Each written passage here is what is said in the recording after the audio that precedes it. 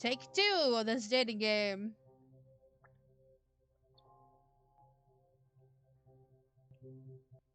Uh,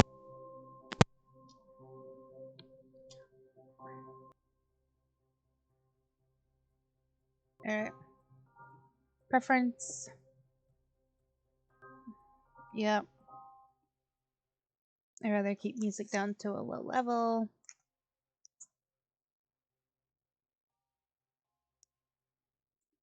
That looks good. Start.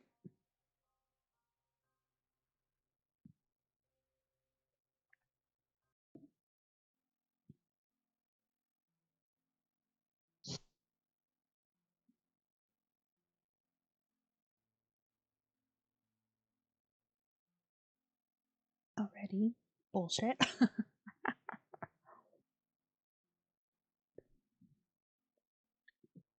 Mm. So there is a person that they're actually looking for.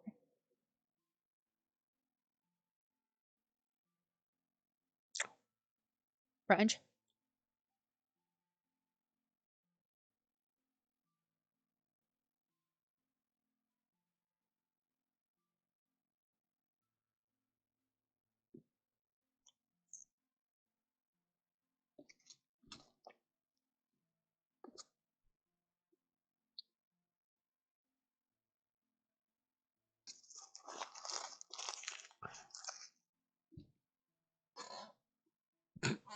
Hold on.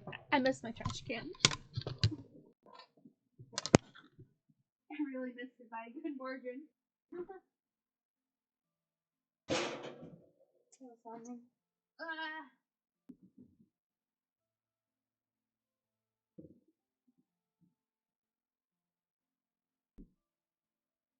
We have the Ultra Watermelon Monster that will be joining me. Say hello. Ah.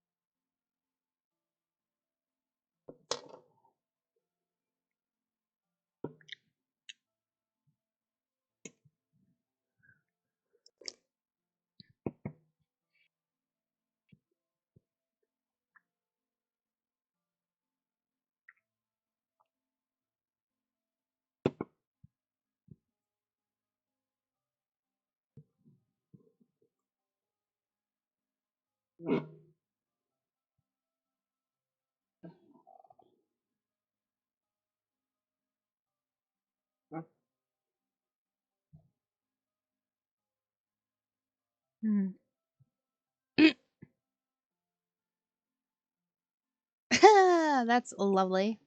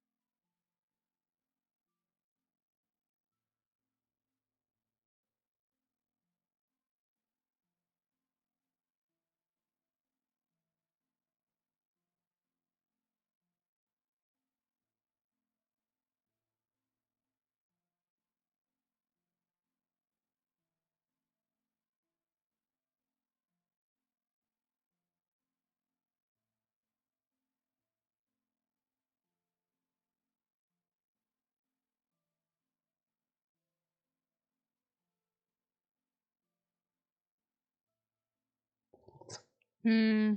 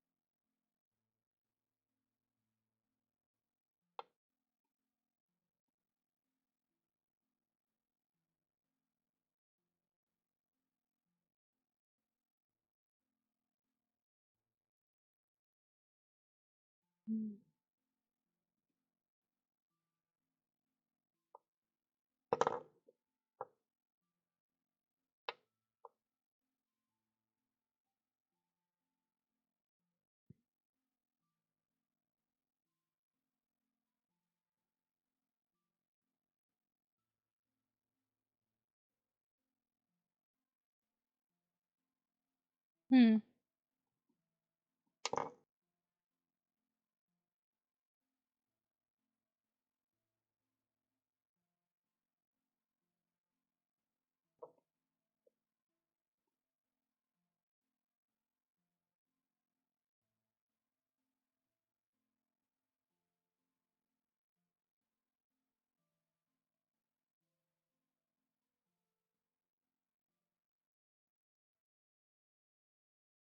Hmm.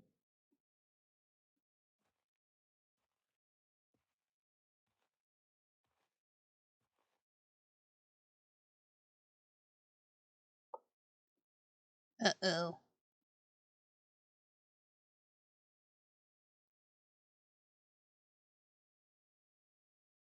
Uh.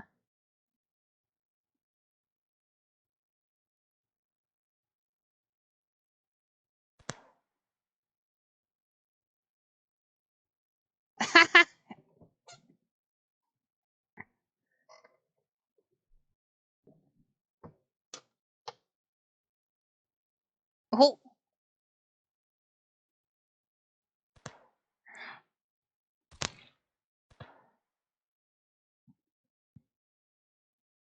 Oh.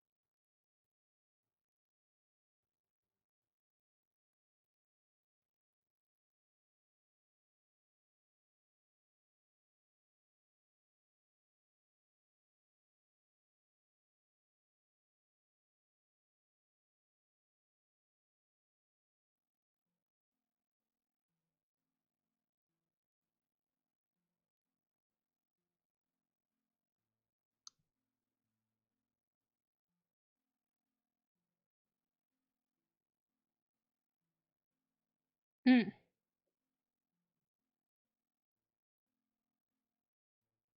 Da-da-da-da-da-da.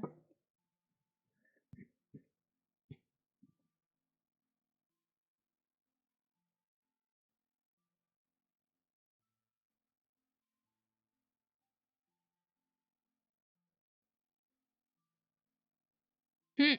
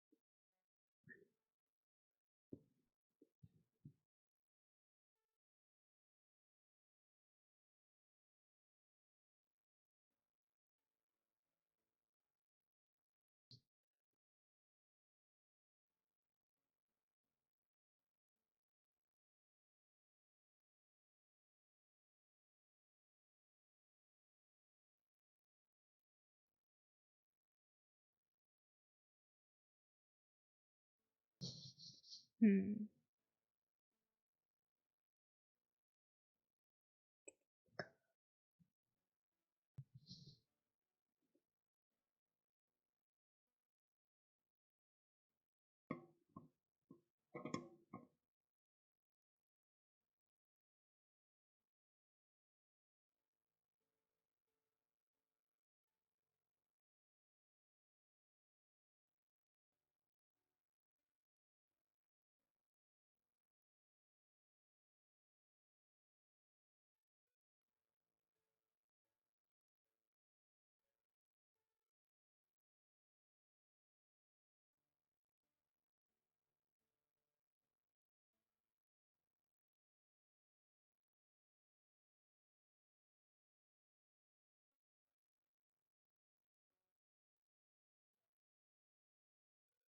Hmm.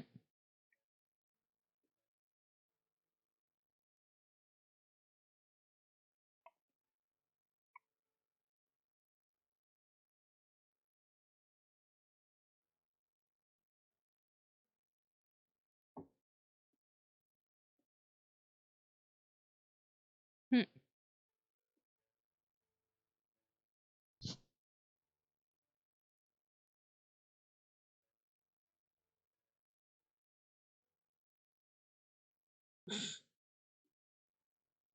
I don't know if I should read this out loud or not. Uh,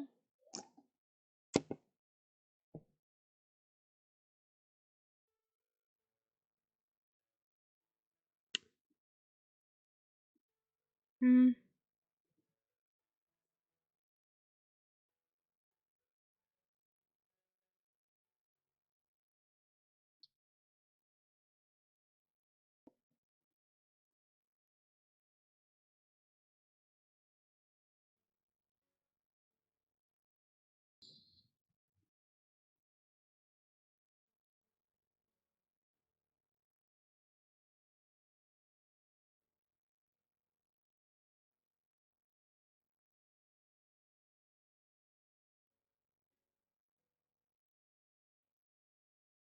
Hey.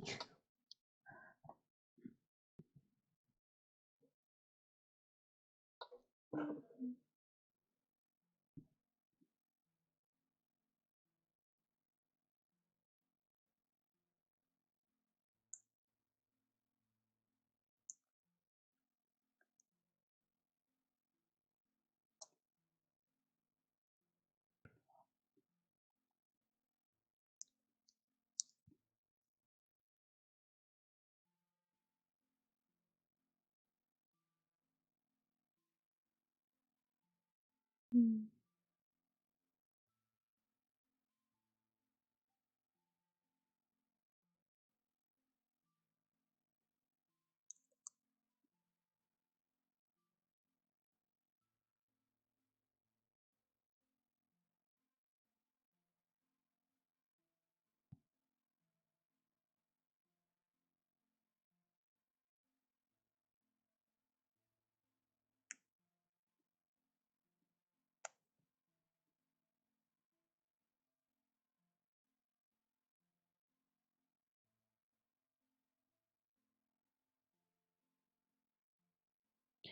I thought this was like a waiting game. I'm so confused.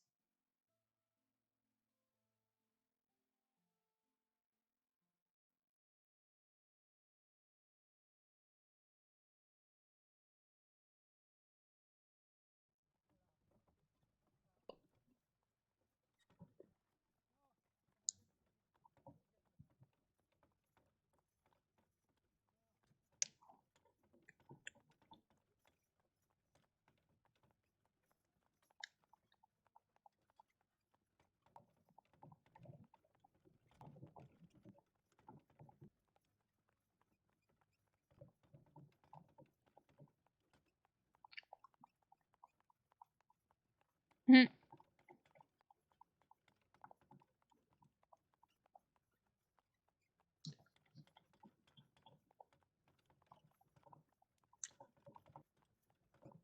Hmm.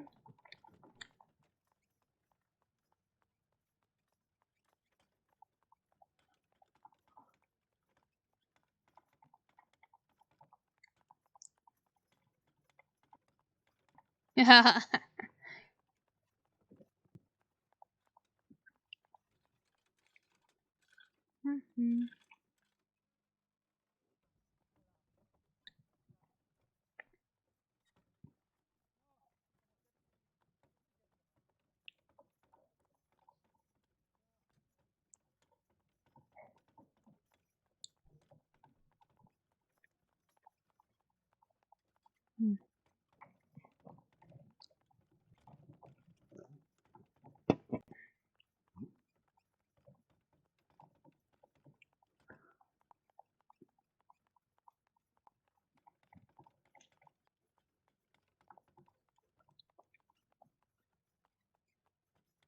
Hmm.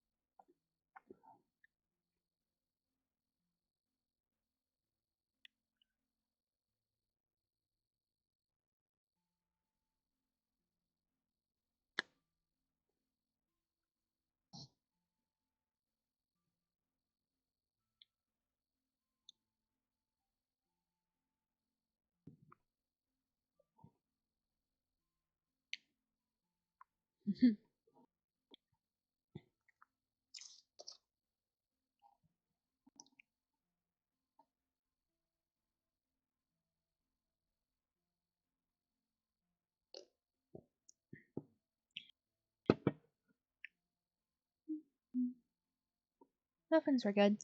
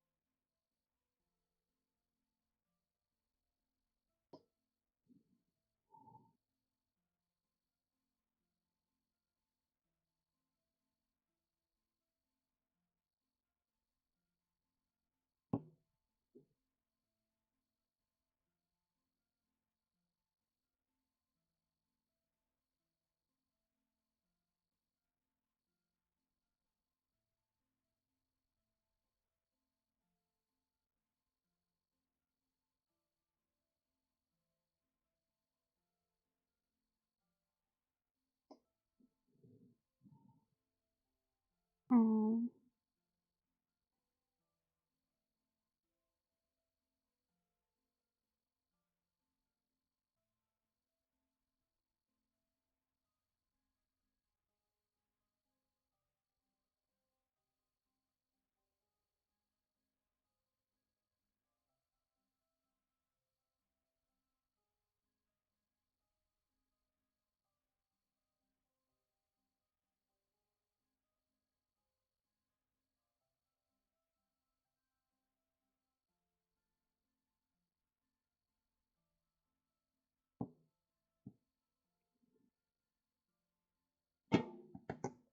Sorry.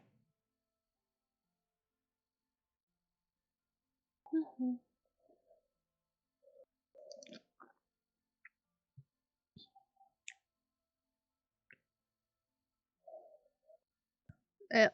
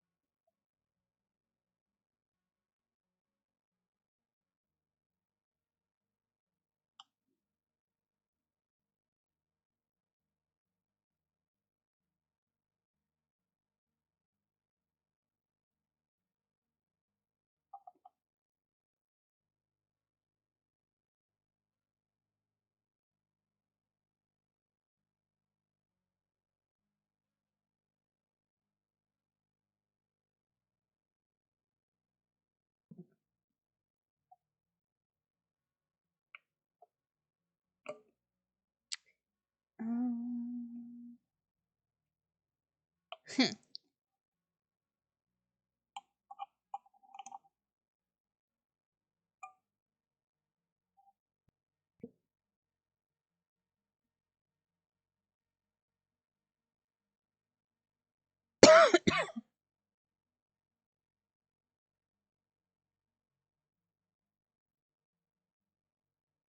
Wait, what?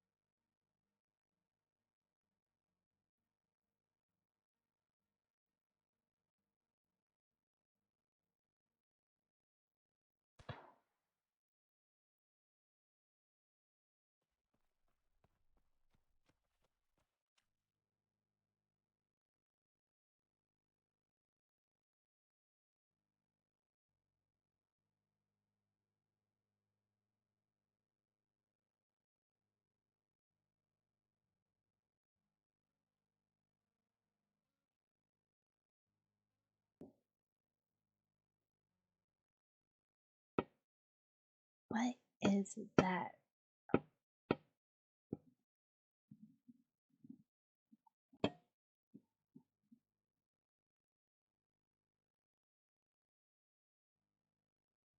Hmm.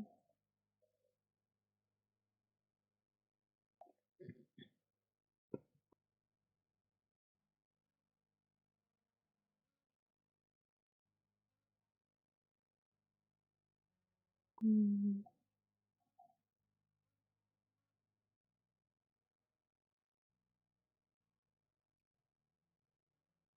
Oh, oh! Accidentally opened something. Or not. Okay. Oh, I did. Close. Among Us open. So I was clicking about.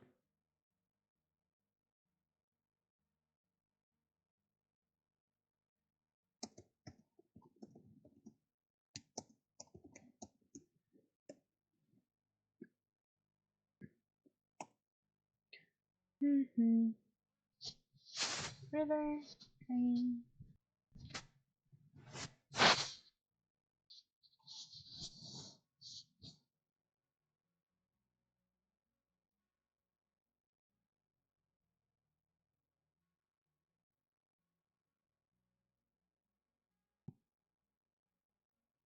Hmm.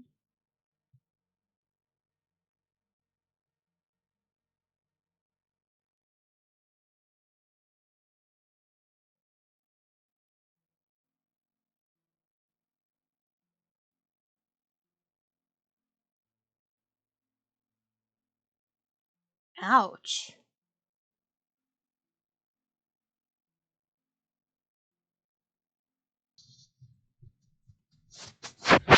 Hmm.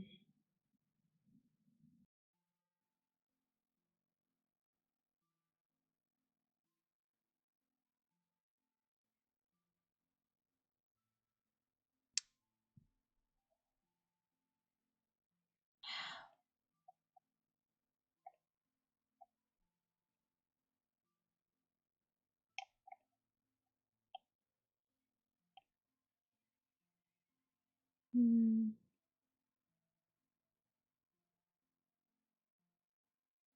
Is she with the water? Oh, God.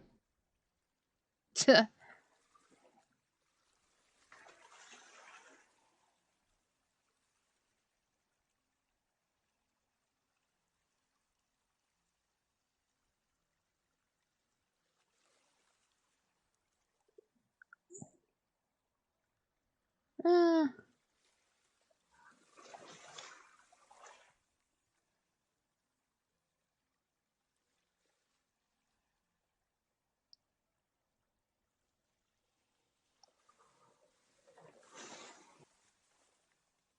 hmm.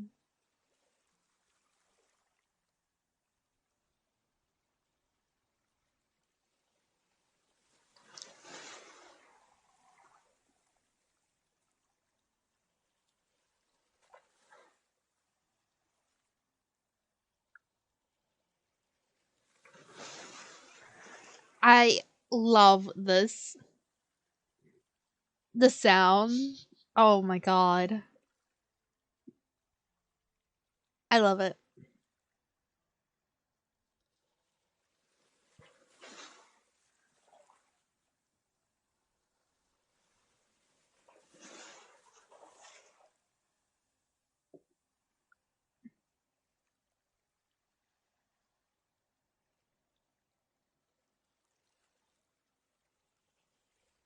Oops, hold on. I forgot to post them live in my Discord.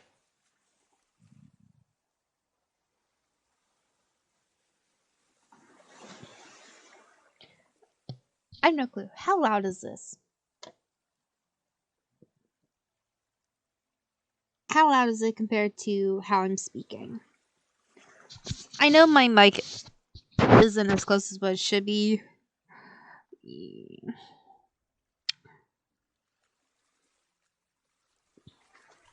Let's hear it.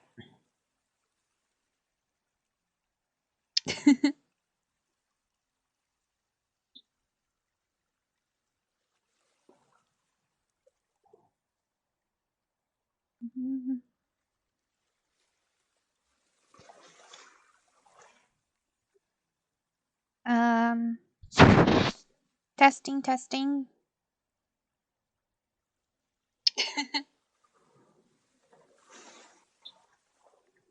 You can't hear it at all. Wait. Is the There we go. Oh, you can hear it slightly. Testing, testing.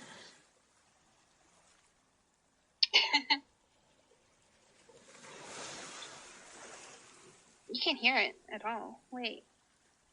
Is the... There we go. Alright. Now you guys can hear what I'm hearing. There we go. It's amazing.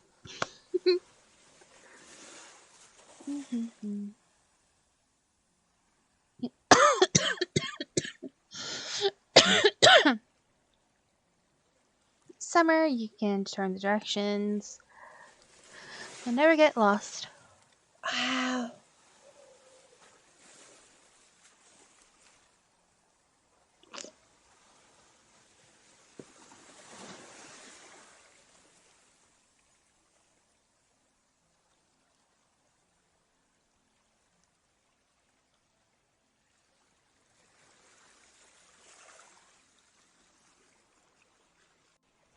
Hmm.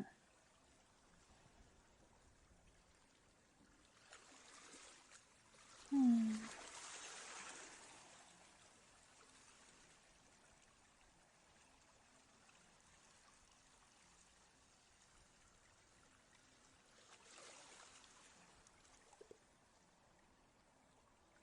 Wow.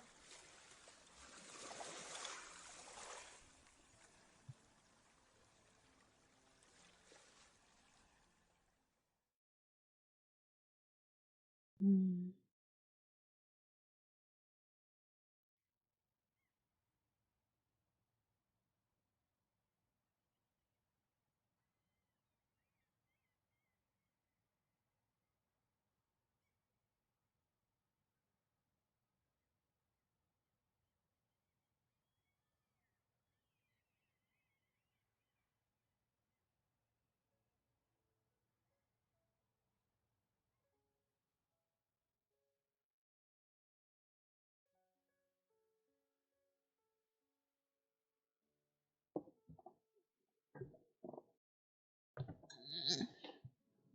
Hmm.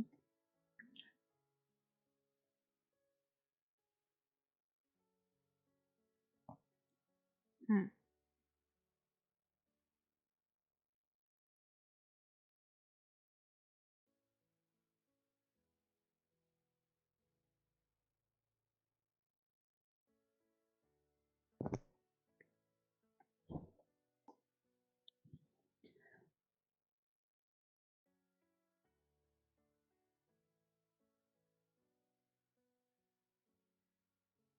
Hmm.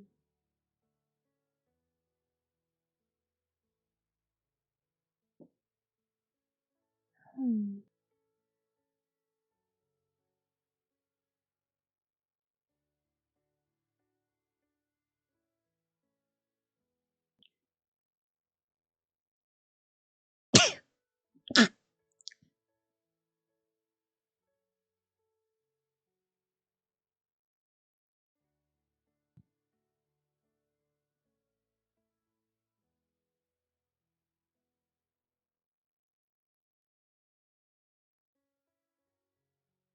Hmm.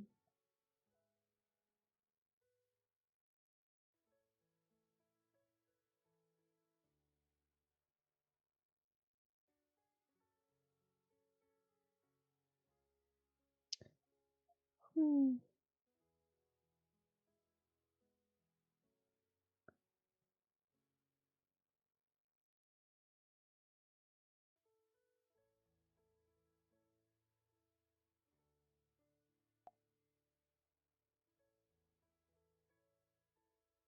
Ew.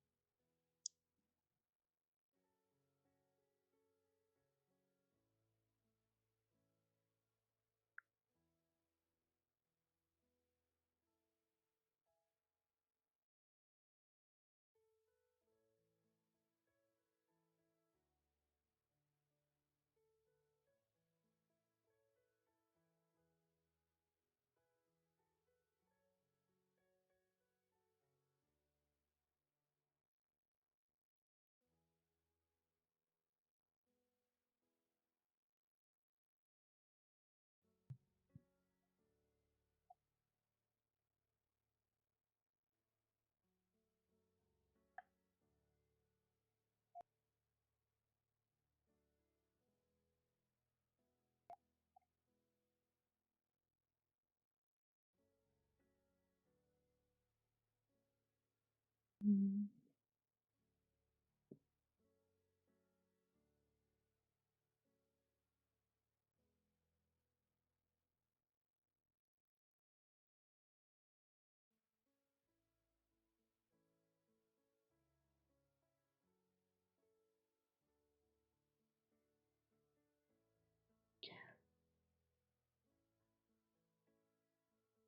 Mm.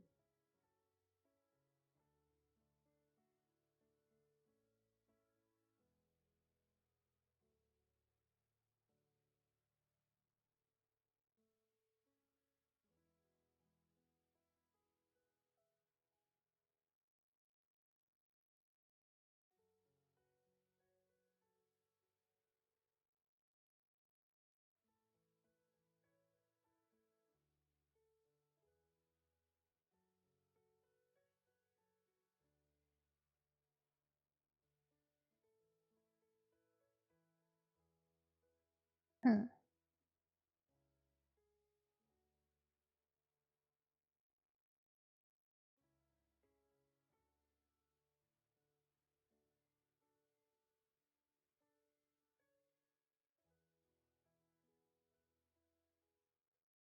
Mm.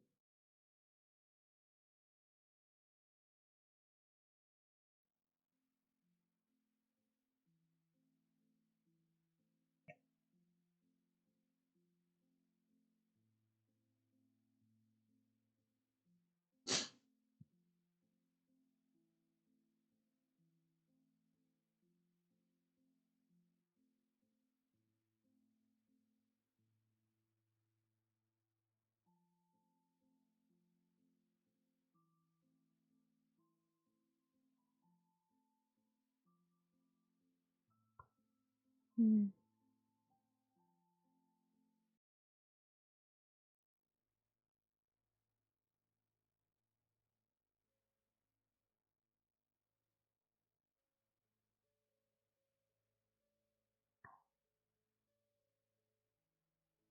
Ah.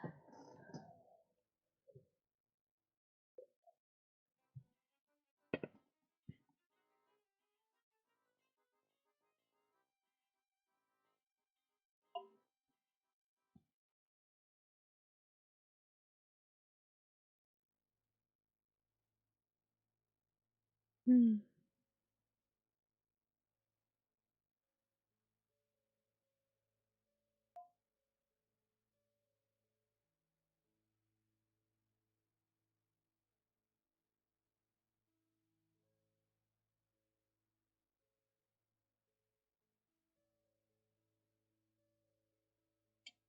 Mm.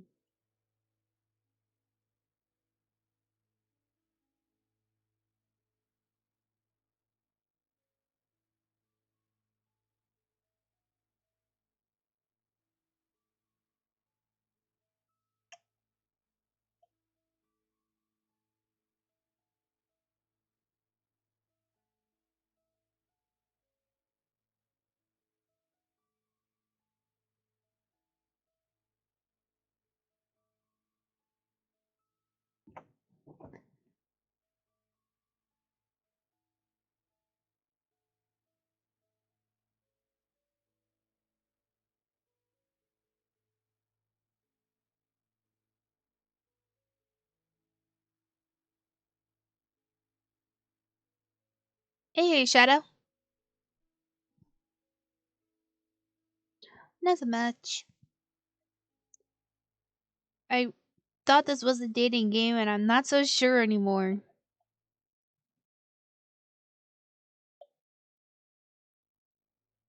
I really don't know. Dang it. It has been a long time.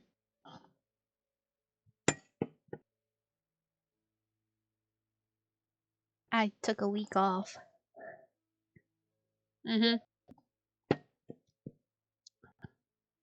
Yeah, I thought so. But I'm not quite... I am undetermined. I thought it was. I need to go back and actually read the description. Hold on. I thought it was.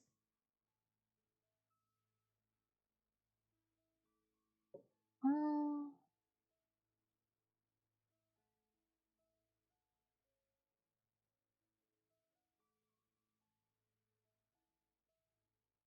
or maybe I'm thinking of another game.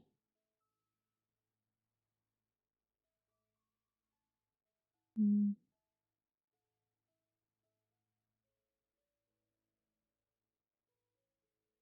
I do have a dating game. uh, yeah, I'm thinking of another game. The turn of the century, Victorian life carries on with one sharp difference from our world. Vampires run amok and are part of everyday life. After running away from home to search for his best friend, the young Cecil meets Nemo, a pickpocketing vagabond. No. Nope. That's a bad idea for me to do. Me make a dating game? No.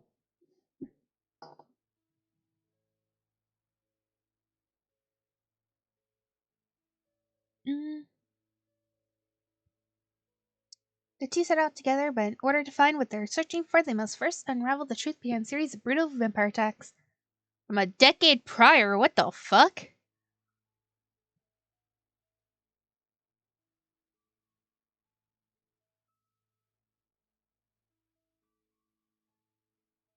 Main protagonist? Who's that?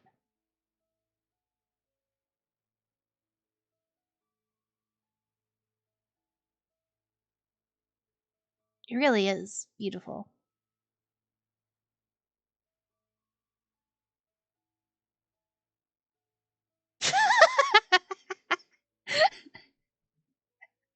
Oh my god.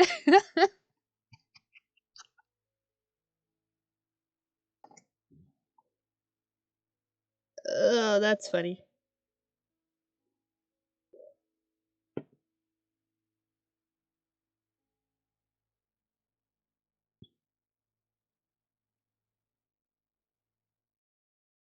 Hmm.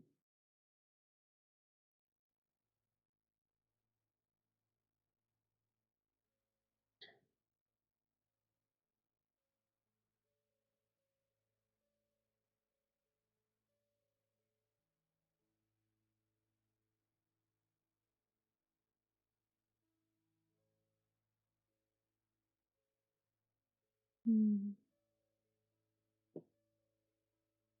Yeah, this is I. Hmm.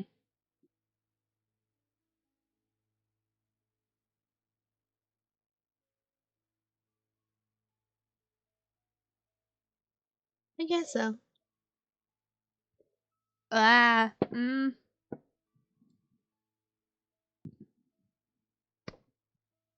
That reminds me. Me and Jordan had to uh record the last episode of that because when we went to do it the first time, it got fucked up.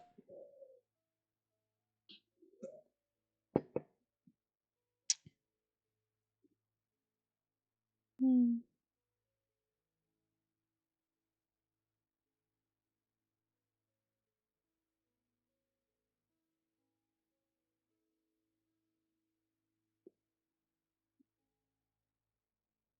Mm-hmm.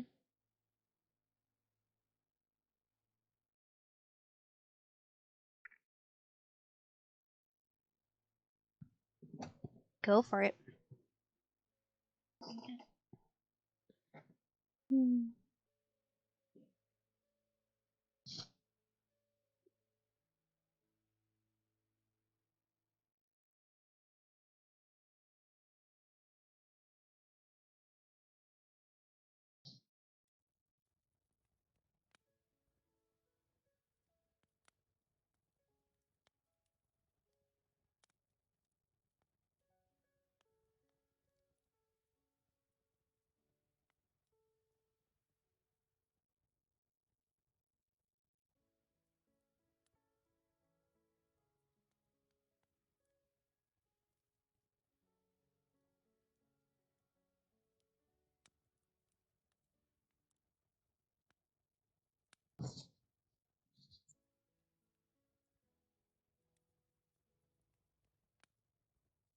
Hmm.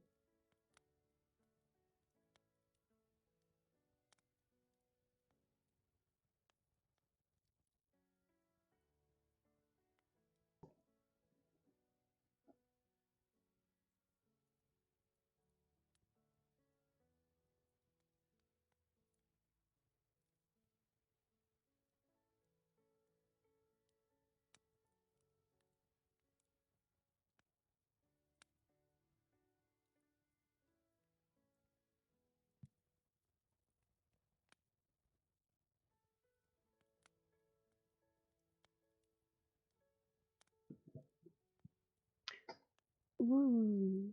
Plot. Okay. Just sounds like a lot like her, something impulsive she do without a care in the wind for others. With. Hmm.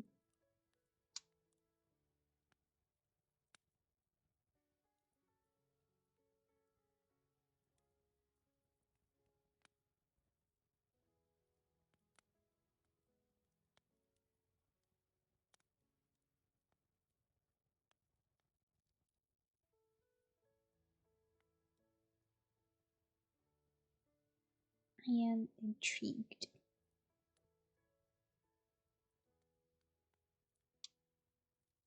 My turn to accommodate.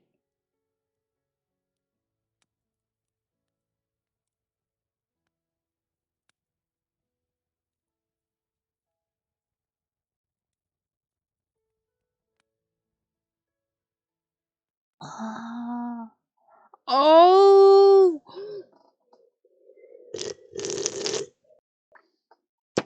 Got some good tea on that.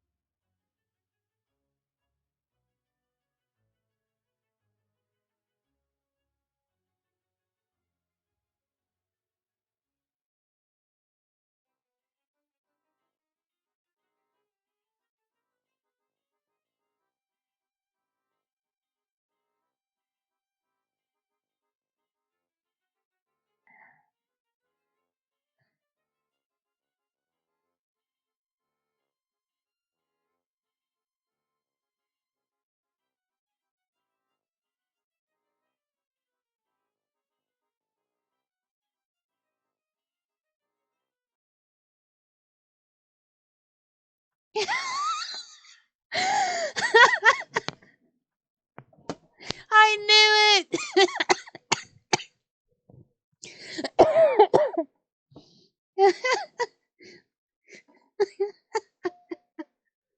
My god.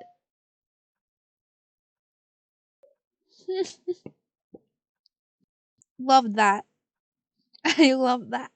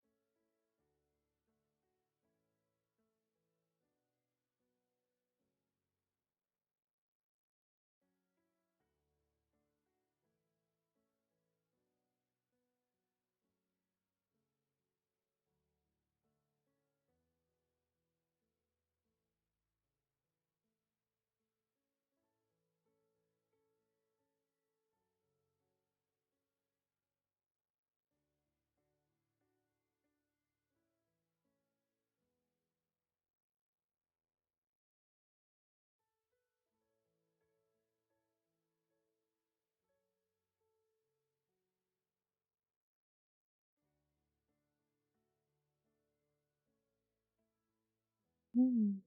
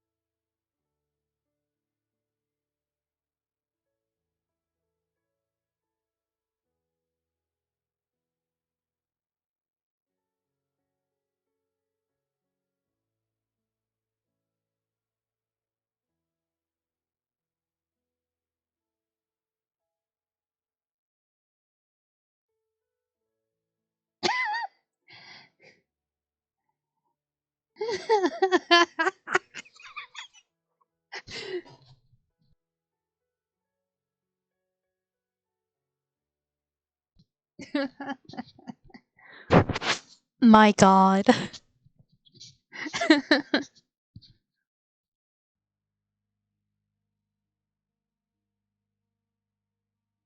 Hmm.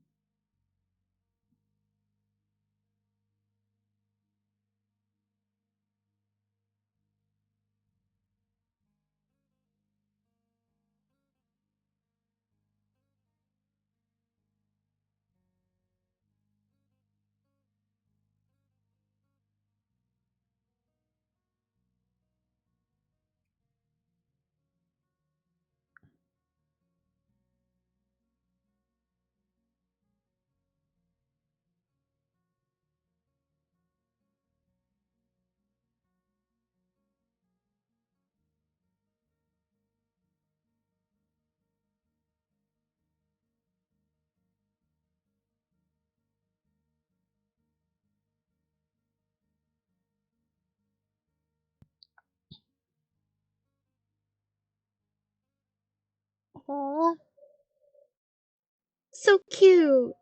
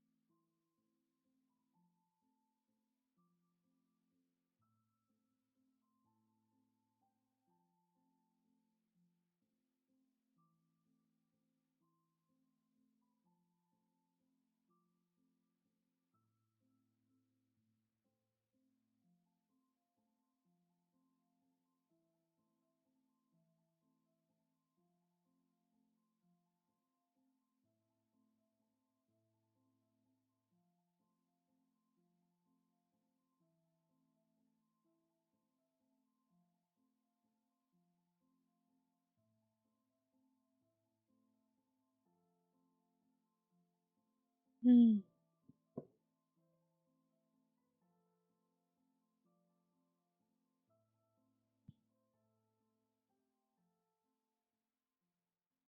I really like this design.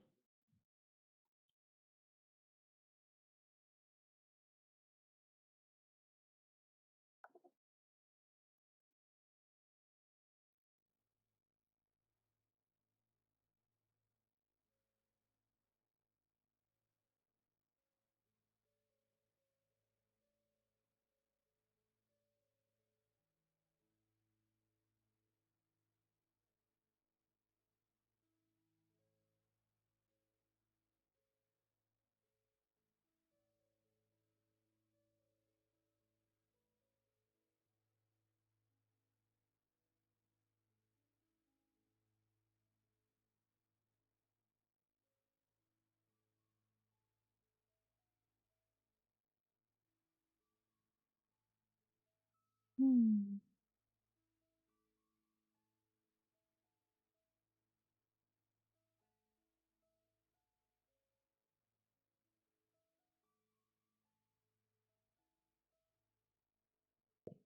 Hmm.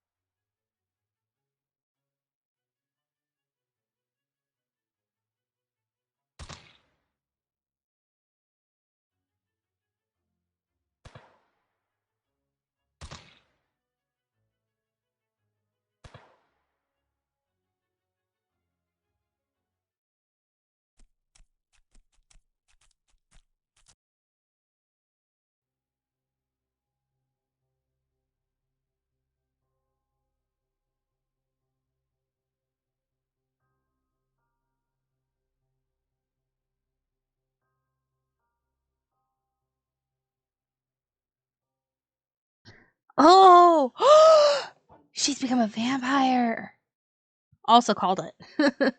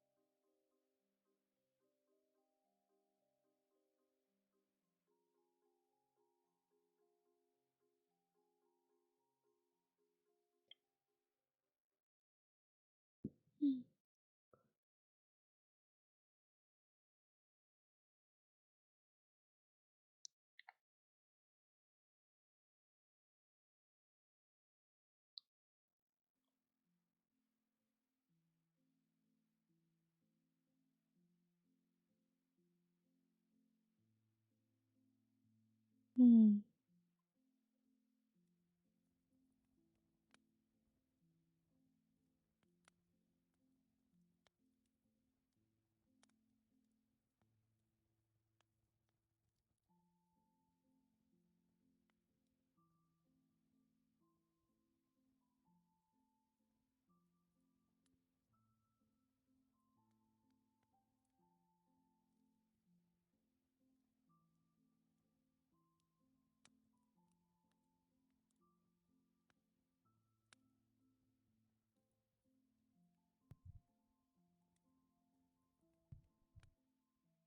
Hmm.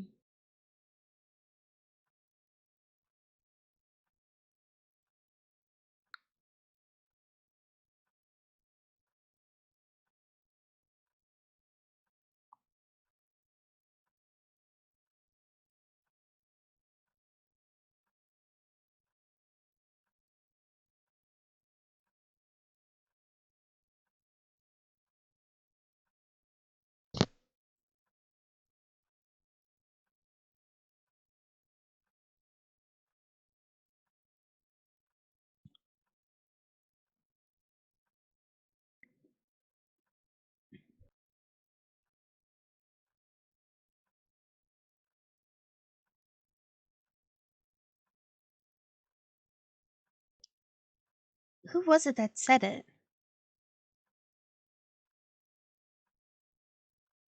It's unknown. So was it Lucy that said it? Hmm.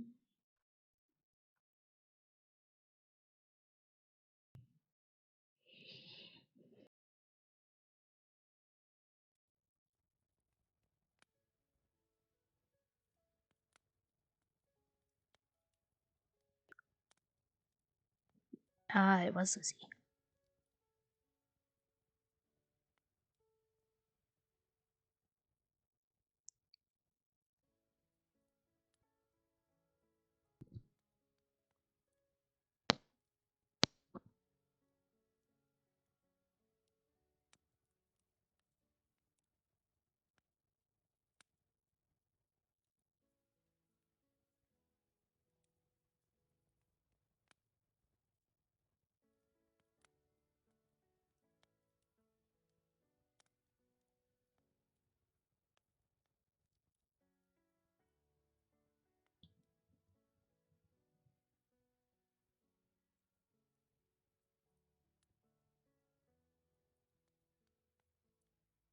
Hmm.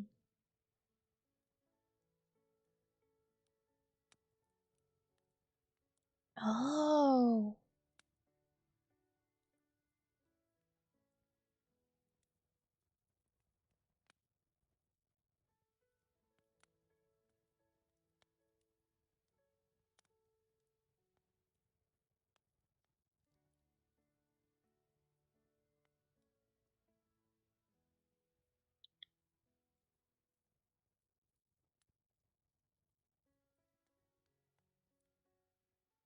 Hmm.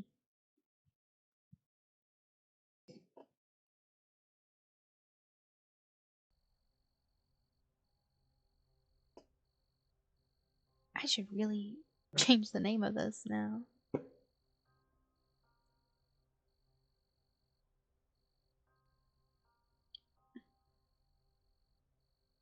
Daddy's Discord have a whole lot of updates to do.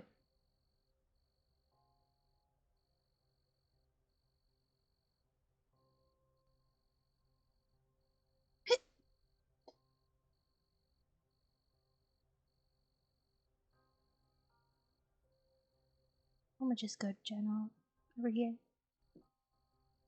Everyone can have their own opinion if they want to join or not. I was doing something else as well. Over here. Go there.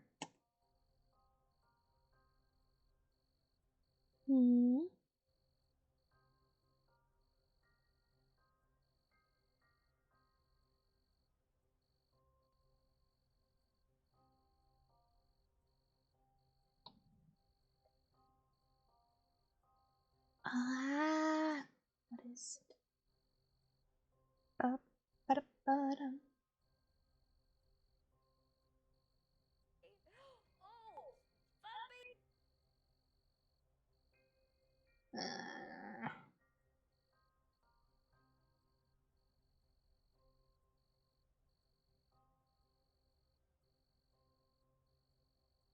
Can I? There we go.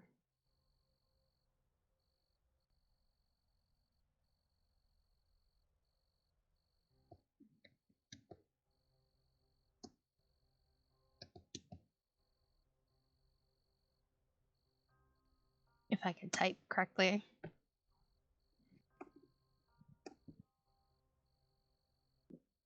There we go.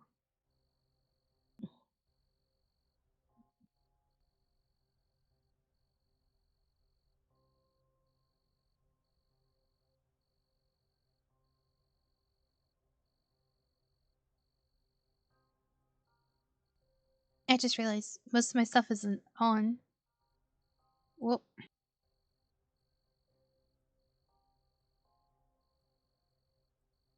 Actually, we'll keep my little slide thing off.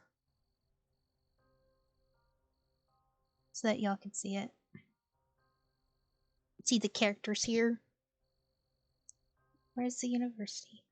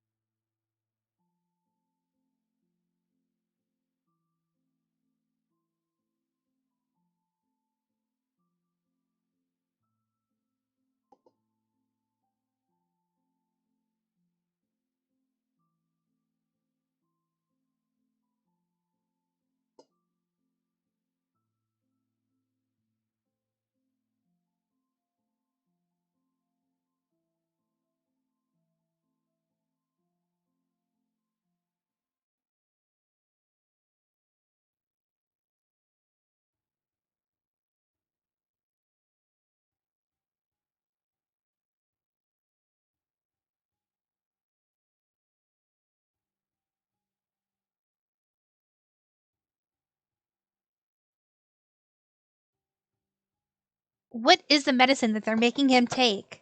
I need to know. What is the medicine that they're making him take?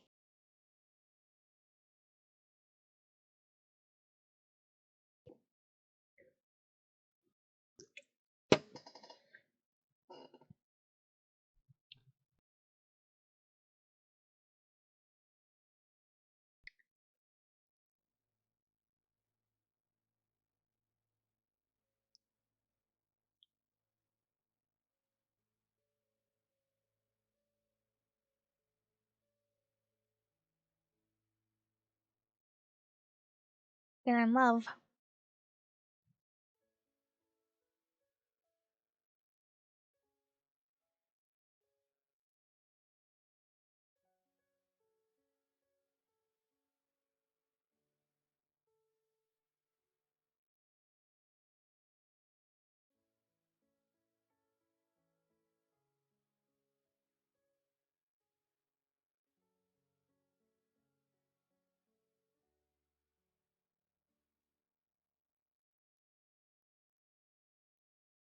Oh.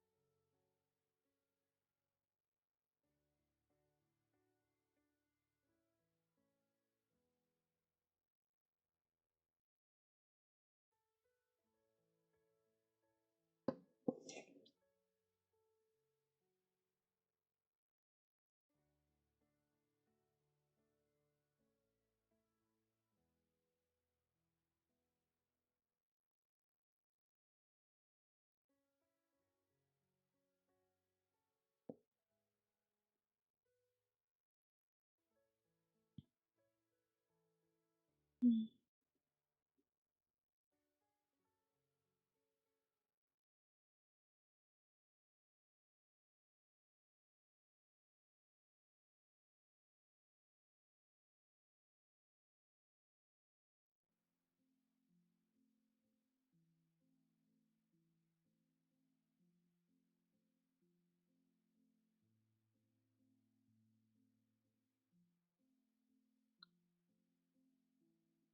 Hmm.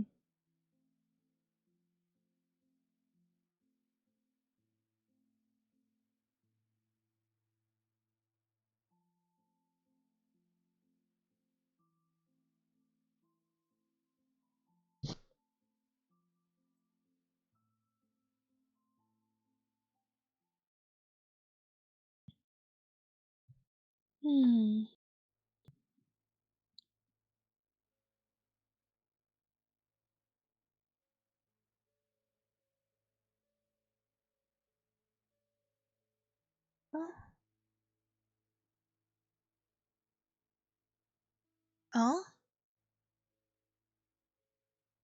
What? You have missed some big fucking plot twists.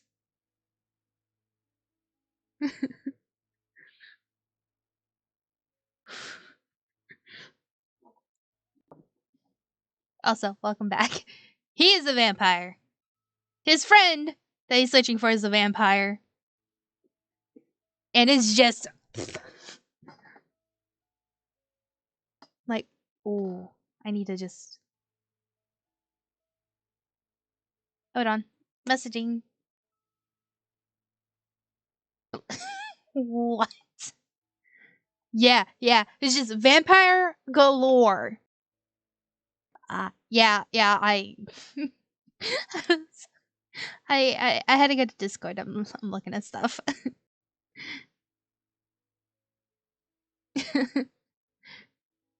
Can't hear me. What's going on? What do you mean you can't hear me?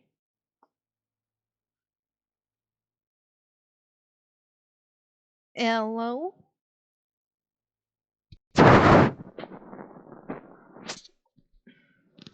That's on your end, because I know I can hear. I could.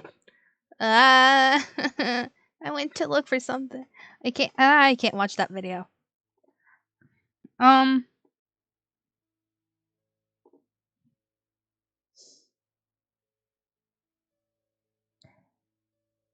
pretty sure you can hear me, right?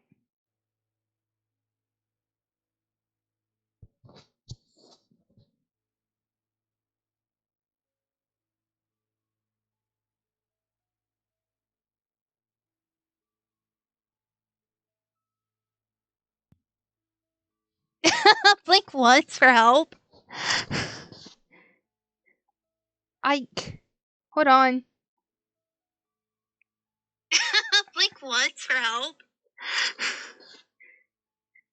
I can hear myself when I talk.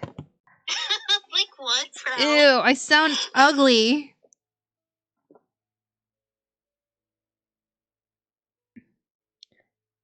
I can hear myself.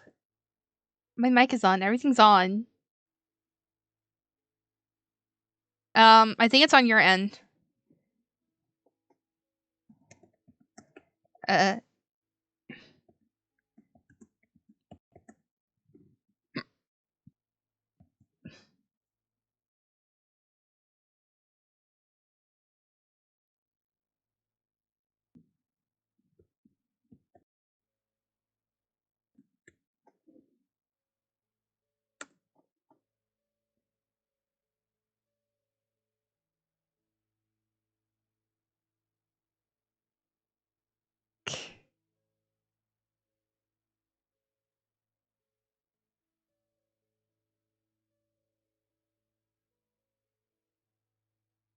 I am so confused now. I got...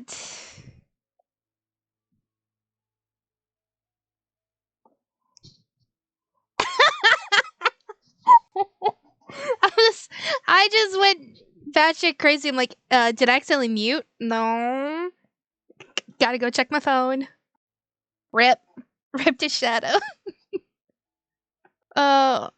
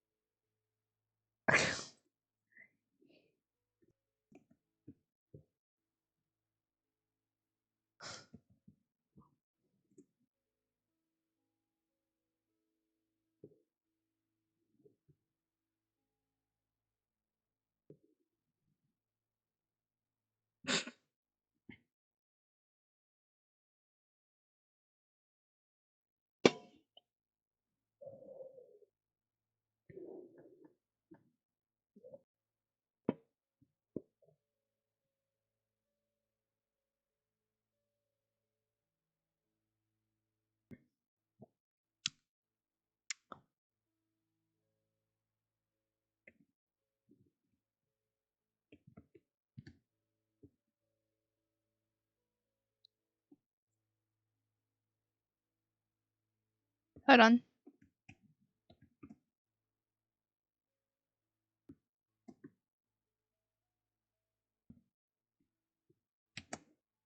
I can't tell. Oh, you're talking about the drink?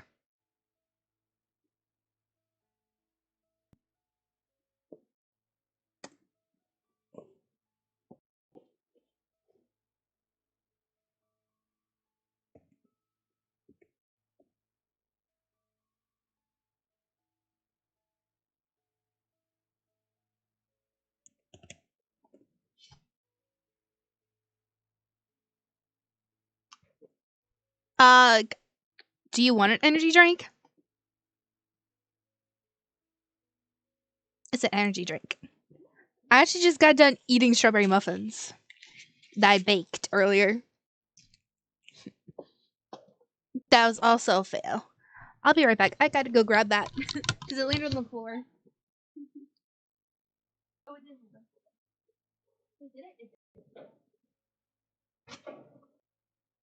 I can't throw it to save life for me.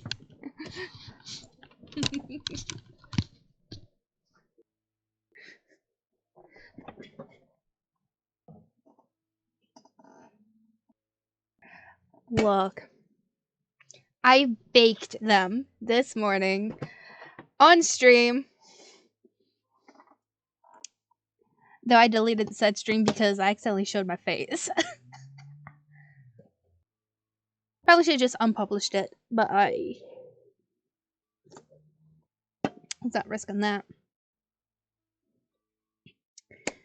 I still had to make you that cake, Shadow.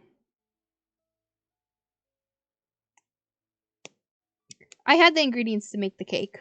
I have yet to make it though.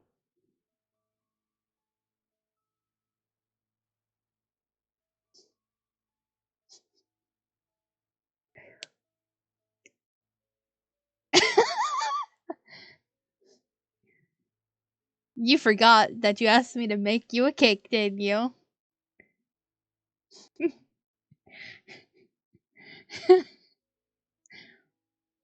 Thing was, like, the second or third time I streamed and you joined,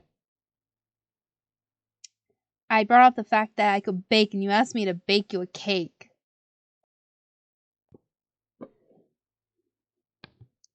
I then asked you what type of cake, and you said, it's up to you. But I do have the ingredients for it now. It's strawberry cake. Though I could also make an angel one.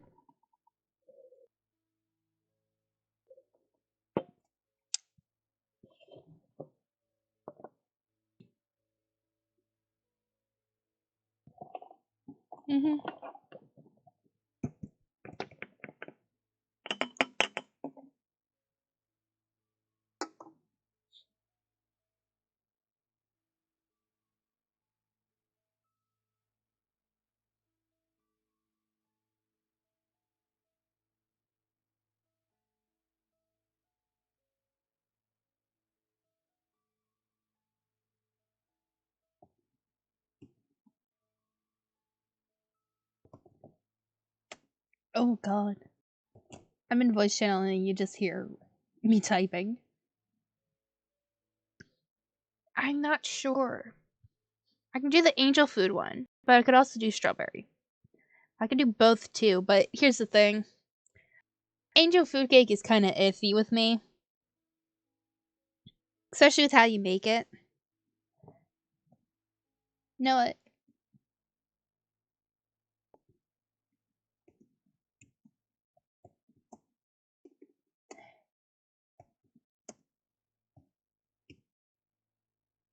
We're gonna oh, it's a light fluffy cake that is not exactly, it's I wouldn't, so it's very fluffy, but like it has this like certain taste to it if you add certain items to it. It's basically a very bland cake unless you like add something to it. Not really. There's like no cream whatsoever. It's just basically, I don't know how to explain it. I think I'm doing a very poorly job of, doing it, of explaining it, but like it's like so fluffy, but like I think that my mom made it and she added when she made it she had to make it designed to her, and she is diabetic. So she used, instead of what is suggested to use, she used something else so she could eat it, and it tasted like crap to me. So that may be it, but it is a very fluffy cake that when you're mixing it and you add something to it, it'll taste exactly like that instead of the actual like itself. Because it was nasty. And I don't think I've had a cake that I've never liked, but that was it.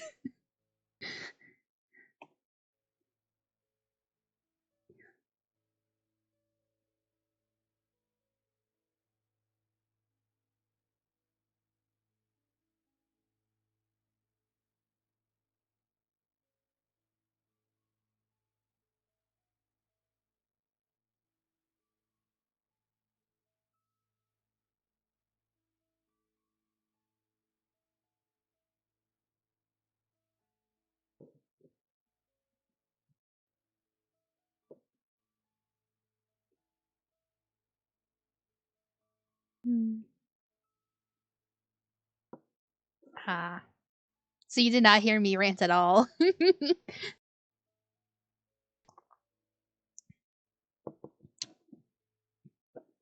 So, what was the last thing you heard?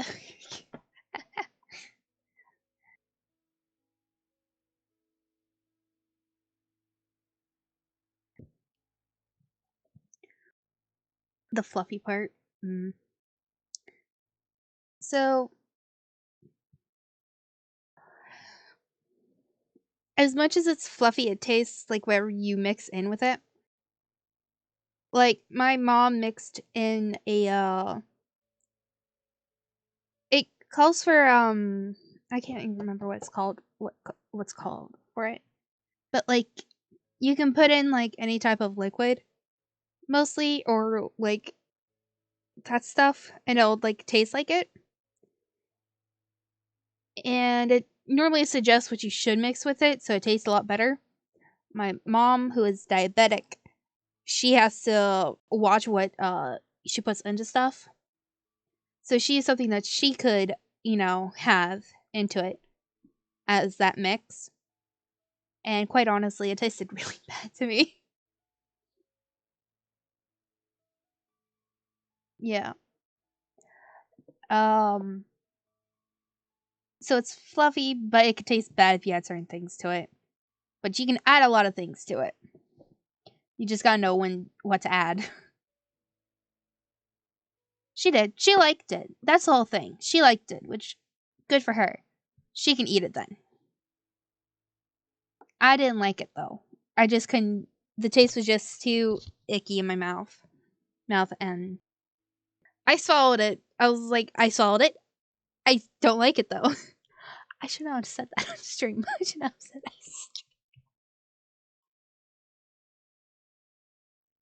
I just said that on stream.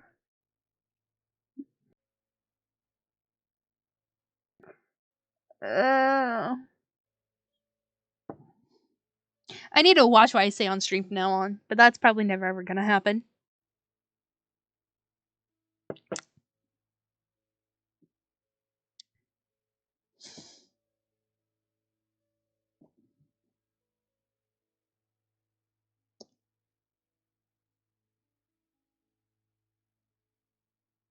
Strawberry?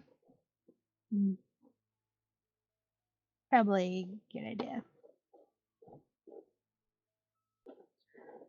I could also make a chocolate cake, but that's pain in the ass. I had the ingredients for it, but gotta make it.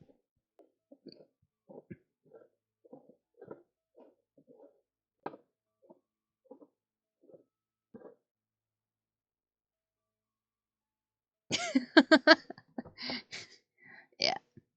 I can look. I can make strawberry because I have the great ingredients for it. I also have the ingredients for chocolate, but like I cannot. It'll be the first time I'm making the chocolate one by scratch. Okay.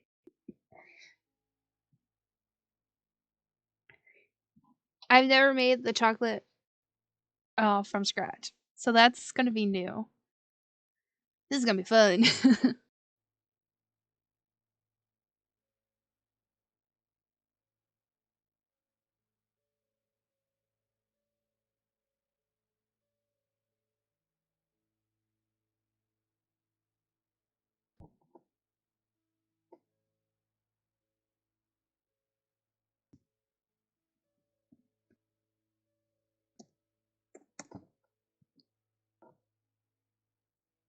I can make both. How's that? Make one strawberry, one chocolate. I gotta use up the ingredients.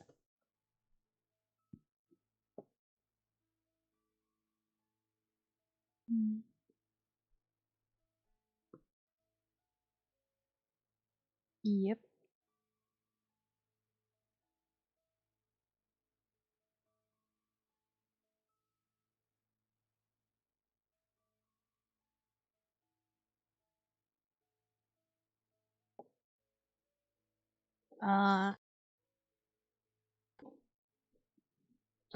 Here's the thing. I enjoy baking. I enjoy it very much, and I don't really do it often enough. I think way back when, like in high school, I used to do it a lot because it would be a stress baking.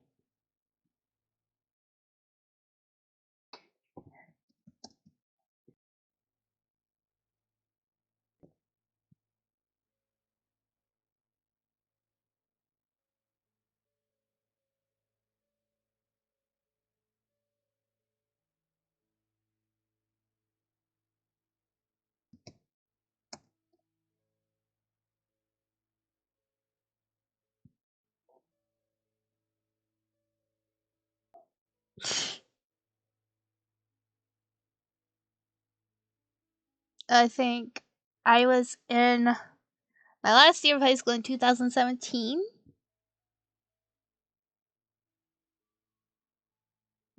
So let's see, 18, 19, 20, 21, 22. That's 5 years ago.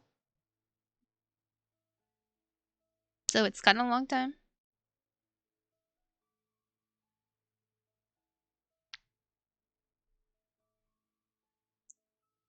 I'm getting, no, you cannot be calling. No.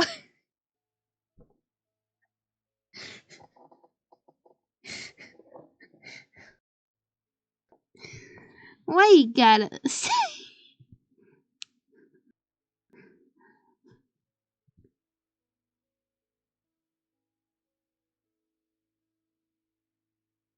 Why?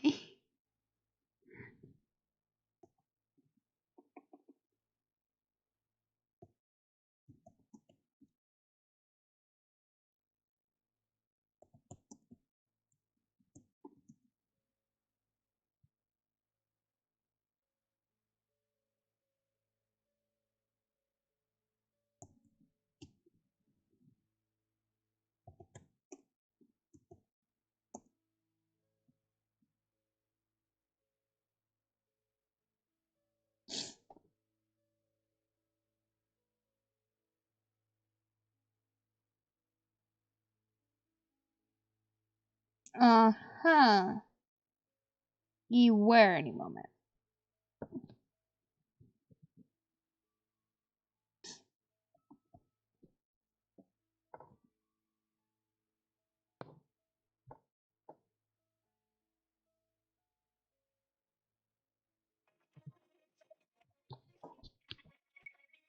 Oh my fuck!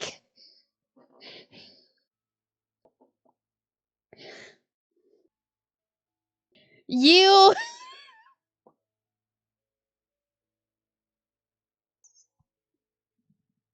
I hate that. I forgot I was in the fucking voice channel.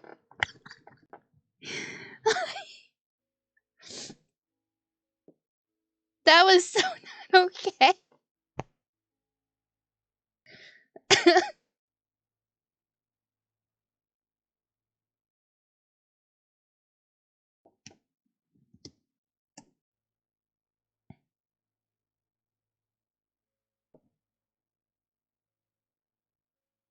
That was so not okay. Oh my god, that scared the shit out of me.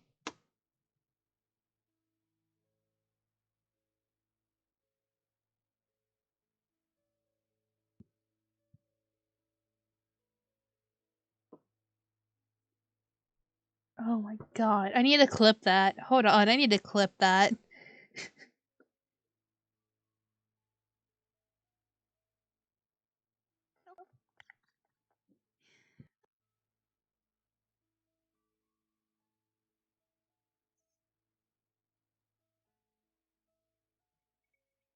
Oh my fuck! You can barely hear it. Oh my fuck!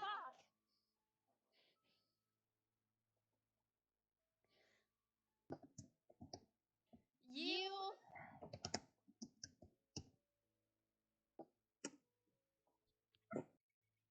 Oh my fuck!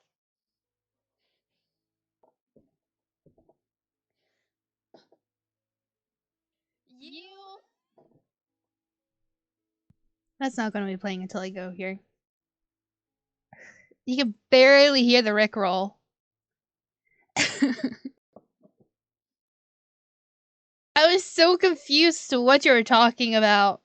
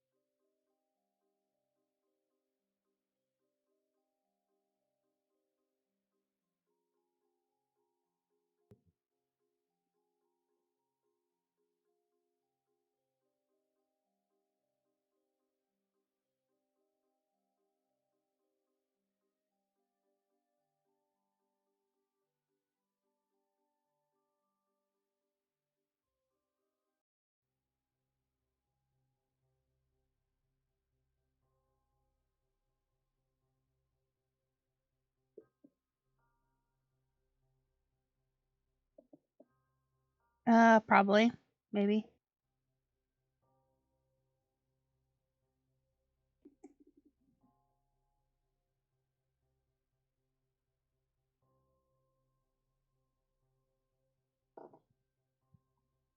Wait, what call volume?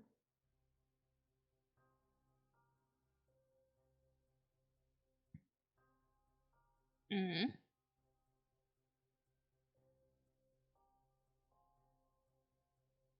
Ah.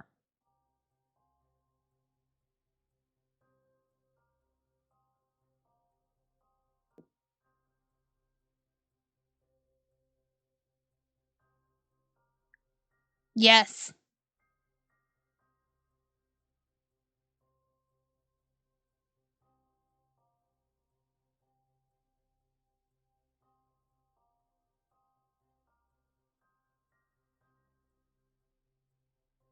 Why do I get the feeling that there's a...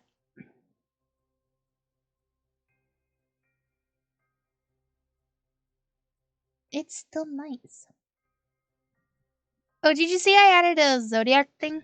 Zodiac bot to the Discord? If you didn't, now you know.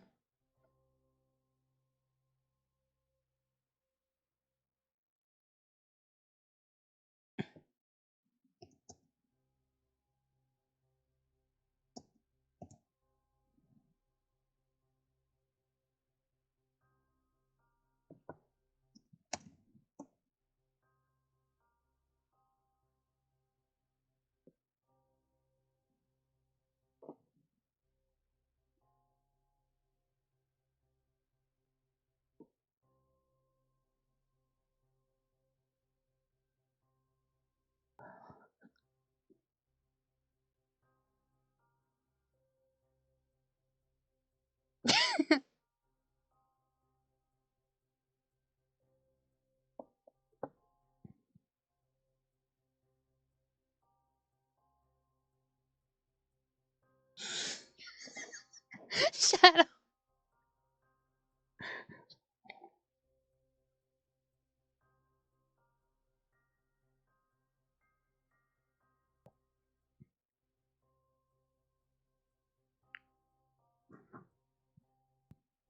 Do you know what your horoscope sign is?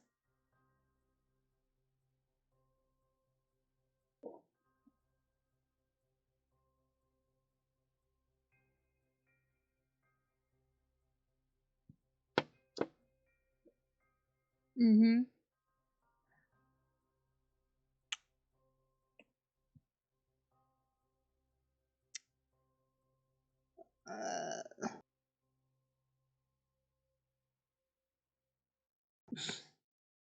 It was star, huh? Okay. So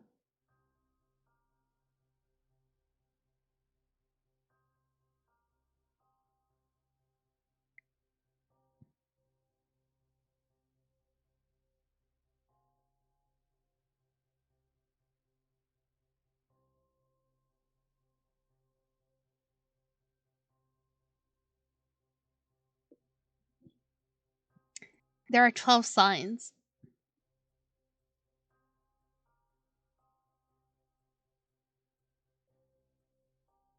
Um a lot of people are fucking Aries. What the fuck?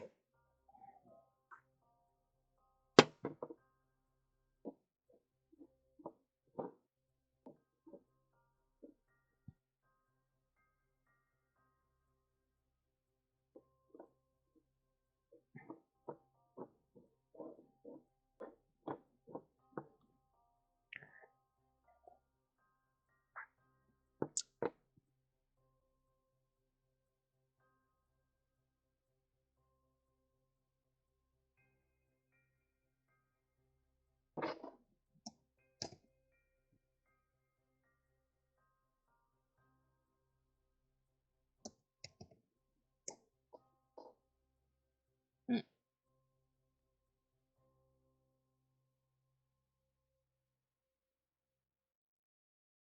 yeah. If you looked at the pin, there's like a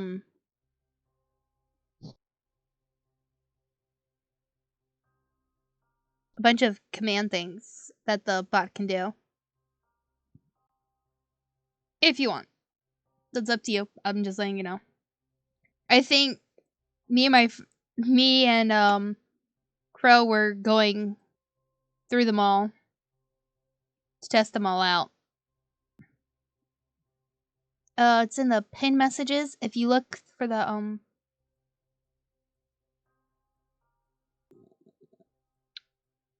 like the little like looks like a pin thing. Go for it.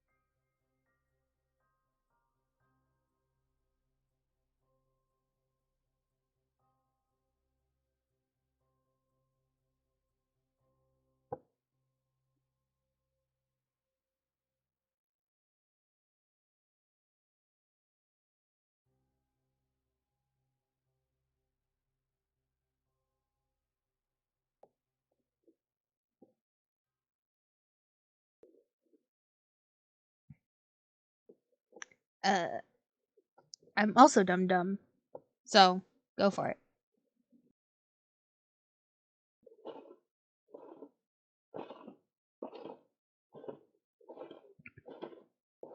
How do I ask a question? To the bot or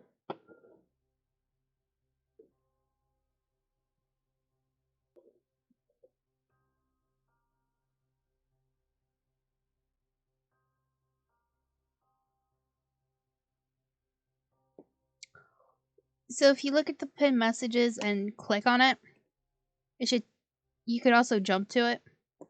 So you could see it there. You can use the sign name for everything. Like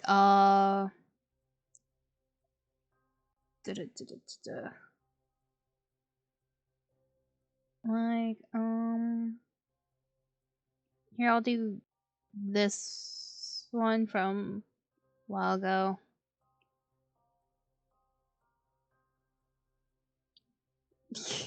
I don't.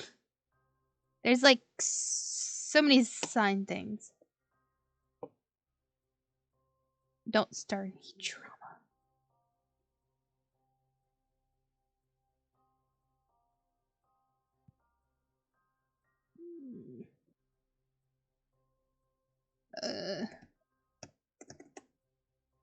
Like, I should not actually post that one again. So you could compare stuff. Yep, they'll backstab you too. It fucking backstabbed me when I first inputted in. It did not like me at all for the first couple of days, and now it's giving me good ones.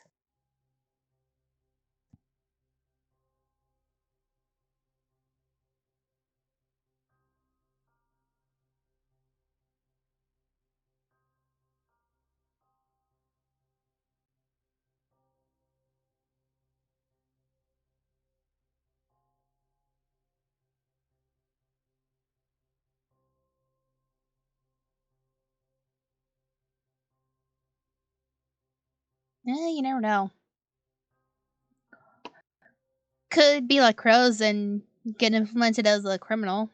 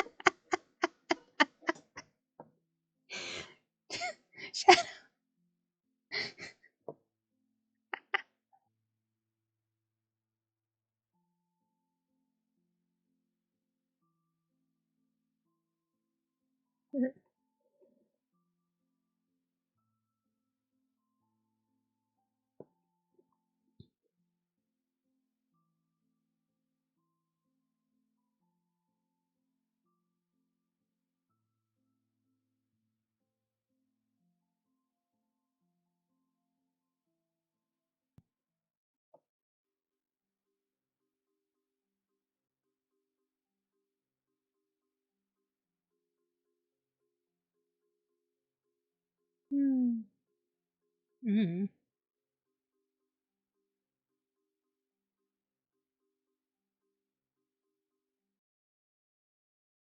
Oh my god!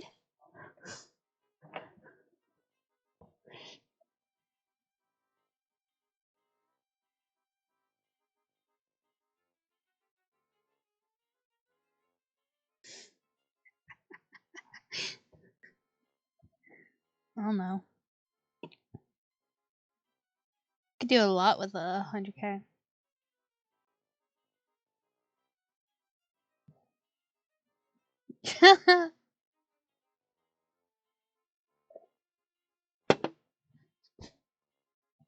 I just need to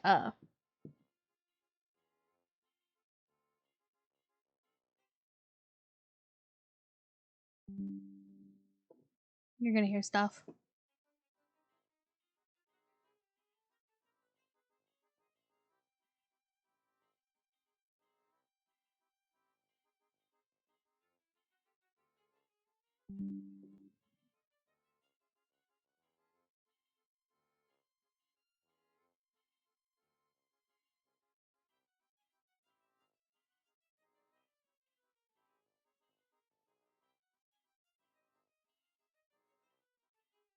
I just need to go and send something to Crow.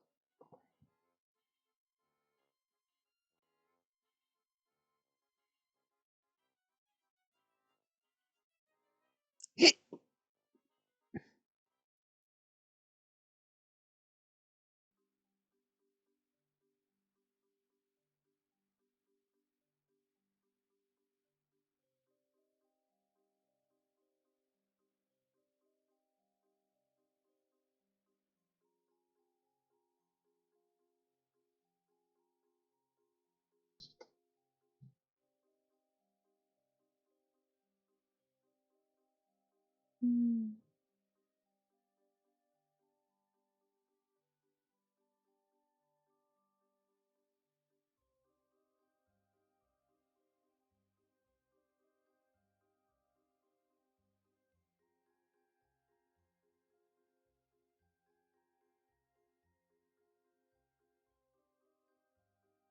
Hmm.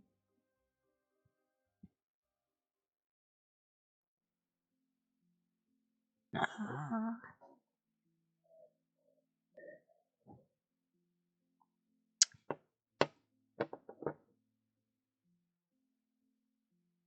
Hmm.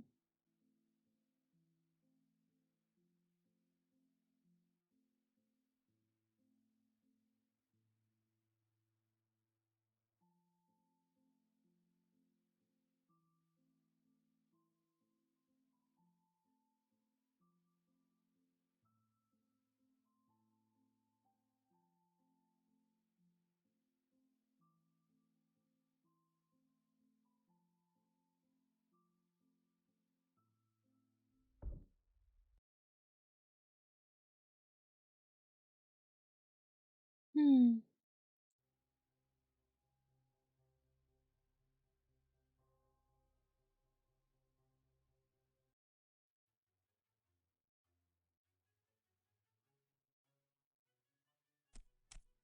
Whoa.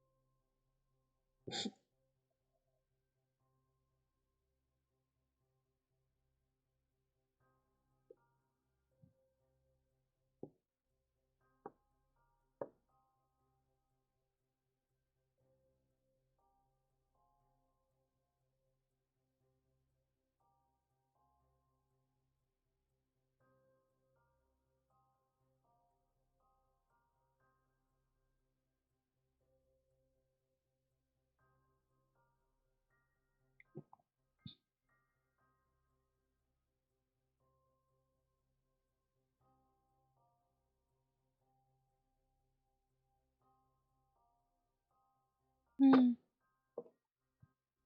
Mm. How much do I want?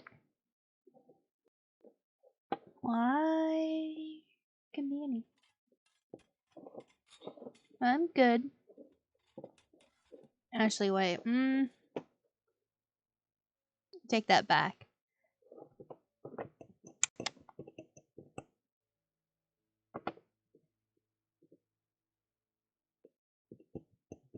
How much would it take for me to actually...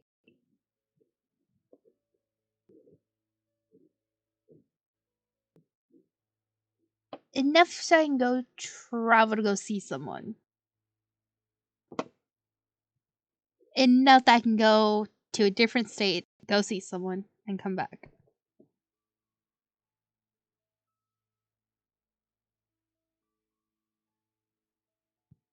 That is all.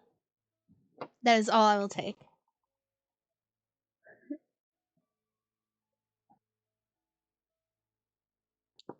That's like what? 1,000? Yeah.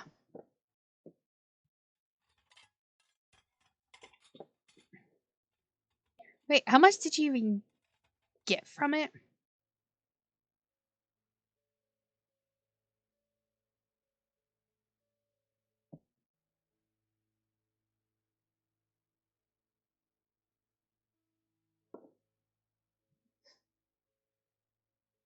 Oh my god.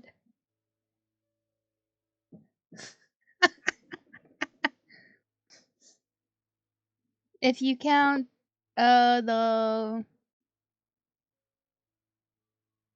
10k, you got 60k.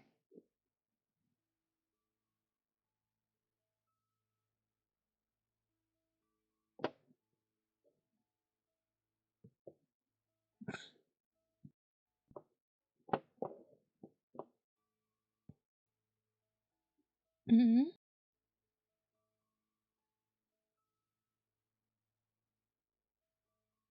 Oh my god.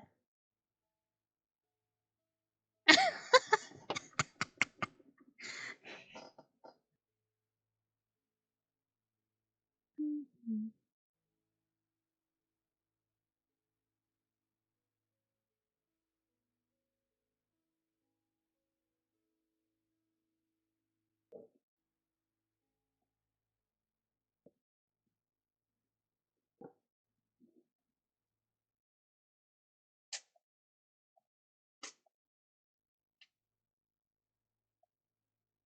You are a genius for that.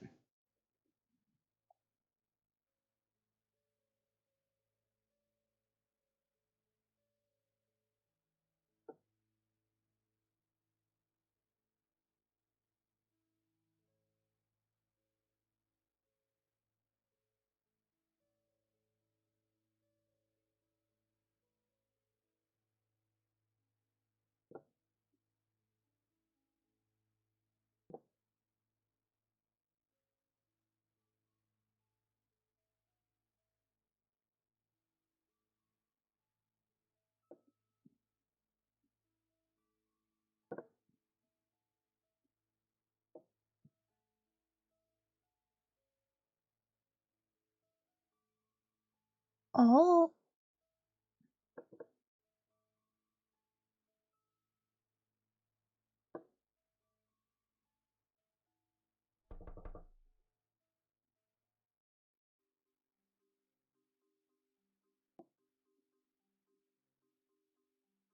Mm.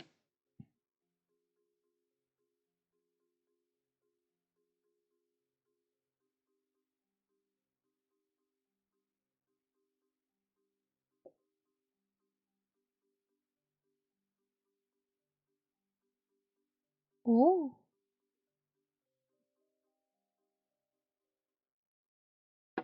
Sorry, just some interesting thing. Hmm.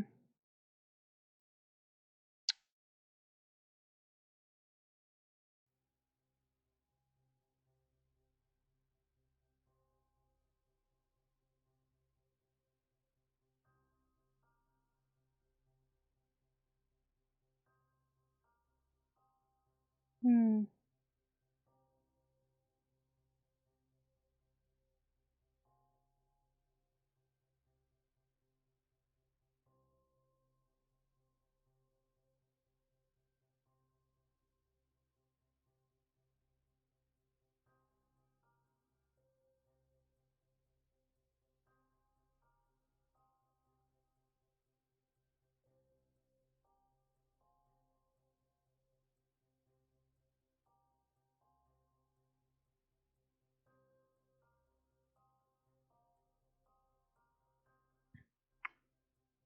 good.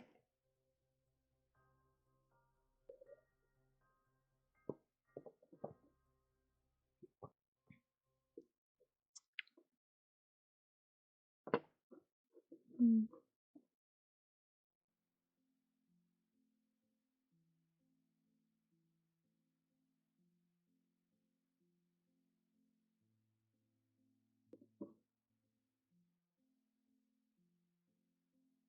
Hmm.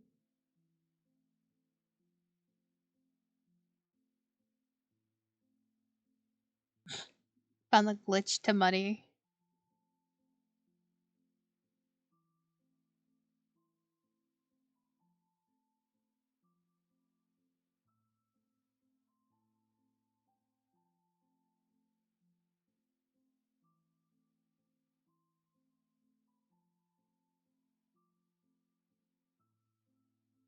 Oh.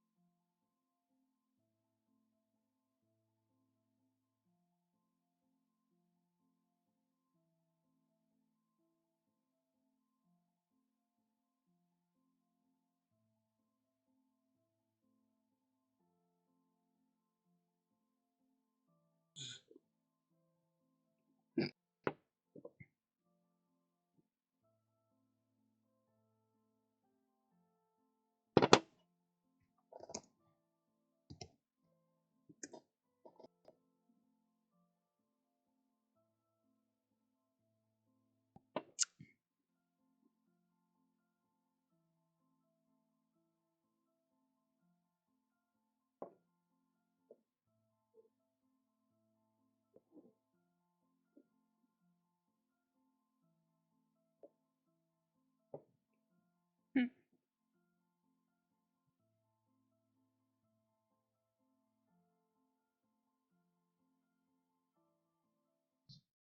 Mm.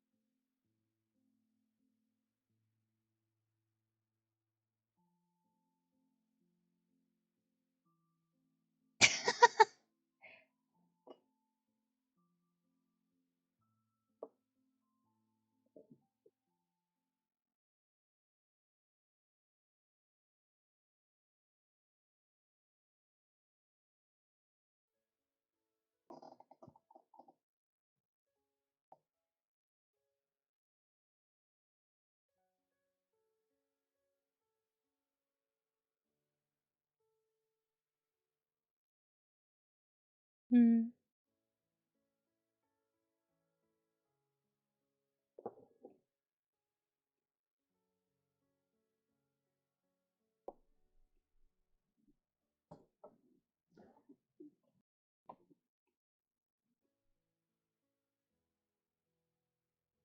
Hmm.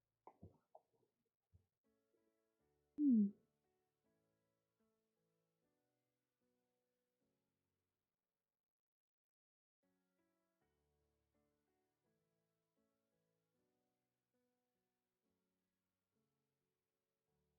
Oh. Oh. What? His fucking parents have been giving him fucking gems to fucking eat. What?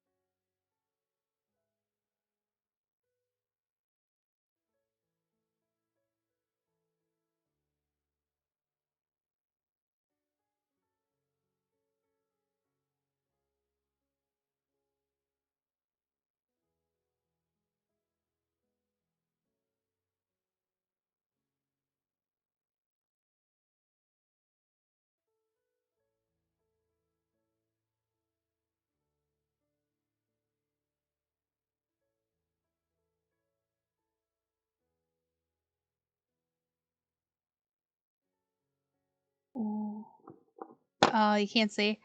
So, the little boy who ran away from home, you know, apparently his parents have been giving him pills that are made out of emeralds to take to keep vampires from harming him.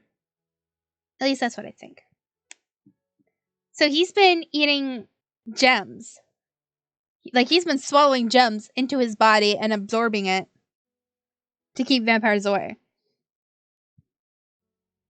I don't know if that's healthy or not. I don't think that's healthy at all, actually.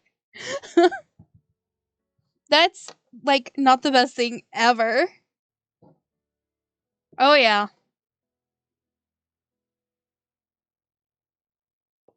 No wonder. Oh my god. I don't want to be part of that family. No, thank you.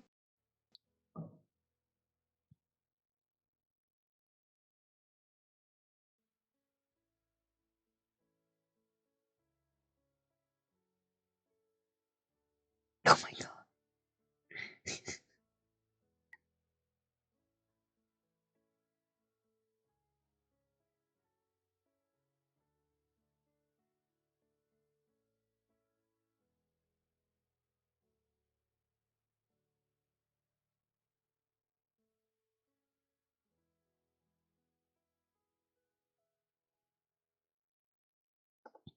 Well, they're made into tiny pill shaped you know.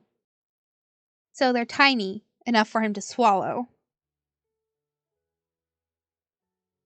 But definitely.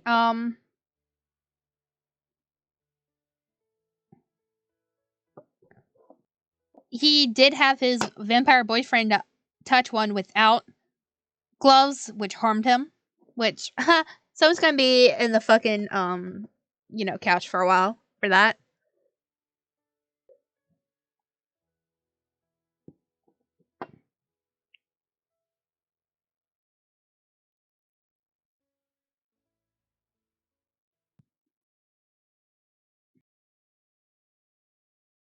The older one, there's an older boy. There's an older dude. Not the little kid. The older dude. Yes, he has a vampire for a boyfriend. I'm in love with this.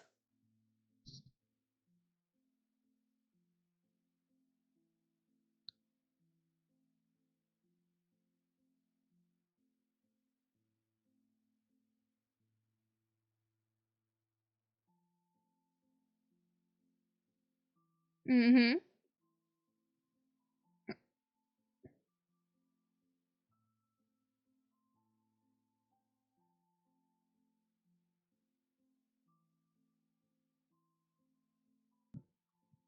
Yeah.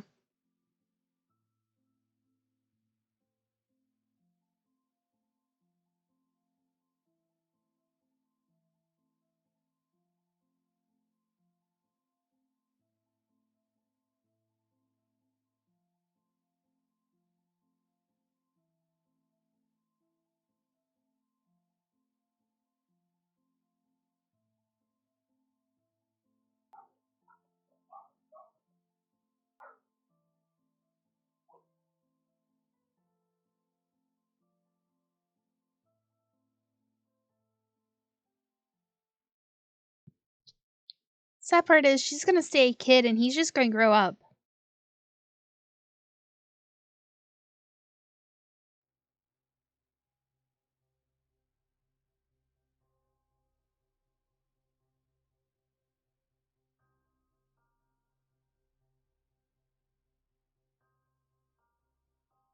Hmm.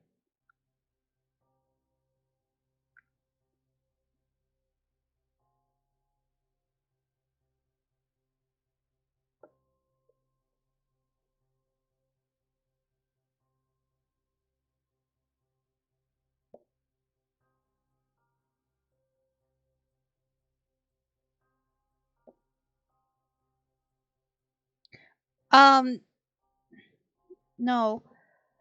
So there are four main characters. Two of them are children, and two of them are all like around 23-ish, 24. The two children, one is a girl who is a vampire, and the other one is a boy. The boy will grow up, while the girl will not grow up.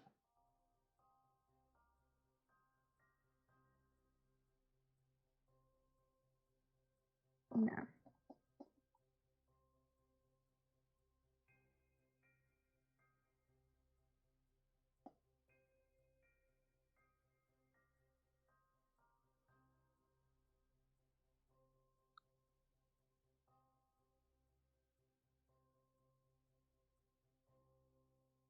Yep.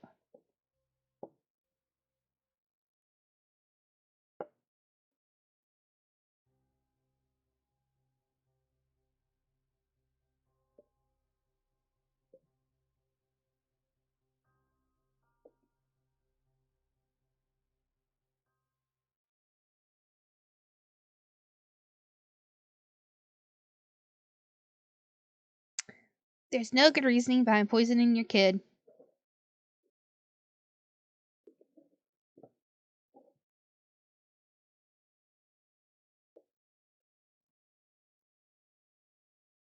I don't.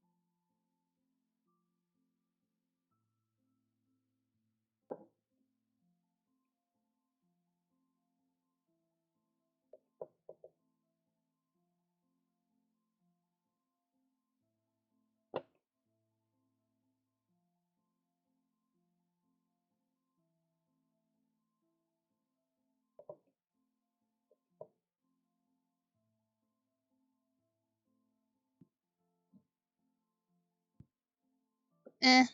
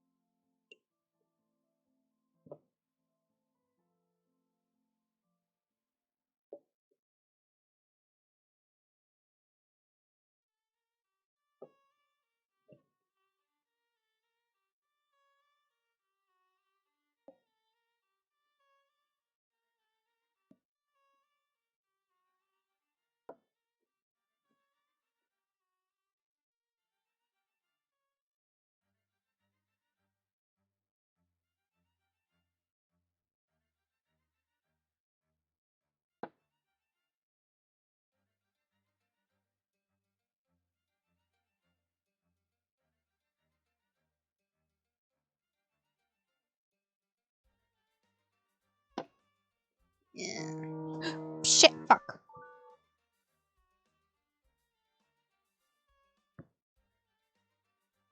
Uh,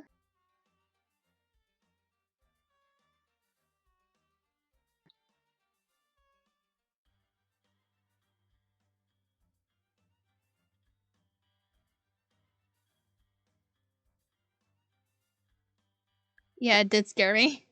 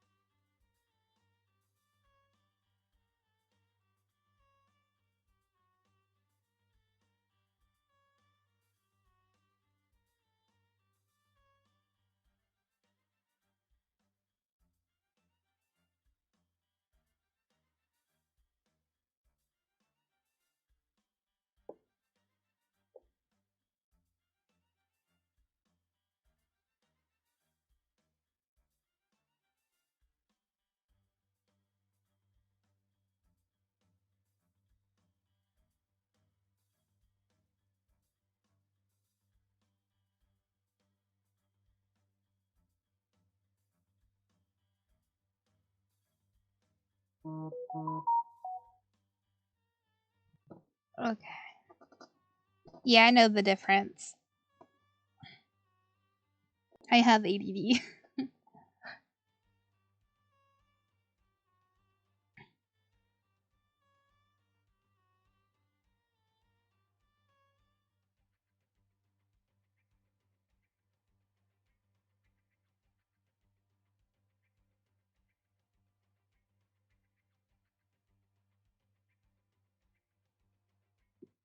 Sorry, I had to message my niece telling her she had to be home in an hour.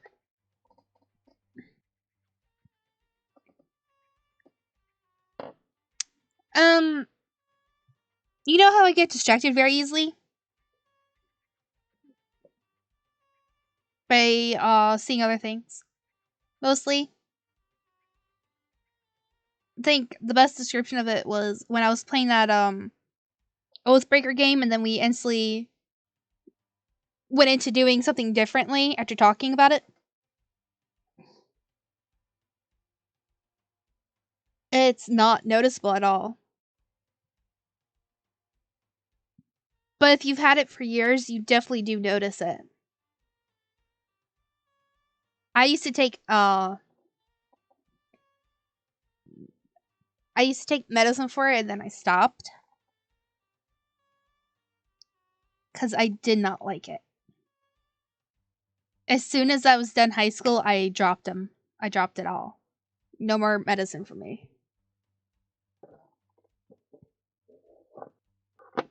Just that like subtle like switch to something different. It's why I tend to like doing everything in full screen mode. So that I don't see anything else on my screen, just this and the chat.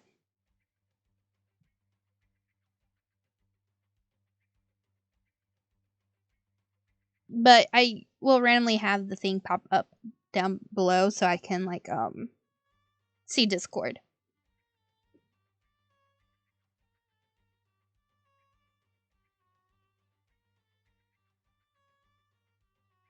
Yeah. I'm okay with talking about my side effects because mostly my side effects were basically I got put on them when I was very, very young. I was roughly 4 or 5 when I got put on them. So I knew nothing but how I acted on the medications. And I'd only not take them on the weekends. And even then, they would still kind of be in my system for a bit.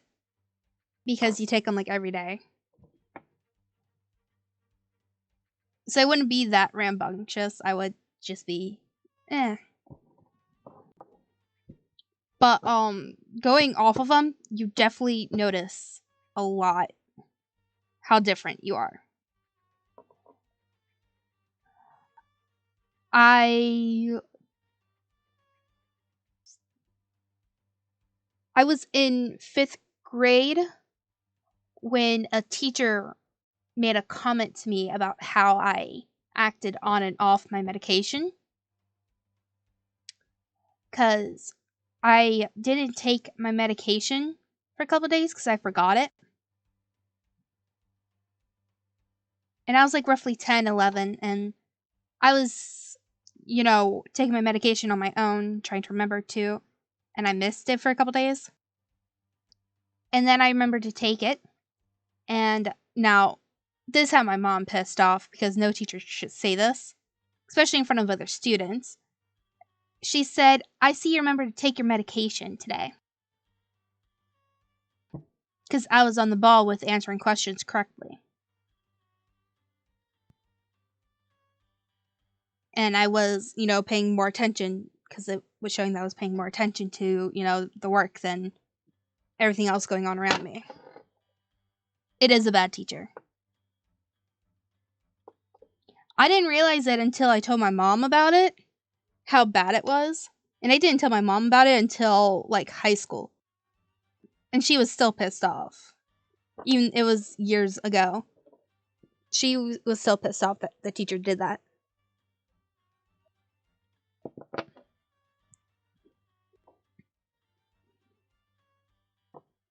Here's the thing, though. Oh. Hi, Nuggy.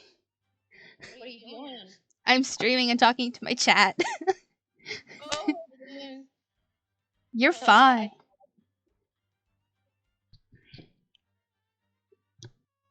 Tell chat I said hello. They can hear you. Hi, I do chat. believe they can hear you. I just popped in to say hi. I'm about to take a nap. Ooh. I saw you all alone and I felt sad. Yeah, I normally just come in here whenever I'm streaming. Are you doing okay? You having fun? Yep. I'm playing a mystery game. Okay, I see. And so far, I'm disturbed. Oh no. It has a down plot of it all. There's vampires and apparently a kid that's eating gems. That's the disturbing part, the kid eating the gems. Yeah, I don't think kids are supposed to do that. Nope. Thing is I that don't know children. it's his parents that are giving him the gems to, swallow.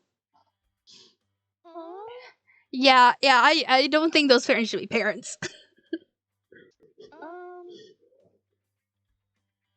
Well, now I'm gonna have nightmares, Beanie. I'm sorry.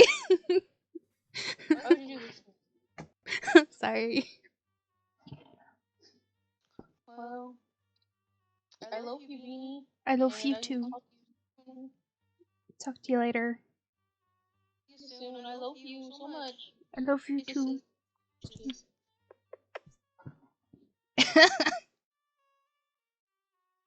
And I'm the main disturbance. That was not my niece. That was my friend Nugget.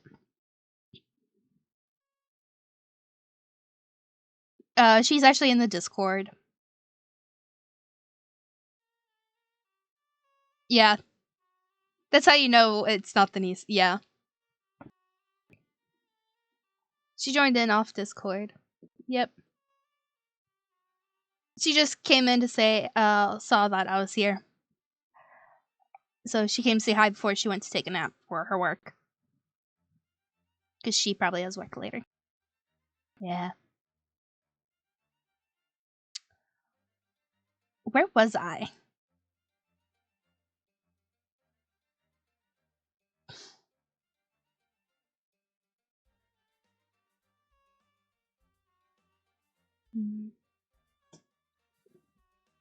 Ah, yeah. So,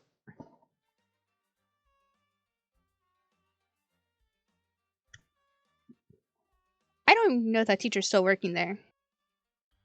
But, like, so,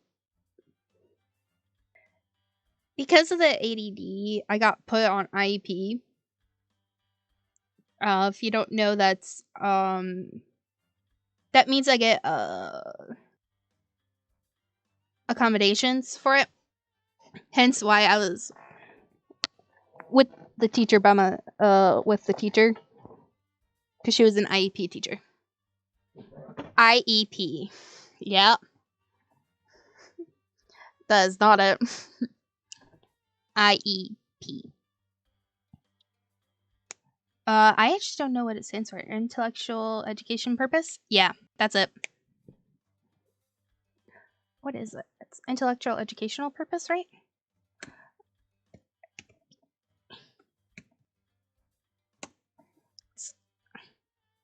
Individualization. Yeah, it's individualized education program.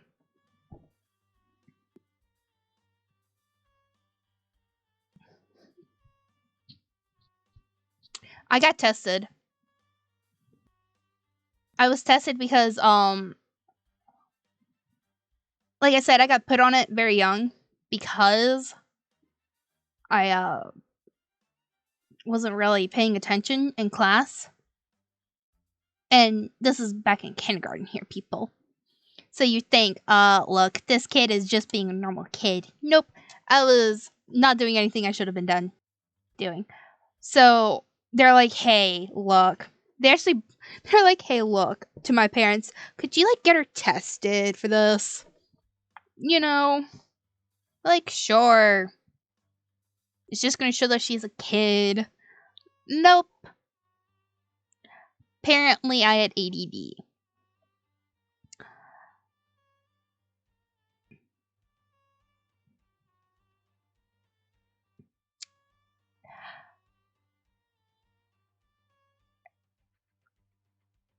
Yep.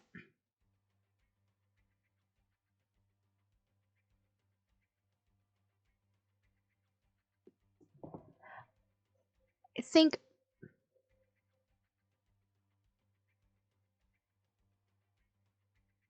in I would like to say I did go off the medication on my own will back in middle school.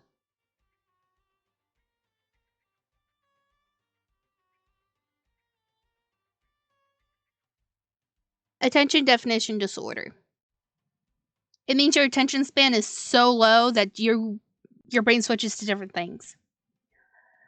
Like right now, my brain is switching to the game, paying attention to the game, to the chat, to Discord, to everything that's on my screen right now.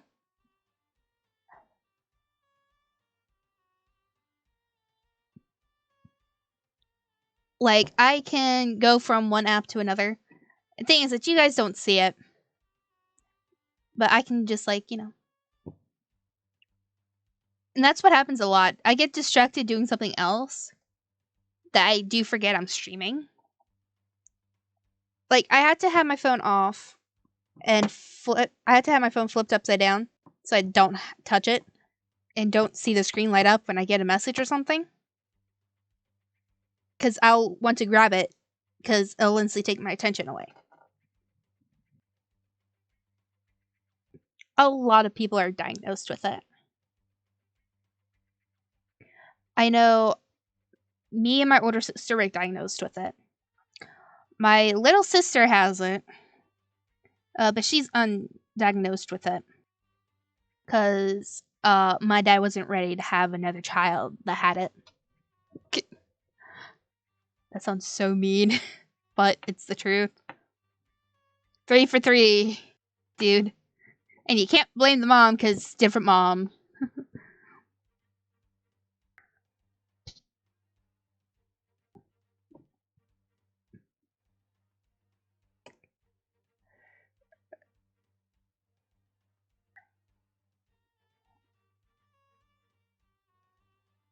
Mm. Yep.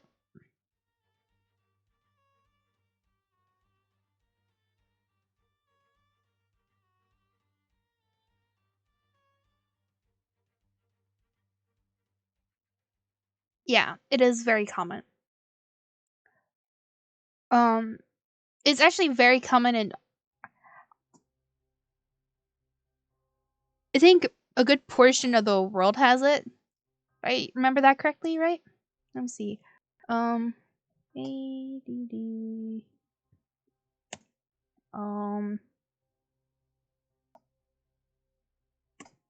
Just do that.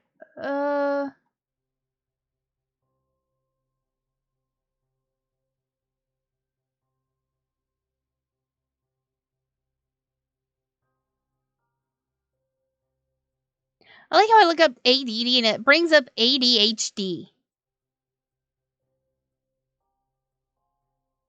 Thank you. I was going for the ADD thing, not ADHD. Common.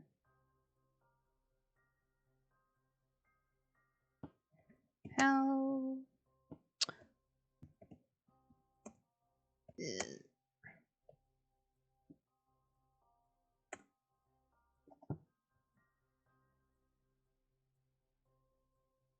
Yeah.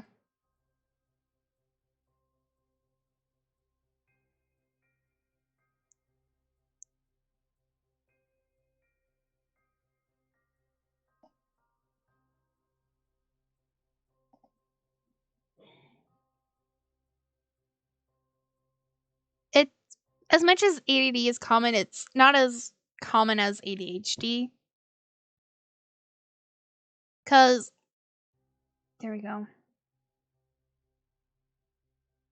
No, it's still giving me ADHD when I click on something else.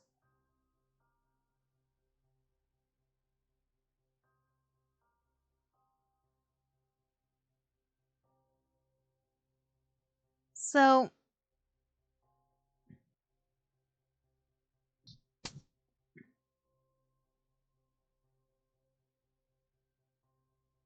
yeah. Most of the time if you get diagnosed with ADD, it's well,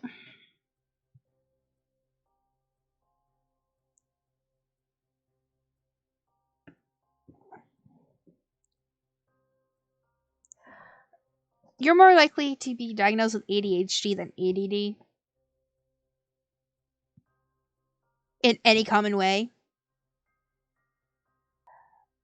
Because most people don't think more of that than ADD. Yeah. Yeah.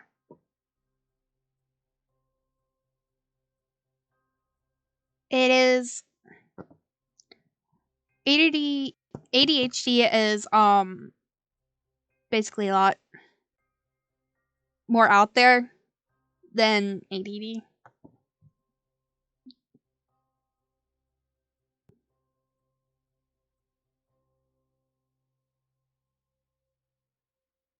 Okay.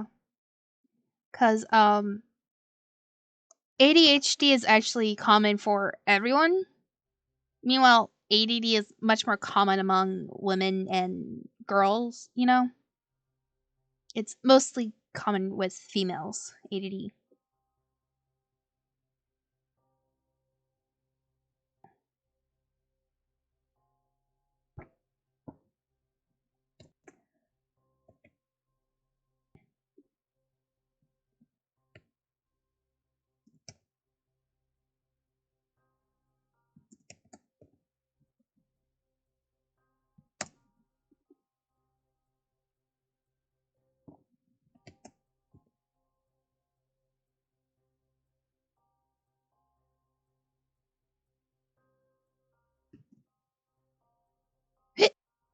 Ah.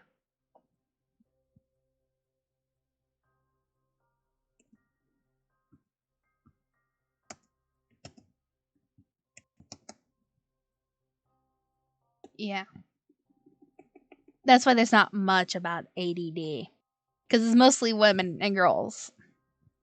But there are males who have it, just not a whole lot.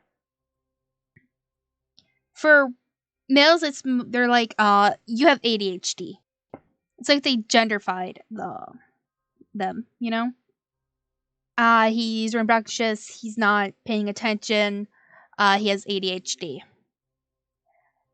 Oh, she's doing the same thing as him. Well, she has ADD. She can't focus.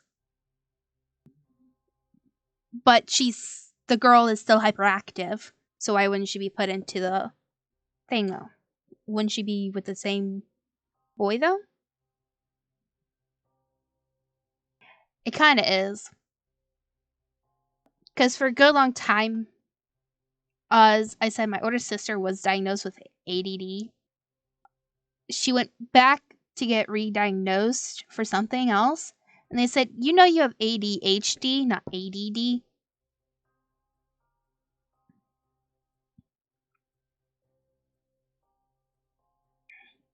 They legit gender-based it because she was female. Yeah. All her life she was given the wrong medication to help her in school and stuff, and it's really shitty. But here's the thing, that's the American health system. Like, I know my ADD thing is correct. I know that. But that's because I'm not hyperactive much. Yeah, it's not the best treatment at all.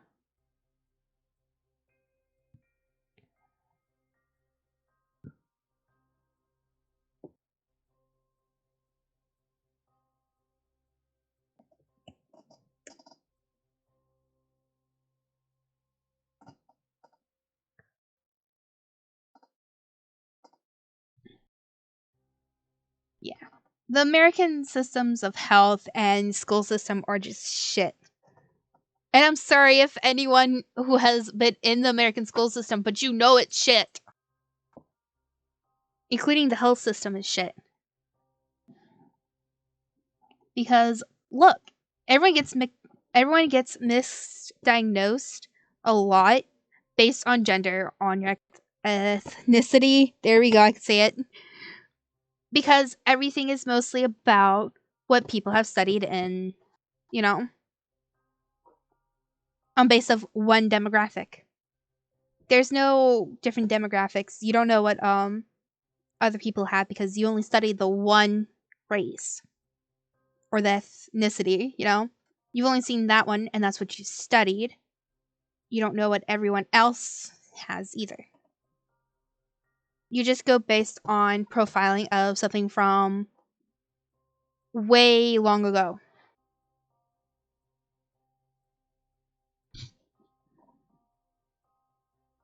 School system is no French Revolution. What? We learned about the French Revolution. At least in a history class of mine. My history class. May have changed it.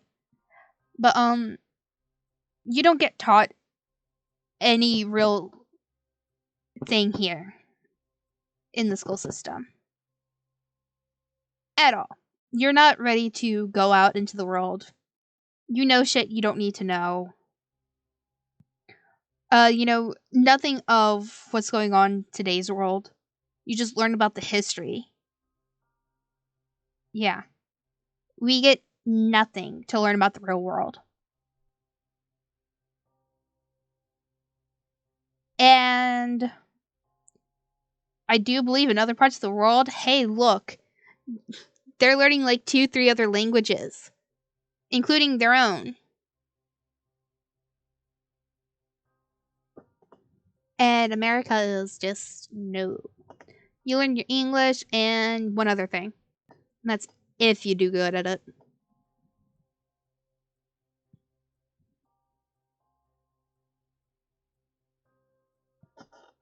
I'm calling out the school system. That's all this is. I'm calling out the school system for its stupidity.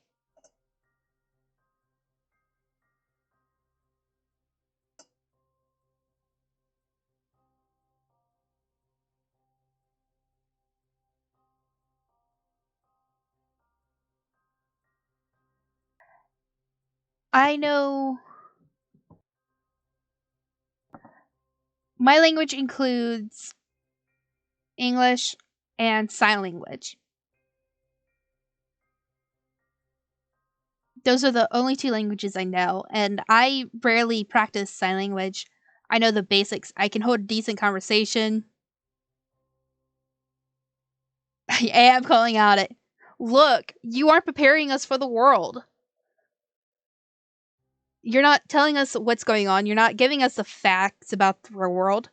You're telling us about the old world, where technically, I'm getting a call. You're ruining my rant about the school system, Mother.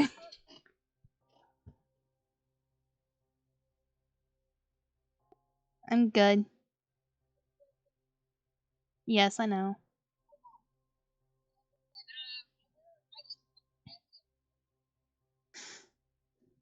Okay.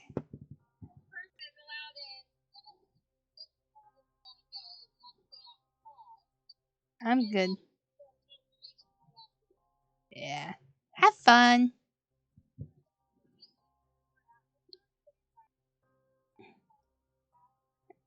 I will not.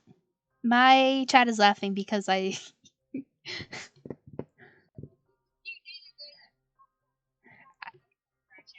No. You called and I instantly said you're ruining my rant, and they're laughing at that.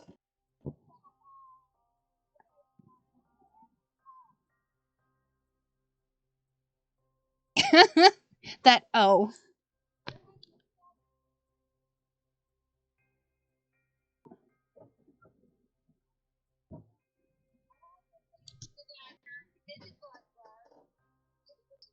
Very sorry about this. Just give me a moment.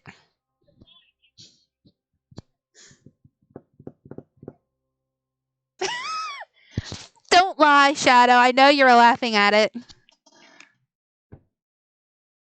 Okay. Tater is right behind me, sitting in the basket. In the laundry basket. Like she always does. Love you too. Bye. Alright. God damn it. I need to finish this game so I can move on to the other game. Yeah. Laughing at the sky, my ass.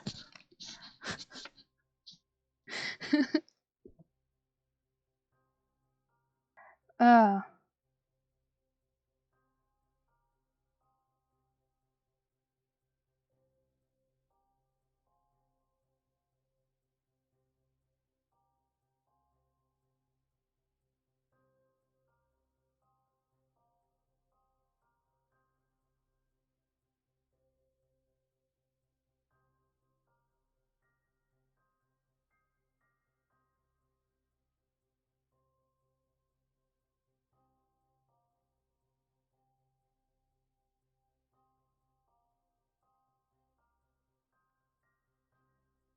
Hey, he kissed him! Yeah! Yeah, I know. Normally, when she does interrupt me ranting to something about something, I will say you're ruining my rant here, because it definitely like makes the rant die out, you know. And like I can't pick it up. I can't get that boost back after talking to my mom and being nice to her. You know, I can't do that. I can't.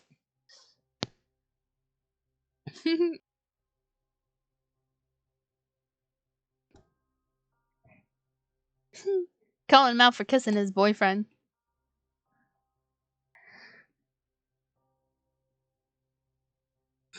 Kid's just in the background.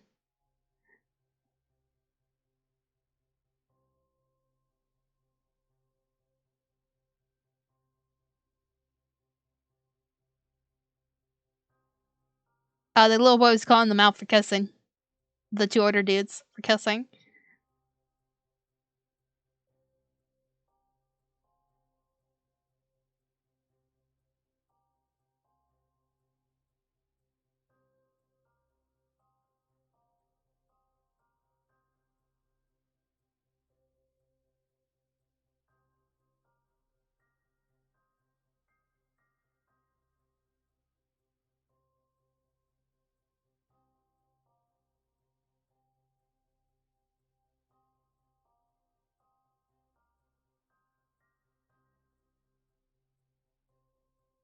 Yes, the game.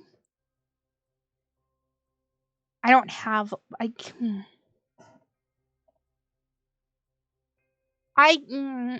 that's I don't I don't know what I have right now. Okay.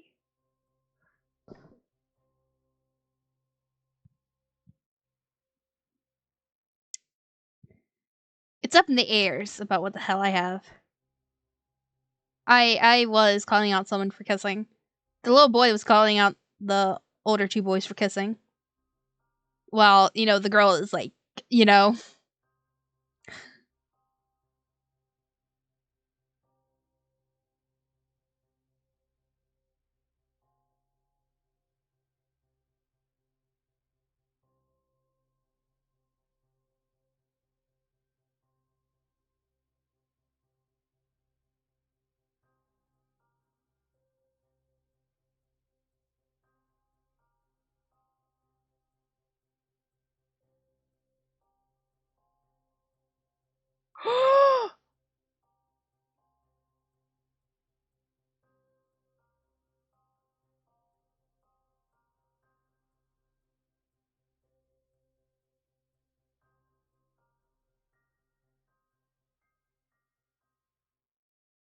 Oh god. Her uncle was the one who murdered. No! They just kissed and then they went off. They just kissed and now the little girl knows her uncle was the one who killed him.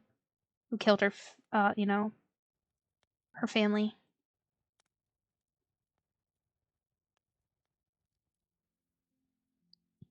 Yes, I gasped.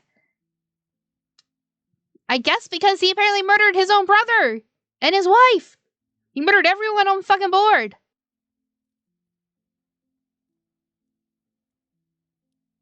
No, not that. We already passed the kissing scene. Oh my god, I need a... Alright, look.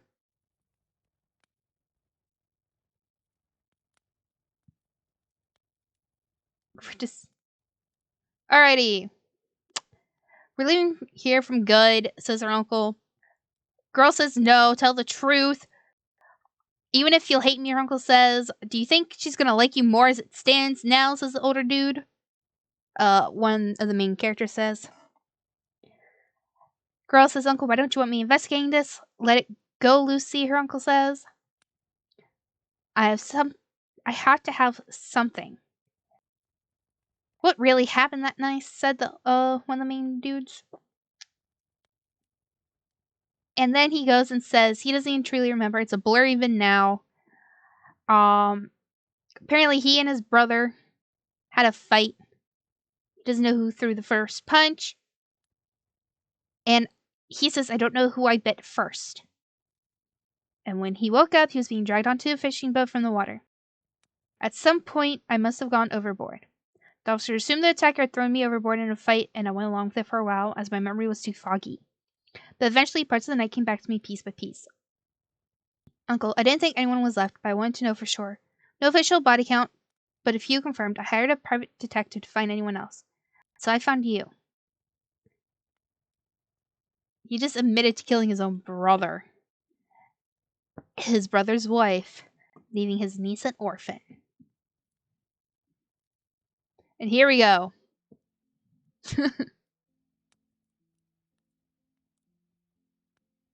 Yeah.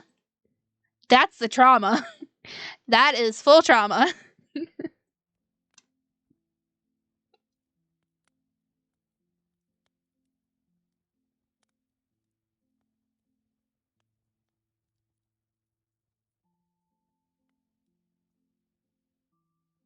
A dim light from my guest bedroom filters. I like it here. It's wonderful. Wonderful enough to stay? To stay? We have some of the finest theaters in the world. I live so far away. Suppose you just had to stay here then, wouldn't you? Schoolwork takes a lot of time, though. I'd have to live here fully. Is that something you like? He's asking him to stay.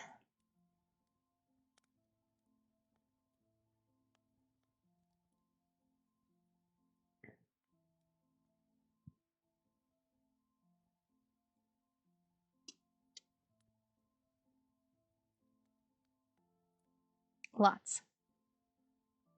He's asking the kid to stay and live with him and the boy! No. Okay, one.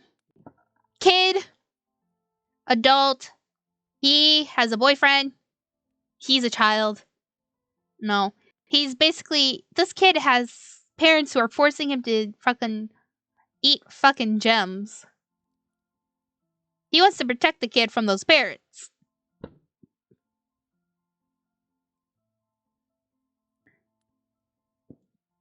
And here's the boy. These two are boyfriends. Yeah, no. These two are boyfriends. They're living together. These two are vampires. These two are humans. No. They're both young. They're all fucking young. These are like 13. Meanwhile, these guys are like in their 20s. He's asking the kid to live with them, you know? No, and offer, you know, to learn at the college. He's like, hey, look, I want you to stay here to get you away from your parents so, you know, you can live a normal life. Which is so nice. Right now, you got no custodian to manage the estate. Some louts aren't going to bat an eye at the cash flow. Most people want to do business face to face. Frankly, no one's going to take you on your own seriously. Of course, if you're to ask help, we could arrange something. Or you could attempt it all on your own in that big old manor. Wait! Haha. Yeah.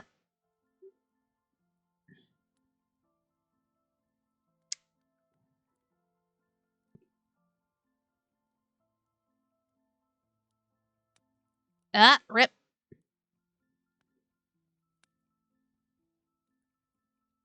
Night Shadow.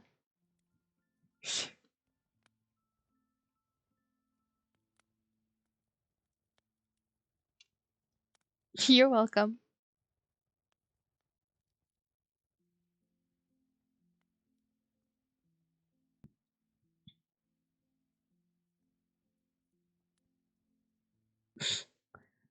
See ya. Take care.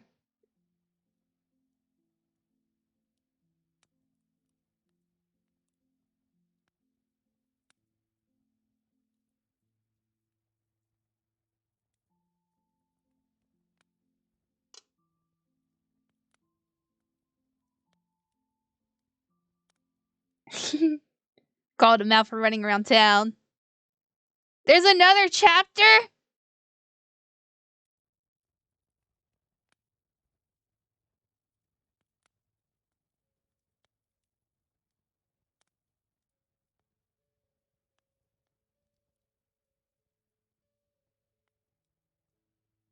He thanked me. Then he...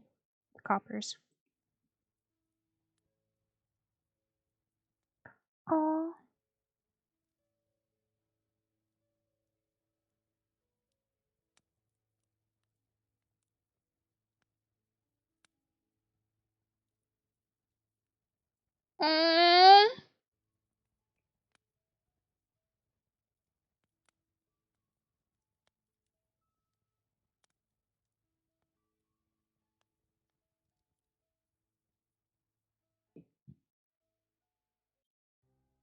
Ah! That is so adorable!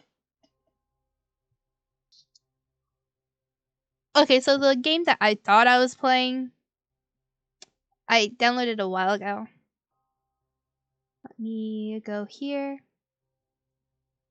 It was A Pinch of Magic. Here we go. Launching. That was actually really good. That was actually just a story, not actually like picking choices though. Which kind of sad to me, but I'm fine with it. It was good. It was gorgeous.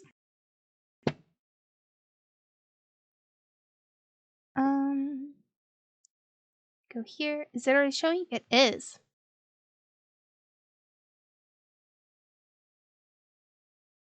Let me transform, stretch the screen. Yep. Can I actually have options? Is there a full screen? Yeah, there's a full screen. Okay. Alright, that is a full screen now.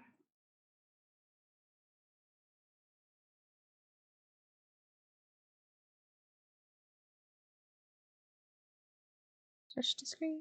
There we go. Okay. Before anything, I'll be right back. I have to go to the bathroom. Bye. I'll be right back.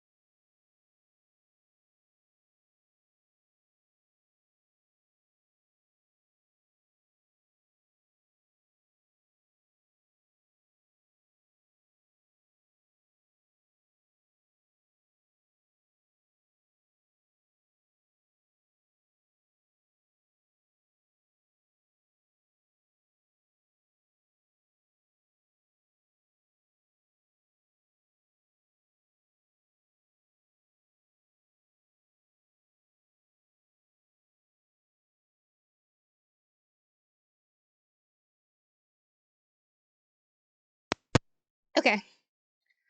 Hi, back. Ooh, okay. Okay. Hi, back. Okay, have a load thing? Nope. Options. Auto time.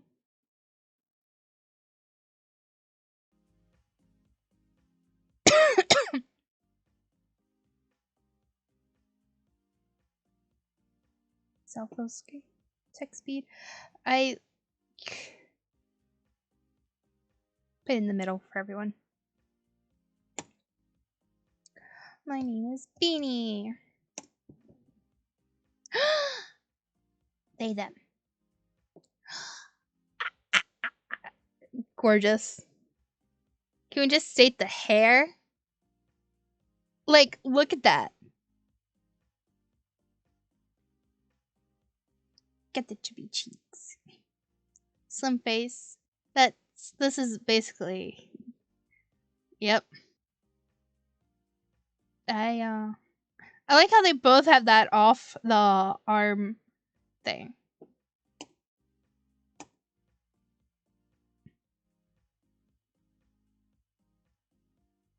We'll do the girl. Return. Is that what I had to click? Yes, okay. I can't get my water bottle open. Hold on. Can't get the water bottle open.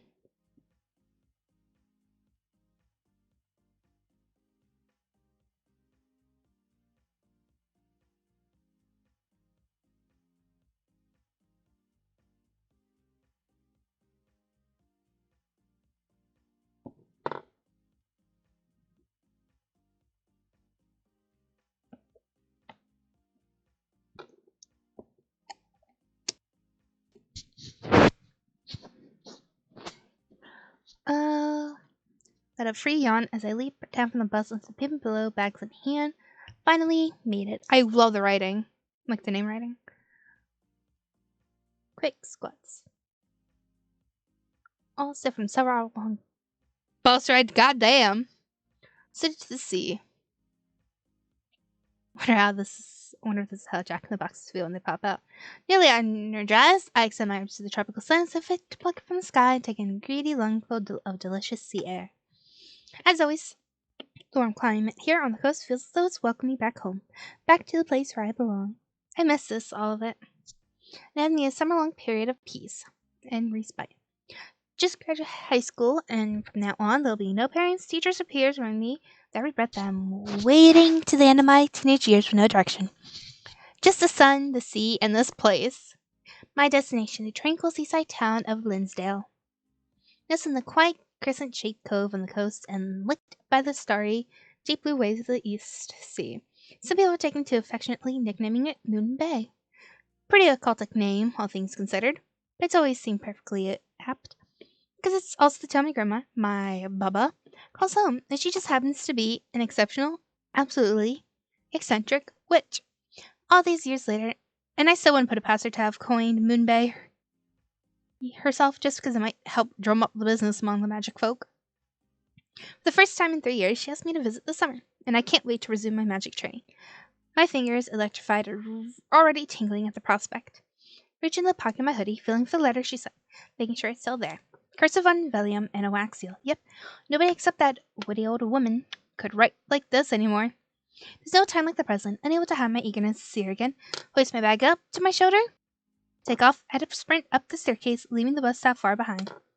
And once I leap across the threshold of the stairway's end, I see the sight I've longed for and open my lungs wide. Hello, coffee curiosities. I'm home. My grandmother's cafe stands before me, a static monument among the other buildings, utterly unchanged, like a moment in time, perfectly preserved the way I always remembered it. It reminds me of childhood, of iced tea in the summer, sea salt ice cream, and freer days spent under Baba's tutelage. That in itself is a rare kind of magic that leaves me spellbound. Naturally, my puppy cries draws attention of several possible bodies outside the store, many of whom recognize me, wave and greeting. Well, I'll be if it isn't Beanie. Been a spell since you've been back. Still kept that strange habit of greeting the cafe like it's a person I see. Well, she's not wrong. I guess I am a little old to be shouting it in public. But as Bubbies say, a witch breathes magic and life in all things. Every word is a charm, every sentence a spell. Now that I think about it, it's totally possible she's just hoodwinking an extremely gullible 5-year-old, but well, it's a cute tradition, so who cares? I wave energetically back. Hey there, good to see you again. Do you know my grandmother, Isabel? The question seems to give her pause, and she's forced to emotionally be right as guilty embarrassment. You mean she? Well, I'm not too sure. I haven't been in for coffee for a while. You see, anyway, kid. Over the hill, leaning staring in confusion at the shop door. What in the hemlock was all that about? Cafe. My eyes stared suspiciously and roam up and down the building. Finally, no windstream telling clue. It's the height of morning, and yet the curtains are shut tight. This sure still is how quiet it is. Wait, don't tell me. Practically kicked the door down my provoked state, and once inside, all my suspicions are confirmed. Not only are the lights all switched off, but not only are there no customers, not only has the door clearly been left unlocked with complete disregard to nasty draughts, thieves, or trespassers, but on top of that, Bubba is nowhere to be found. Bam! The lurking fragrance of sweet teas and better coffee temporarily catches me off guard. Filling my nose and mind happy memories, but I quickly remember why I'm here. Stepped across the cafe floor in big strides, making a beeline for the door at the far end of the room. A door hidden behind a heavy satin curtain and bewitched to be invisible to all non-magical customers. Baba! Baba!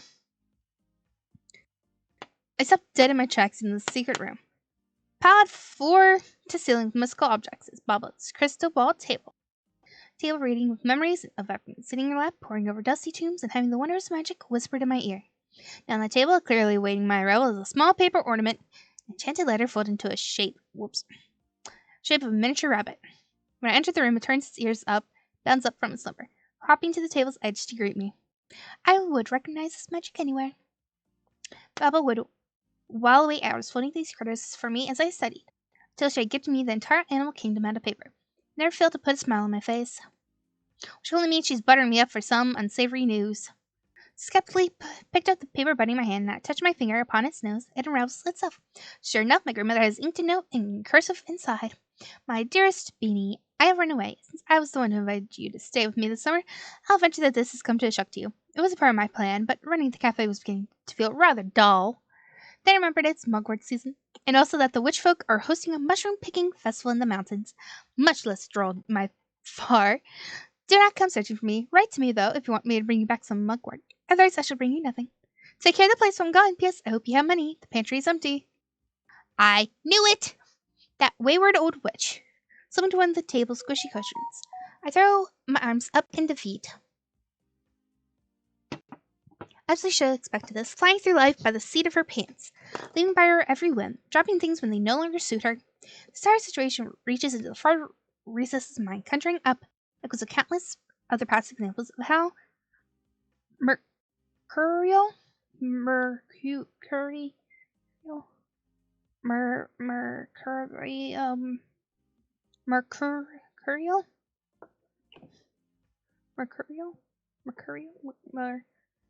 what is that word? What is that word? Mercurial.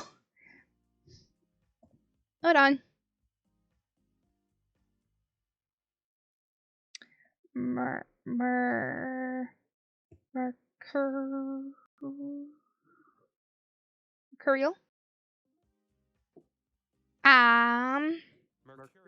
Mercurial. I was saying it right.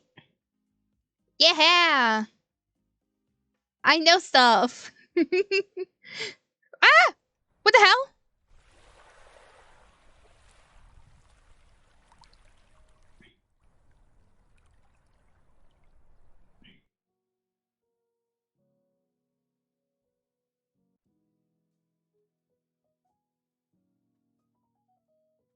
Ah!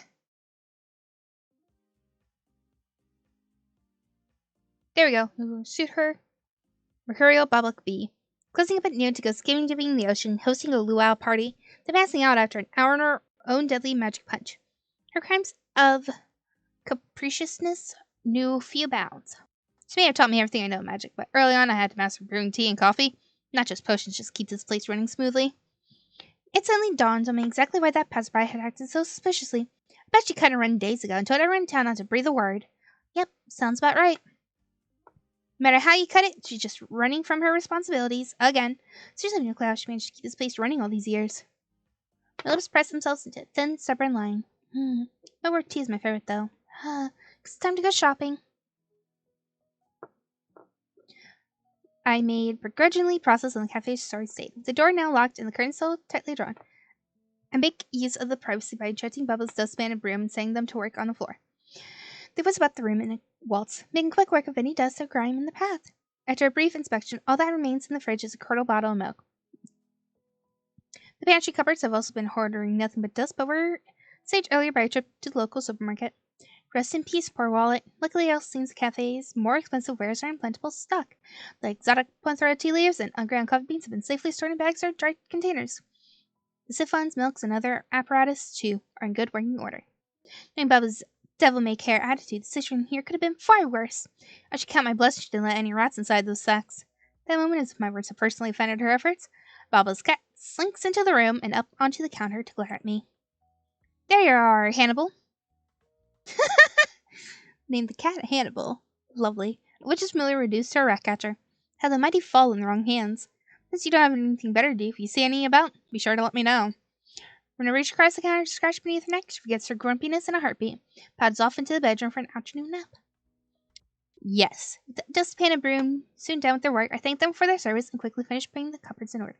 After a satisfying stretch, I pull back the curtain to survey the place. Trifling. Watch out, Linsdale, we're back in business. Sitting there with the hands on hips, it's a funny feeling that curses through my chest. Kind of liberation, pride that comes with being free to wantonly spellcast for the first time in a painfully long time. I missed it, even more than I thought I would. Not too rusty, though, thankfully. Now then, the last part of call is to flip that sign, and after that, because it's time to brew some creamily delicious coffee.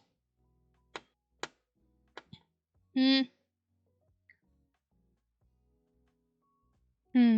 senses are once more splashed by the salty air.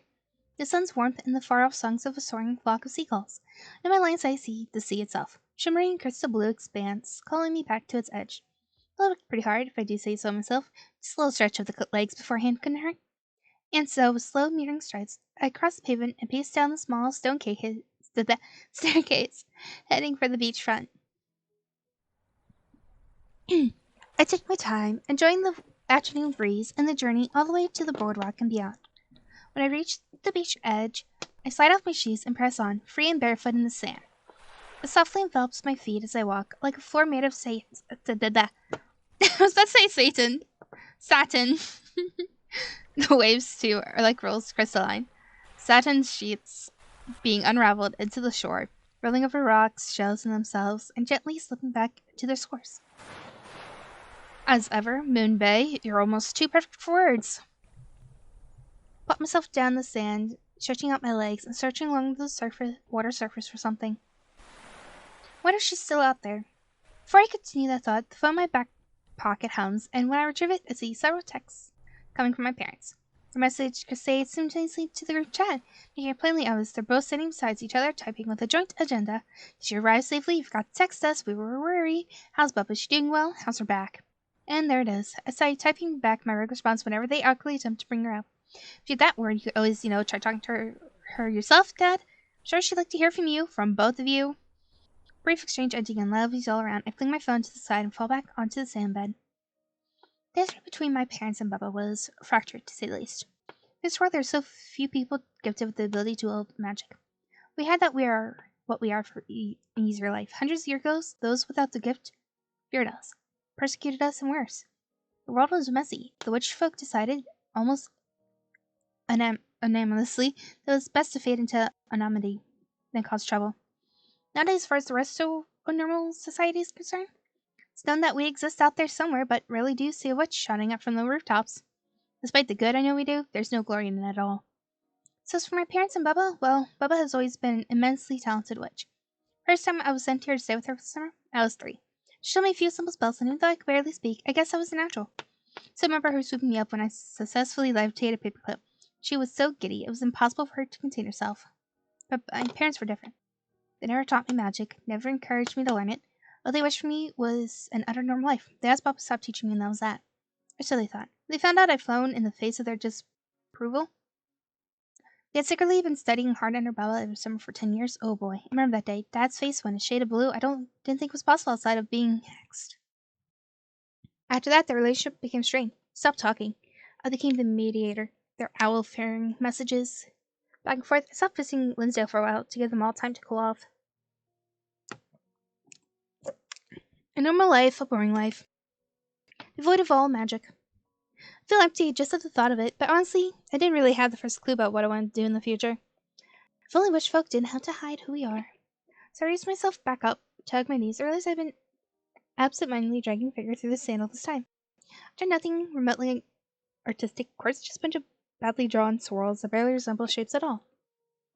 These are almost as terrible as Kaya's. Spark ignites a recollection in my mind. Spark which sends me flying back to before I'd been interrupted by my parents' messages. Back to thoughts of a friend from long ago. My eyes meet the sea again. Kia's home, my childhood friend who had been as much part of my summer in Linsdale as my grandmother. She's an extraordinary person in her own right, a mermaid who befriended a witch. She had a little fumbling in the beginning. She barely gasped human language. Kia was just about the only sound she could make. We communicate by drawing shapes in the sand, and those hers were terrible. I got pretty good at deciphering them. I still remember our first meeting here on the shore. I was 5. Mom and Dad had just asked Bob to stop teaching me magic, and I was wheeling to the ocean at the top of my lungs. It was only once my tears had dried up that I noticed a curious baby mermaid. Was neck away from home to investigate the surface, was peering at me through the waves. A remnant smile spread across my face. Yeah, that's right. I wonder if she and her family would still swim in these waters. With renewed purpose, I leaped up and dozed myself off. Tried up and down the beach, scanning the waves for any sign of movement. But unsurprisingly, I don't find a trace for anywhere. There's no fin in sight. Well, that'll teach me for being willfully optimistic, as if mermaids would ever venture this close to shore. They'd be found out in a heartbeat. Still, I haven't exhausted all the tricks up my sleeve just yet. Determined, I set up and down the beach. Once again, this time my eyes to the sand, scouring the golden floor for a very particular object. And finally, wedged between some barnacle rocks, I found exactly what I'm looking for. A prismatic conch. Shimmering and weighty to the touch. More apparently in the hands of which, it's a horn that, when blown, can sing a song only a mermaid can hear. It was an ancient spell Baba taught me as a child, used by the old witches in times of strife to call mermaids to their aids. Together, Kay and I repurposed it. Since day one, it had been my way of communicating to her, I'm here, I want to see you.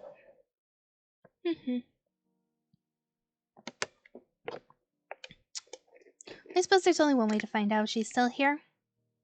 Still out there. Blech. Listening for me. As a precaution.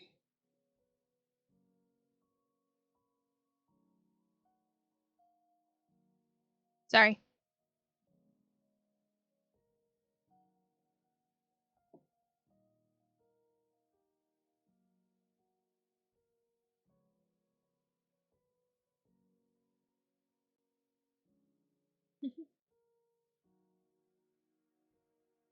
Precaution has been about checking for onlookers. This corner of the beach is deserted. So I reaching out to my restless mind for the ancient spell. Plucked his melody note by hand and whispered my across to the shell at my fingertips. Weight of the waves, my bottomless heart beat, an ocean of love built just for 3. And if thou art astray in faraway foam, the song of my sea will call you home. As the conch begins to gleam, I gather my breath and blow gently into its tip. Fwee! Fwee! But no matter how many times I call, Kia doesn't appear. The waves simply keep rolling over the sand at my feet, slowly soaking in and causing me to sink. So she left in search of somewhere better. That's all. After all, no Baba and no Kia. This truly was shaping up to be a pretty miserable summer. The pang of pain I feel in my chest is sudden but not unexpected. There it goes. When I said goodbye and left at Linsdale, I didn't know it would be the last time. I didn't get the chance to tell her. Somewhat sad, my shoulders drooped a little. She always was so timid and unsure of herself. I wonder if she waited every summer for me to come back. And I never did. But never wanted to let sadness get the better of me for long. I clapped my cheeks together. At the very least, I know that right now all I can do is see her off with a smile. Sorry, Kip, I hope wherever you are, you're swimming happily. And that your drawings don't suck anymore. Ouch. Stop! Ugh.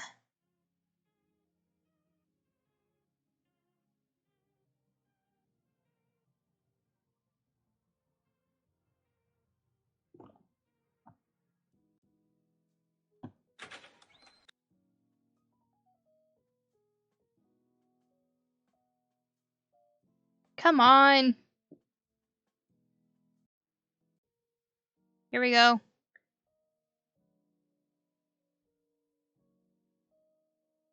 Okay, hold on. Auto. I don't want auto. Save. We'll save here and also hit tab so I can see the chat again. Apparently, saving the tab button is go forward a lot. Ah, wait, stop. That you don't still suck anymore. After exhaling my feelings cathartically this afternoon, I turn heel and head back towards the stairs. It's time to open the cafe for the evening. As my head swims to thoughts of coffee beans, recipes, and measurements, I forget to check for obstacles in my path, and before I know it, what? I collide with someone. Oh, I'm so sorry. Please excuse me. The bump had successfully knocked me down a stair or two, but as I shake off the pain, her eyes met mine. Her golden irises, her amethyst hair, everything about her beauty is dazzling, and it temporarily catches me off guard. Grateful she seems unharmed. Run my fingers through my hair, somewhat embarrassed. Not at all. I'm sorry. I wasn't paying attention either. Are you all right? Yes, Her quiet voice quickly trails off, but she continues to stare at me with great intensity, looking me up and down with wide eyes. That's right, the cafe. I don't have time to be wasting here. So I flash her a polite smile and, shooting back up the hill, excuse myself. I'm sorry again. Have a nice evening.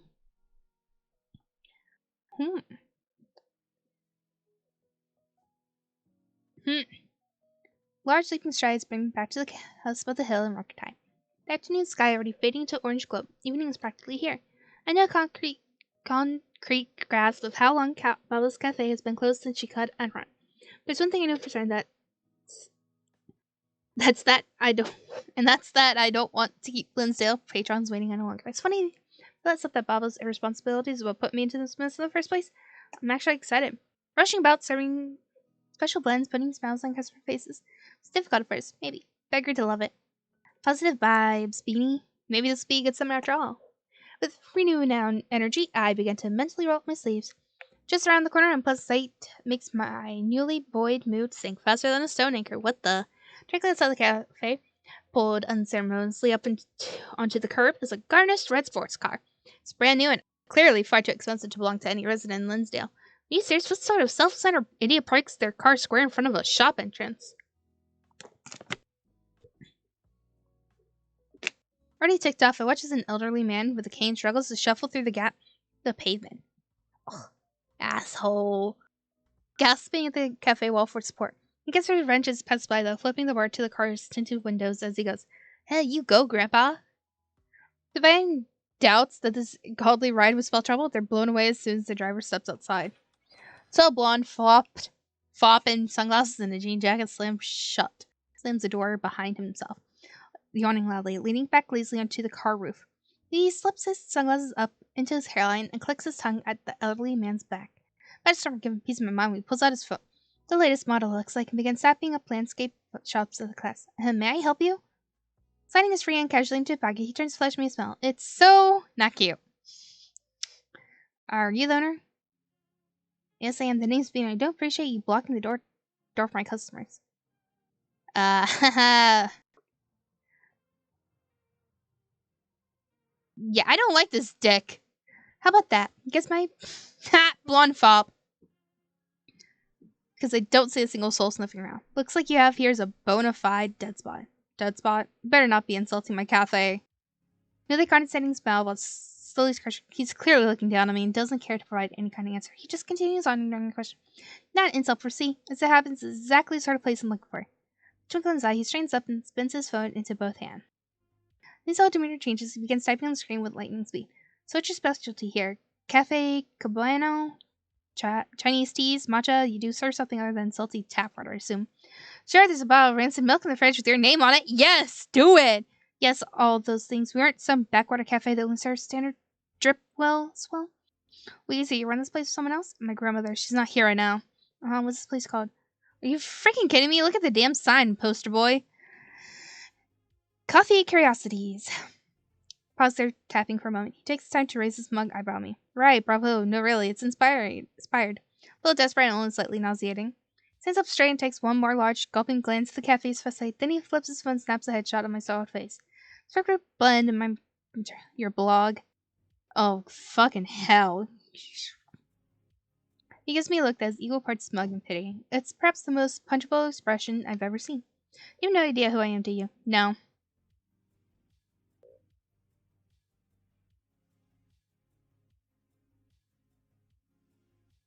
Cuisine blogger named Mikhail.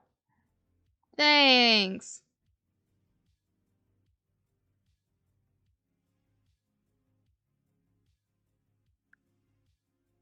Feel my blood boiling. My blood is boiling.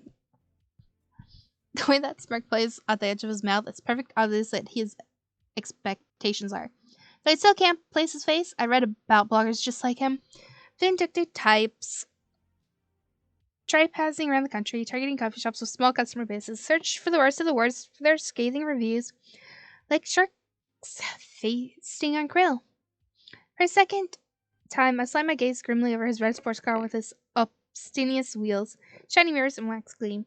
Suppose when you're scum on the surface of the industry, it doesn't matter if you destroy businesses wherever you go, as long as those clicks keep coming. At least I can drag Bubbles Cafe through the mud on my watch. So here am I in the flesh. You're only paying customer and all that. I drove 2 hours from the city to find this place. Aren't you gonna let me in? Shut up to the door, start to unlock, but inwardly the boiling blood is starting to boil over. I'm in no mood to play nice. In fact, just for the audacity coming here and trying to mess with the witch's business, I'm perfectly happy to just play a little dirty. Yes! With the help of some magic. Slipping my hand inconspicuously behind my back, start to weave a spell. In the air, step towards him, all the while a sweet smile plastered on my face. Sure, I don't have a problem with that. You're welcome to my coffee. Quickest way to get you off my property. But you might not want to step inside just yet because... Oh ho ho. Seagull just stole your phone? What? He pivots on his heels to see the gigantic seabird that is now squatting on top of the roof of his car. Phone and beak. I'm pleased to see that after being summoned, it took the time to excrete on the car before it landed too. It's a nice touch if I do say so myself. Hey, Birdie, I'm gonna need you to give me back my phone now. It's very expensive and it was a gift, so alright, just give it back, yeah? Deliciously flustered. I really don't know how to say that. Mikhail? I just close to the seagull, trying not to scare it back into disguise with the phone in tow. Please. Seagull blinks at him with bored indifference. So just give it back to me? He lunges towards the seabird like a complete idiot. Finally compelled to move, the bird immediately drops the phone and rockets itself into the air. Process clawed web feet tear through the fragile paint and metal on the car roof, leaving a permanent deep scar on the surface. Oops.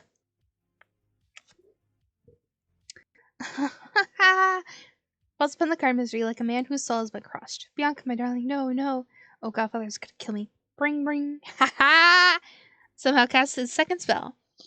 Mikhail's phone explosively starts to ring. Upon seeing the caller ID, the blood drains from his face. Ha ha.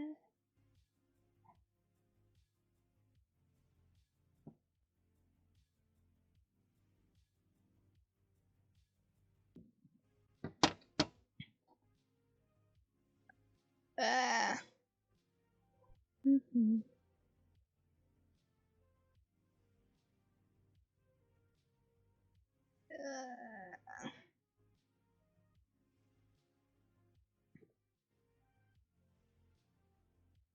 Time. Blood drains from his face. Beep. Father, it's good to hear you. No, no, I'm fine. Back from Malia. Well, yeah, of course I can, but, what about the car you bought me? Well, you see, it's a funny story.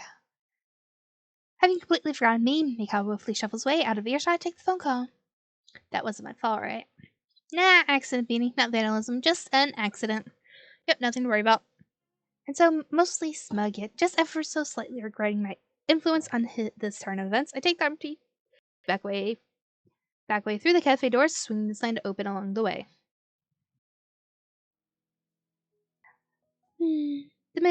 The minutes, and then 10 minutes, painfully tick by now. Single potential customer steps inside. Even hazard to peek through the windows. Start by leaning on the counter, head in palms, alternating between watching the clock and the bell above the door. But I quickly get bored, and my twitchy hands tap the counter, searching for something to do. Mikhail's business card is nearby, exactly where I'd thrown it earlier. So I retrieve and twirl it around absent. Let's see how famous this guy really is. Whoa, seriously? A quick phone search pulls up hundreds of results. Blog posts with hits into tens of thousands. sponsorships, ties to prominent worldwide cafe chains, moonbucks, a hefty follower base on social media, and even a narcissist modeling portfolio of monochrome shirtless photographs. Just grave, as if I don't have enough problems already. God, what's with these pictures? Dripping wet and half them. Someone turn on the hose or something? Now more irked than ever, check my phone aside and go back to watching the clock. All this inactivity is doing nothing except stiffening my muscles and making me anxious. Girl, me and you both. 30 minutes and not a whiff of anyone. Not even one of the regulars. This can't be right. Recall my previous summers here when there was always non-magics and witch folk around, mingling, joking, shooting friendly banter back and forth with Baba. Back then, her cafe had never seemed wanting patience. Each day, a steady stream of satisfied customers would come and go at an even pace. It had never been busy, but it was comfortable. Sure, it's unlikely there'd be a lot of witch folk making a trip right now. No doubt they're all up on that mountaintop with Baba, picking mugwort and betting on drunken duels. But there'd be no magic around either. Glanced back at the clock, disappearing to what I see. It's far too late now to try and pluck customers off the street, but if I root around, there may be something of use laying around somewhere. So determined to be productive in some capacity, I trawl through some of the lower kitchen cupboards, hoping to find something to use to attract new customers in the morning. Sensing activity, Hannibal slinks into the kitchen and curls around my leg. With a pointed meow, she leads me to a hatch under a rug on the floor, below one of the open cupboards. Nice job, Hannibal. She purrs sickly and continues circling around as I rummage through the contents of the hatch box. There's much use, but I do stumble upon an old signboard for advertising some pastel chalk sticks. It's perfect. Before I spruce it up a little bit, it'll do for a mini menu at the end of the street. Hannibal pokes her little head beneath my arm. The menu scratches for our hard work. I'm so distracted I fail to hear the bell chiming at the door. Good girl, who's going to get some fishy wishies tonight? That's right, you are. Excuse me, ow. Just a second, I'll be with you. Clutching the bruised crown on my head, just exchanging blows with the cupboard door. A Charlie bears me back onto my feet and heave myself over the counter. A radiant sight greets me. Hey, hello. Fishy wishies? Sorry, I was talking to the cat. Oh, I remember you. Her eyes visibly sparkling, her cheeks beacon. You do? Of course, the lady from the beach. I'm so sorry again for bumping into you back there. Oh no, that's quite alright. Somehow she looks kind of sad. Did I see something wrong? An awkward silence settles over us as it stretches on. She has to come a finger nervously through her loose curl hair. This is a fine way to start the evening by making my only customer uncomfortable. But my kindness must I gesture to one of the seats of the counter, at least in the situation by acting professional now.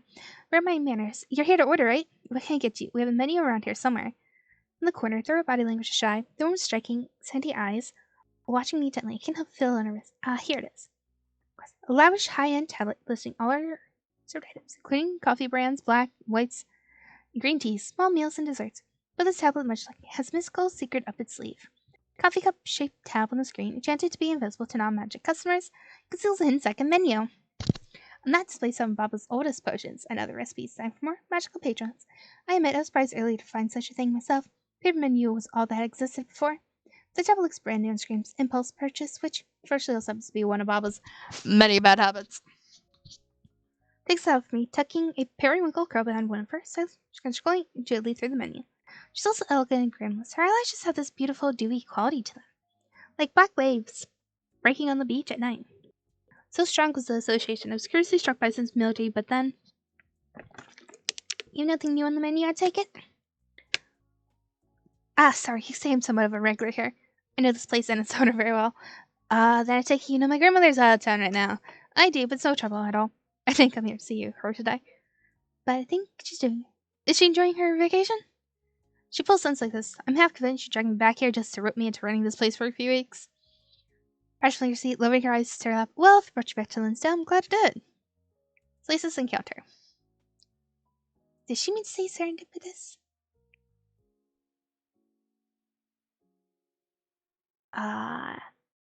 With a gentle smile, she clears her throat, taps the screen with her nail. The highlighted drink is salty kelp latte. Popular sea-based item from the secret menu. This one, if I may, is my usual order. Sure thing, I'll just be a moment. Flash her knowing smile before stepping over the kitchen area to prepare her order. Then my hands in the glass bottle of kelp leaves, a spark of inspiration hits me. And so I...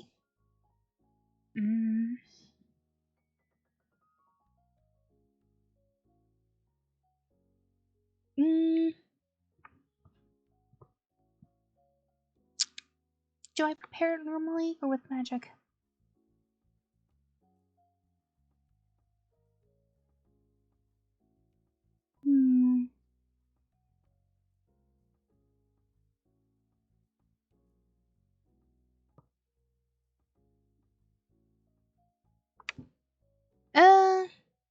Nah, maybe a genie's magic, but there's no need to show off. She may not appreciate her latte floating all over the shop. So instead, I get to work quietly and effectively in the kitchen counter. At the kitchen counter. Preserving the energy I would have spent using magic. First, using the motor and pestle, grind the kelp blades to algae powder. Maybe dust with sugar. Slide a jug of fresh milk under a coffee machine steaming on. It soon flips up deliciously with tiny micro bubbles. Perfect. Alright, I maybe a little flourish can't hurt. I glide across the counter, spinning a cup and saucer into the woman's hands. My deft fingers pour the powder into the basin of cup, dash of seawater on top. Lastly, raising the milk jug to a high angle, I let it pour.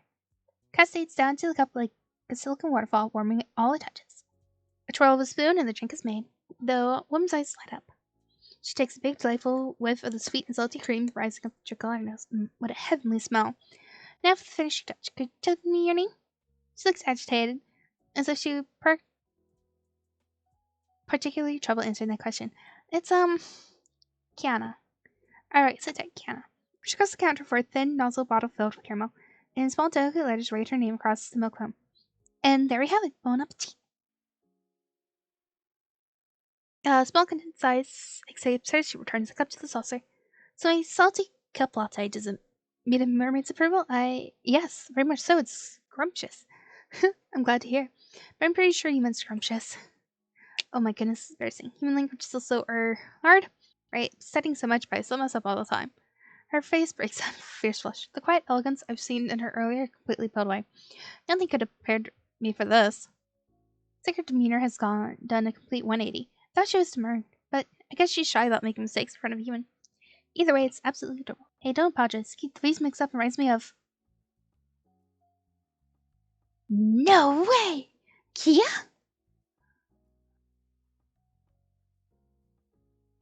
And so I've been visiting the cafe ever since my brindle laying in it. It's supposed to look quite different now, don't I? That's quite the understatement. I didn't recognize you at all. An hour later, Kia and I sitting together, lattes in hand at the counter. We were talking so animately, I barely think either of us has... Either of us have paused for a breath. By now, I recognize her familiar shyness and her adorable mannerism. But I have to admit, seeing her adult uniform for the first time still throwing me for a loop. Perfectly understandable when I consider she still looked like a child 3 years ago. The changes in her face, in particular, are pound-foof, but not unexpected. Actually, I know very well that mer people experience growth very differently from humans. A mer person's childhood, their brindling, will last from the time they hatch until they reach the normal age of human adolescence. Throughout the brindling, mer children barely appear to age at all, maintaining a childlike appearance for years and years. Then, at the brindling's end, what awaited them was a highly exciting transformation into an adult body, the ability to adopt a human form. After I met Kia, because we couldn't really communicate first, I remember wanting to learn more about her kind. I found out about the brindling and the change through Babel's little books. As I recalled, I had to climb up her bookcase like a monkey to get to it, slip out on the way up. Kia cried for hours after when I turned up to the beach covered in bruises. So when did your brindling end? When I was about 17. It was a year and 3 months after you left. Not that I was counting. Kia turns her scalp for her drink. It's the cutest thing. But suddenly reminded me of something. Wait, earlier, didn't you say your name was Kiana? Well, actually, you didn't seem to recognize me beach. I was a little embarrassed. And even though I came to the cafe to see you again, I still couldn't bring myself to say anything. But Kiana's the land name I chose for myself, so I wasn't exactly lying to you. I just had pronouncing it when we were children. I do use it around Linsdale. My family in this ocean still use my sea name, of course. Mercy names are private.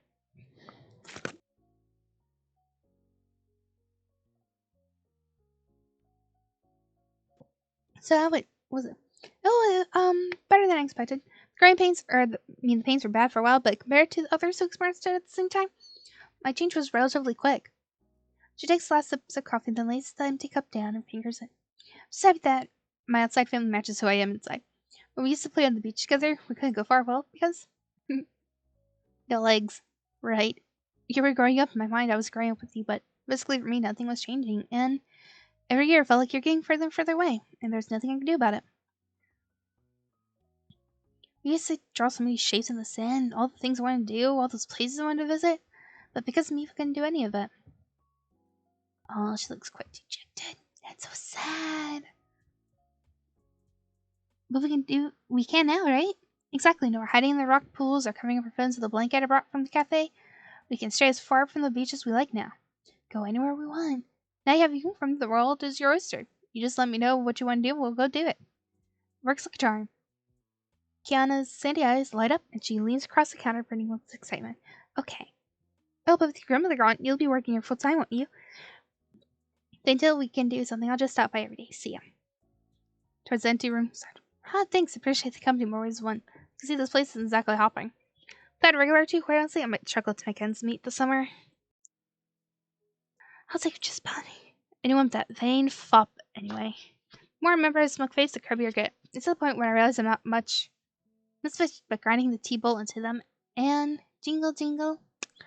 Welcome. Just take a seat and I'll be with you straight. Speak of the devil. Cheerier. Ugh.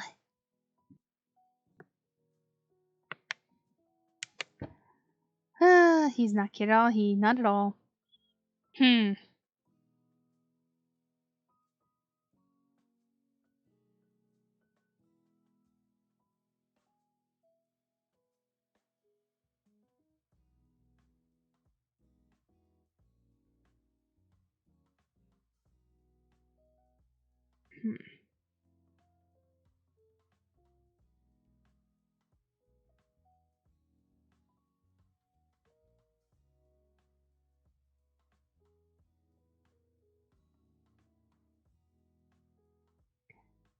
Her order's not on the menu. It's a, shall we say, acquired a local taste. Adopt to like it.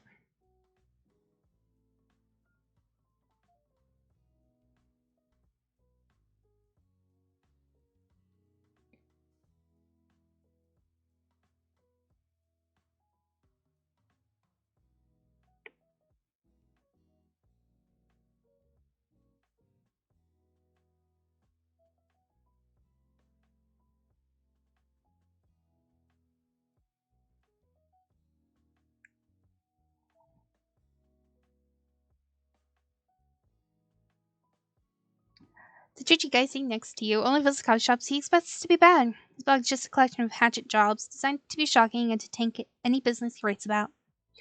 He's only here because he thinks my coffee's going to taste so undeniably terrible it'll make for a juicy article. Or have I missed anything out?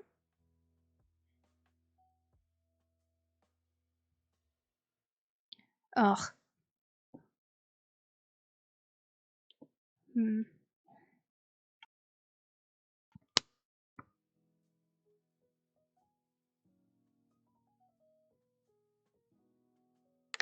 Hmm.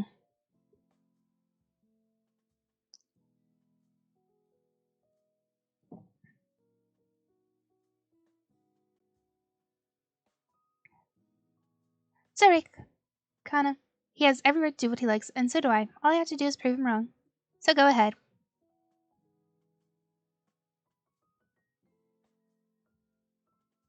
Secret house blend with a little pinch of something special mixed in. Drink up, you won't be disappointed.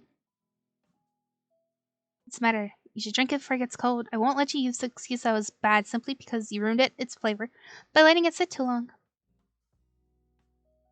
As an expert here, you wouldn't make that mistake, would you?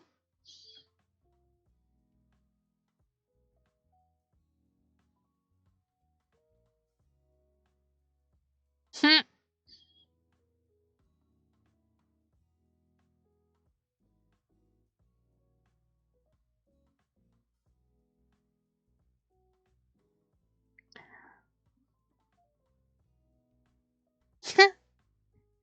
Get fucked.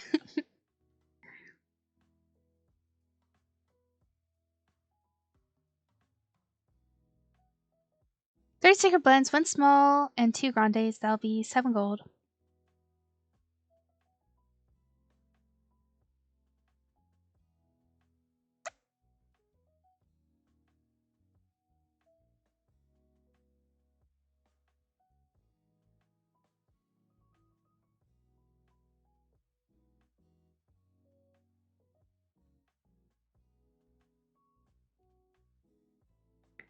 He looks like a child.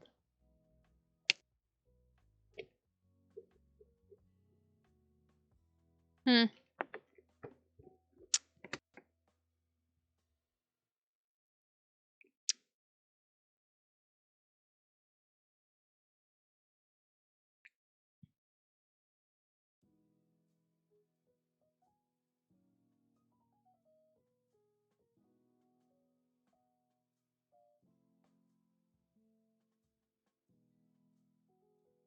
he going to be alright? He looks kind of upset. He'll get over it, and I have a feeling it might turn out to be quite useful. So down, read out her receipt and pass it on. Here you go. How's for the lattes? Not salty enough? She puts her hand to her face, cheeks piquant. Not all they're perfect, even more so than your grandmother's. Your cup lattes leave me feeling completely refreshed. Being out of the sea for so long must be tough. Anytime you need to pick me up, you know where I am. Thank you.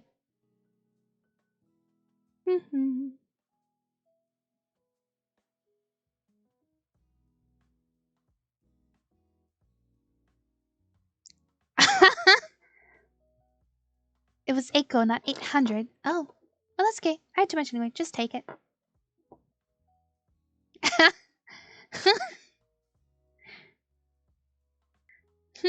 No, you didn't. Don't worry about him. Does he have a bad reputation, Linsdale? Lean to night and staring at him. Head on the table, fuzzy blanket over my shoulders, and Hannibal in my lap. Still hoping about on the desk. Definitely dodging all of Hannibal's impish pulse wipes. All around us, the desk room go about their nighttime cleaning. That's what he said. There was nothing. Punch in a few keywords and hit enter. Sure enough, it turns up dozen results. None of them good about this, at least. Turns out Mikhail hadn't been exaggerating after all. Dismal star ratings mentions the crummy decor, photographic evidence, bad service. There's even one that looks like a secret shot taken from under someone's armpit. No way. That was just plain sleeping this one, at the counter. Just not even trying to hide it. Police seem to have been written from the point of view of outsiders, but that doesn't comfort me much. It means that Lindsay is still clear enough about Baba as a friend to not outline her. Let me guess, all these rings go back, 3 years. Not so subtly back to the end of my last summer at Linsdale. Suddenly extremely irked. All over again, I grab a pillow and hurl it into the direction of the bookcase. Several ledgers come tumbling down and clatter to the ground. Honestly, Baba, you're a powerful witch. If you didn't want to run a cafe in the first place, why didn't you just do literally anything else? Exactly why Dad's always worried about you. Start gathering them up. Then curls up on one of them for snooze. Just about as helpful as a sixth toe. What about you? Don't think to mention this tidbit, did you? Truth is, even if her heart had never really been a cafe, exactly why Baba had seen Lindsay all these years. Once she laughed and told me it was because she could lie on the sand in a bikini drinking coconut juice every day. But really, it was because of all the shirtless surfers, wasn't it? I took the last ledger, shaking him off the cover. But I stopped when it to realize this year's edition. Something in me holds back from turning it to the shelf before taking a peek inside. Feeling or more a terrible switch intuition that Baba had one more bone skeleton in her closet waiting for me to discover. Her escape, the bad reviews, an empty pantry, the shifty locals, even the brand new tablet. All the clues were lying to just one very damning picture. So I thumbed through the first page and... My face grew ashen. Ha ha ha, I knew it. She's totally broke.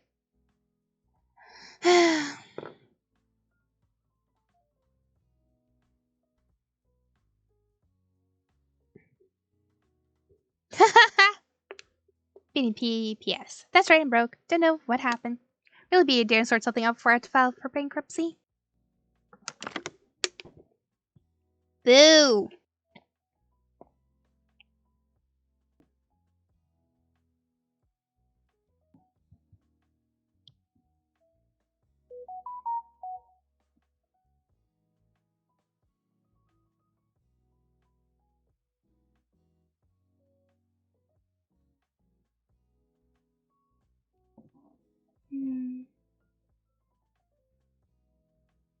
Da-da-da-da-da-da-da.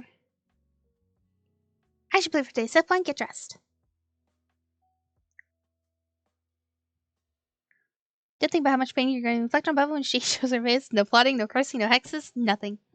Today's about customers, cash and coffee, nothing else, but mostly cash. I leave the bedroom behind and hurry down the corridor toward the kitchen, snapping life into the closed curtains and air conditioner with my fingers as I go. Cool air and sunlight flood the room just as I step outside to flip the sign. Brief deposit place a kind hand at the warm cafe while taking... Morning, cafe. Curiosities? Beautiful day. Step 3, save the place, save my home. Tell me because I'm dying though. Do the bricks ever talk back? You look sweaty.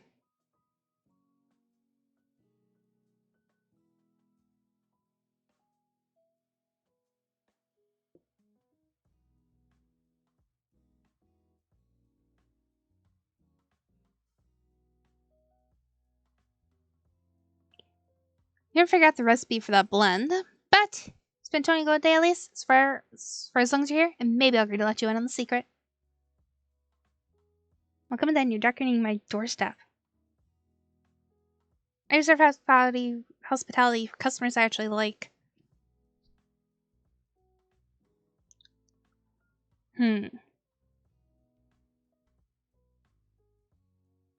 Best coffee you ever tasted?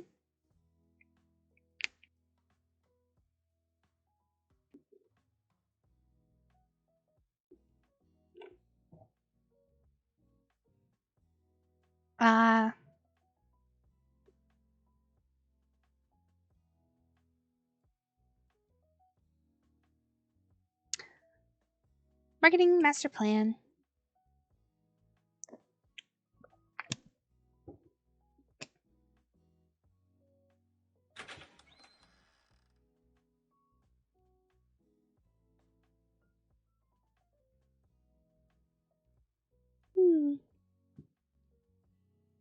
And yep, some drawing or teacups or cute animals, and they'll be ready to go outside.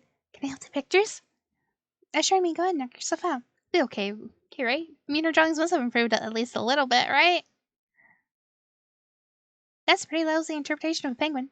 Penguin? No, that's a tuna and top hat. Alright, now that's definitely a giraffe, right? Actually, that's an oarfish. Pelican? This one's a seahorse. At least they're all sea-themed. But now the board's so much talk about sea that there's nothing done but erase everything and start over. Sajin showed up. She can do any more good intentional damage. Don't worry, Kana. If you want to help with marketing, you can help me with something else, okay? Okay. How are you doing this? The cafe in a lot of trouble?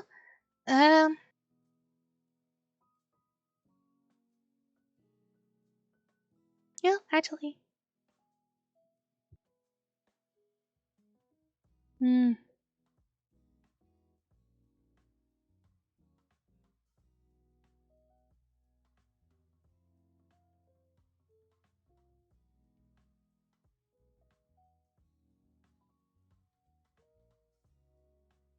I'm going to throw a hex at him.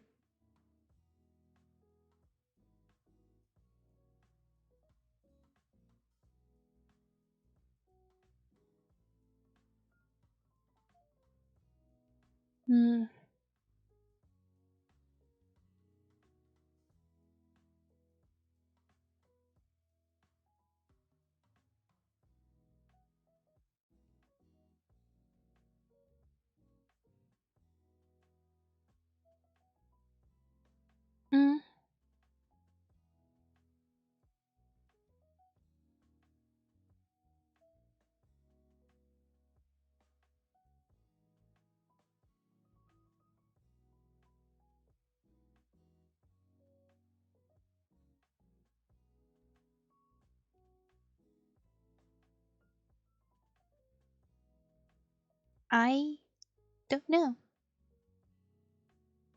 Can I go back a bit? Save.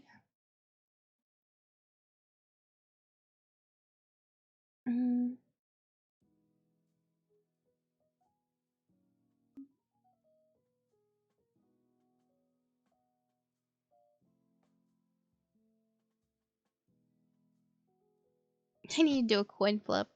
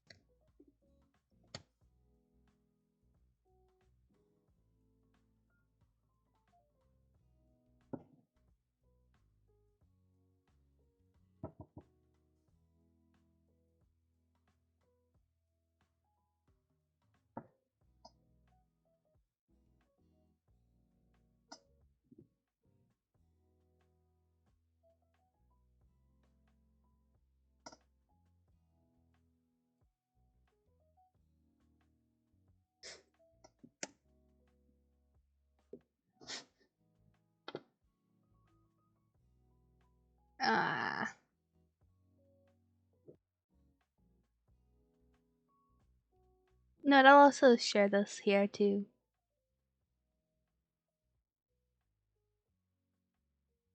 There we go.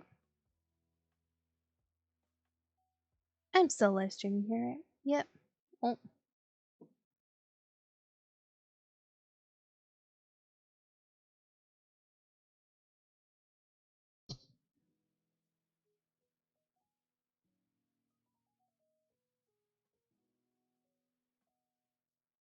Hmm.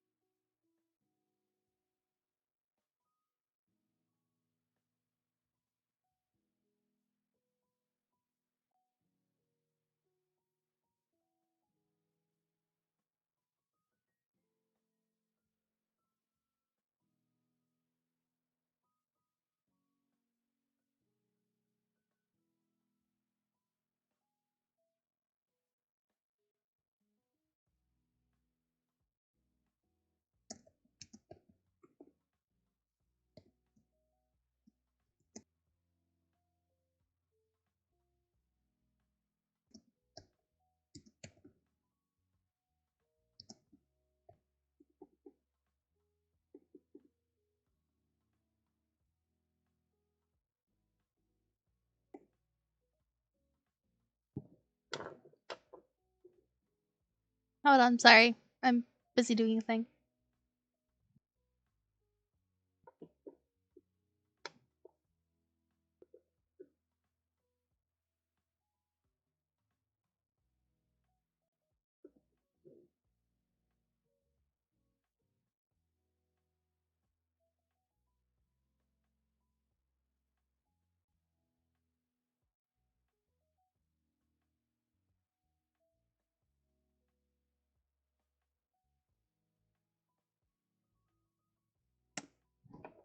I am gonna now get back into this channel.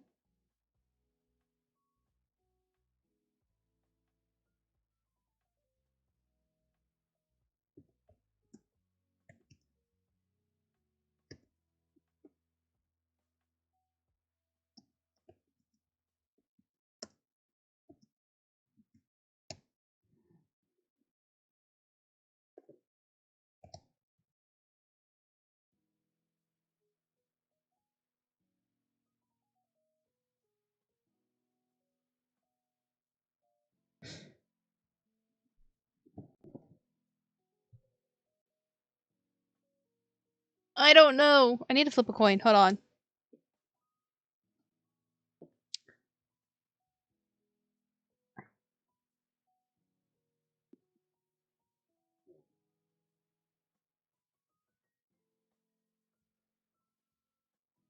Hmm.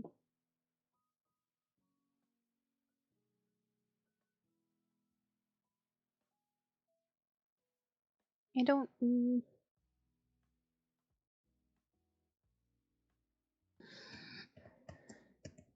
Coin flip. Generator.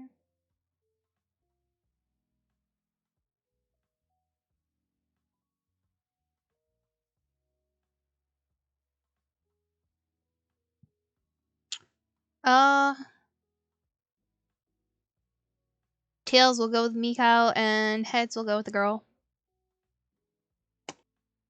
We got.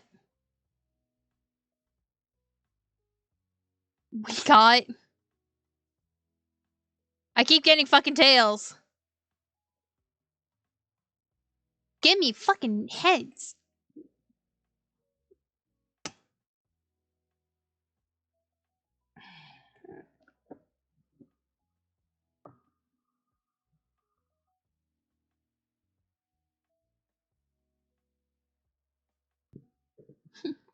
He gave me one head out of fucking 6. How much bullshit is that? 6 times and 5 out of 6 of them were fucking tails. What the fuck?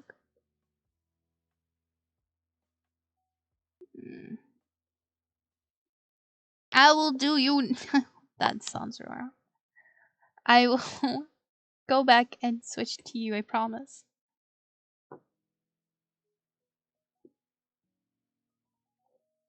Oh, da-da-da-da.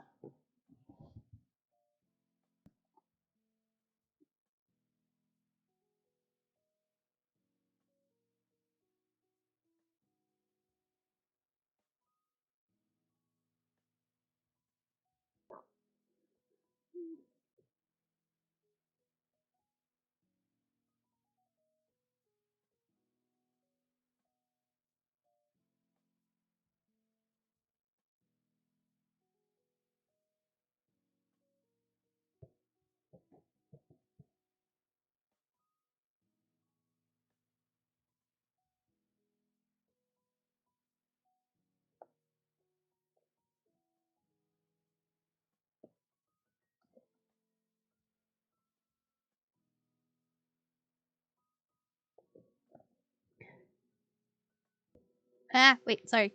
Hello, Coffee Curiosities! I really like the name.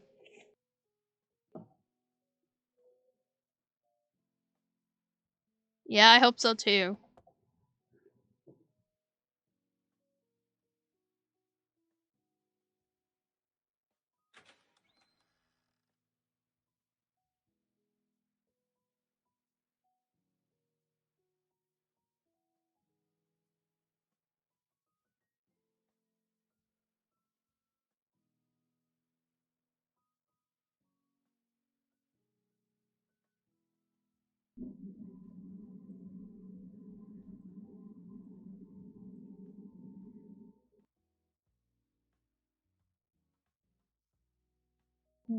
You.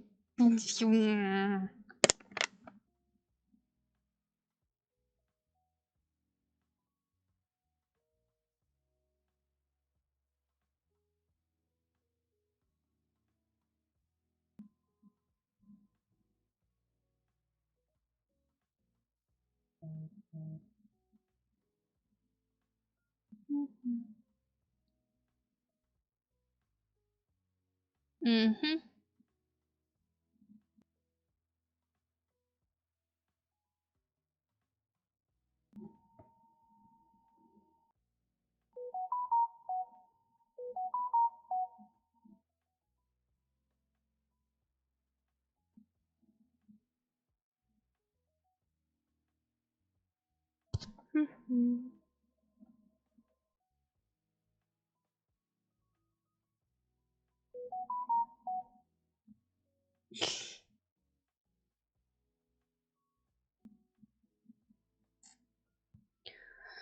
Da-da-da-da. My god. Well.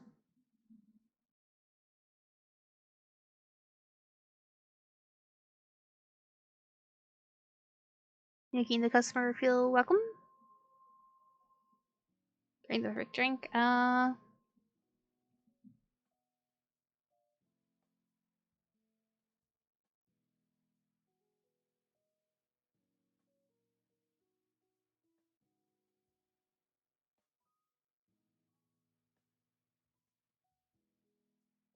I swear to God.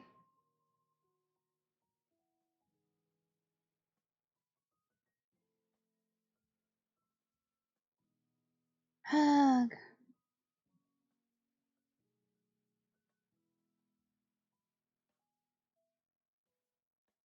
Hmm. Ha.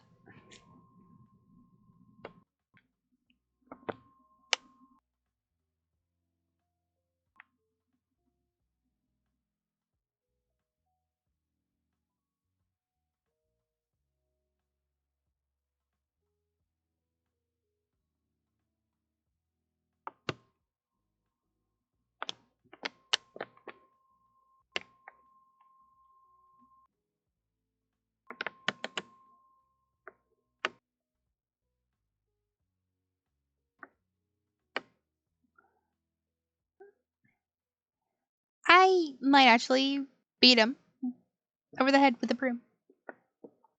Hmm.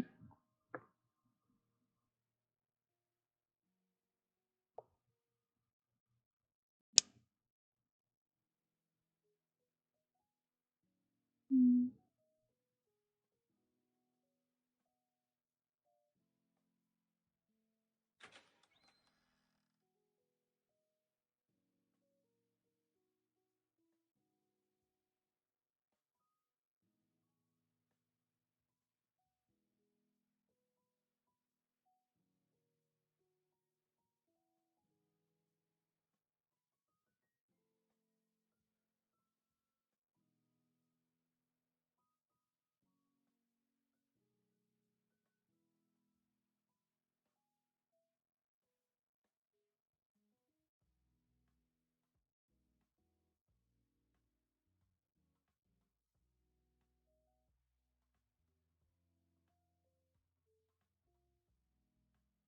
the harbor lady.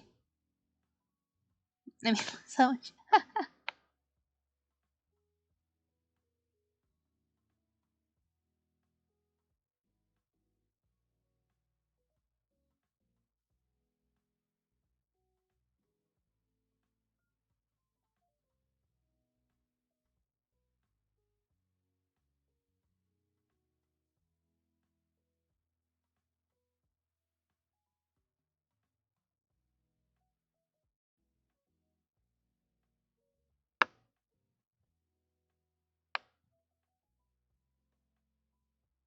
Mhm.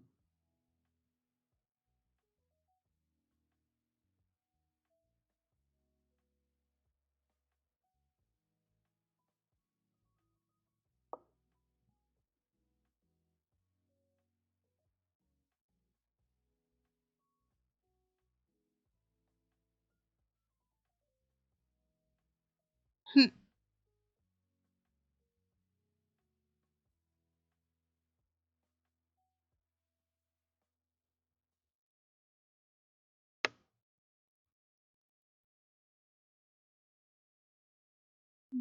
Sad.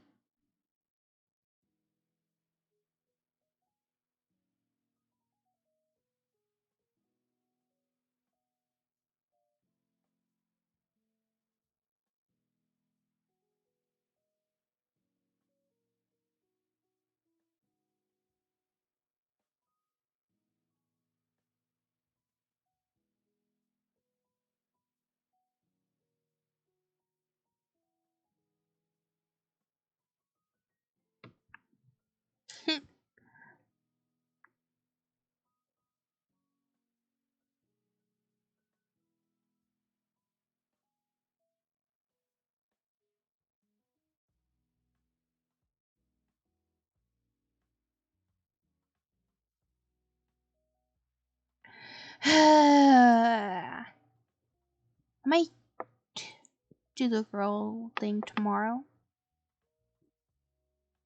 Argumentative.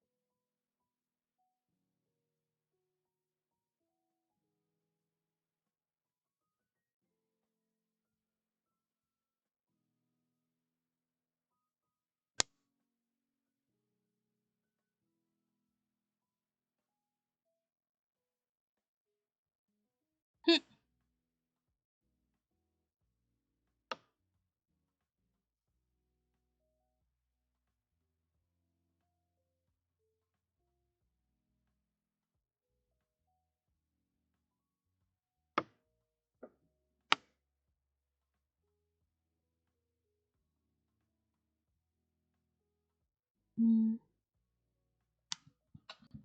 Ooh, I like the background. Fixed up the patches. It looks like that's a patch there.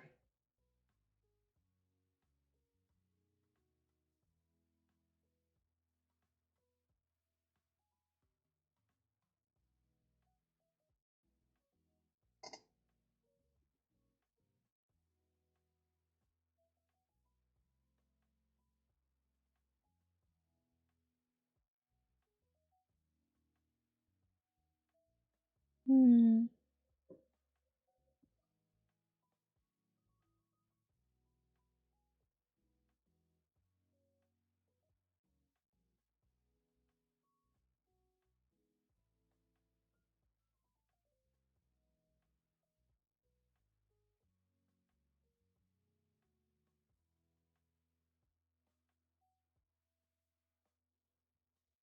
Hmm.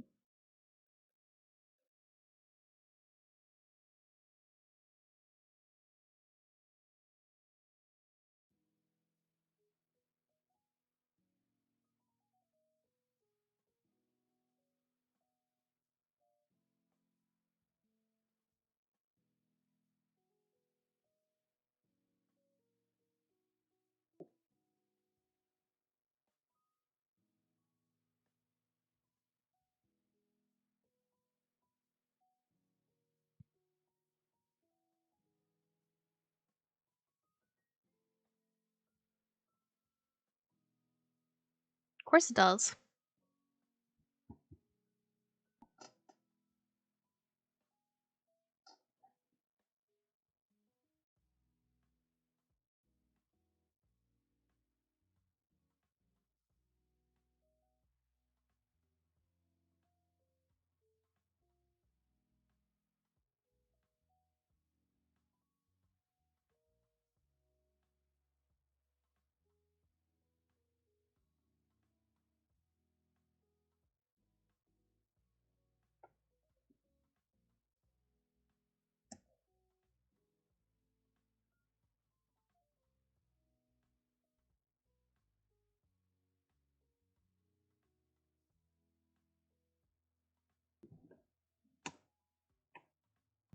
Just okay.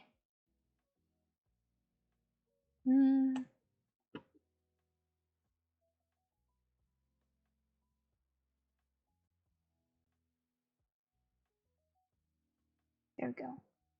Turn.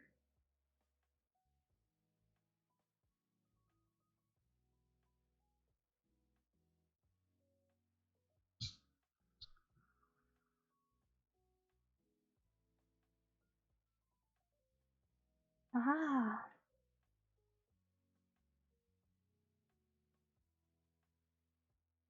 Hmm.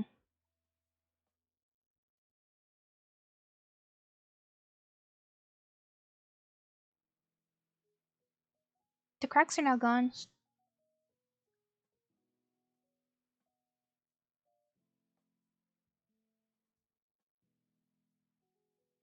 Hmm.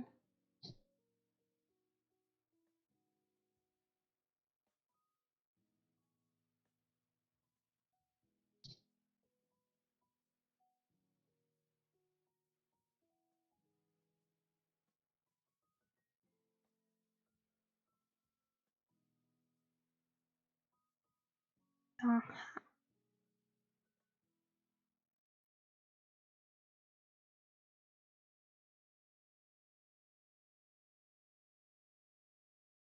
hmm.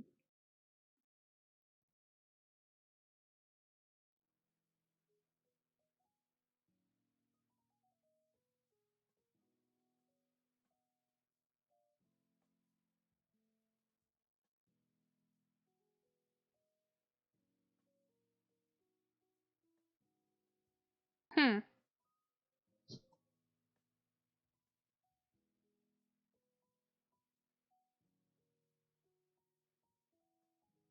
I'm guessing this is Hannibal. Does Hannibal have like a third eye?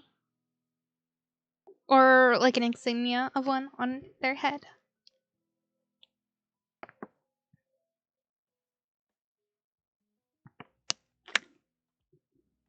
Hmm.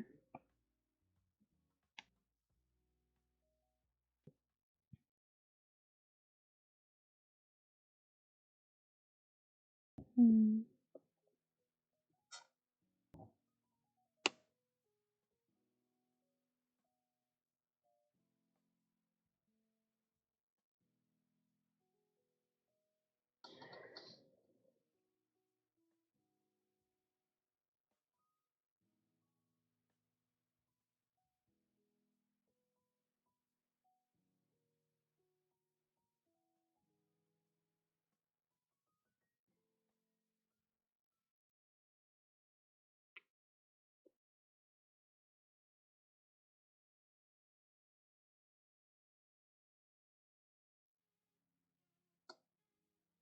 Oh, paint got thrown back. Yeah.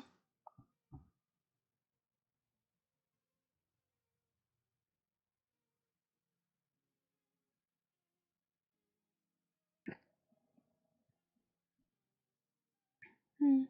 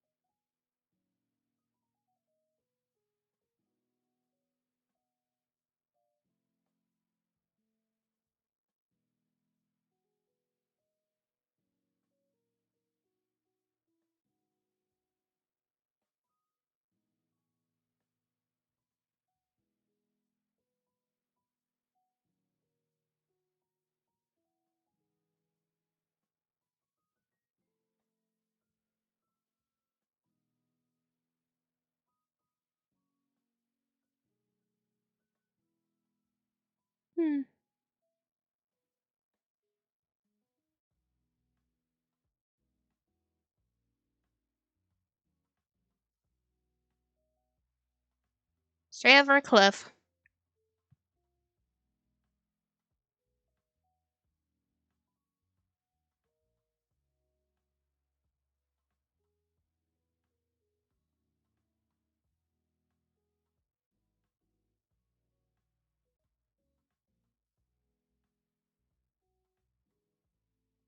Hmm.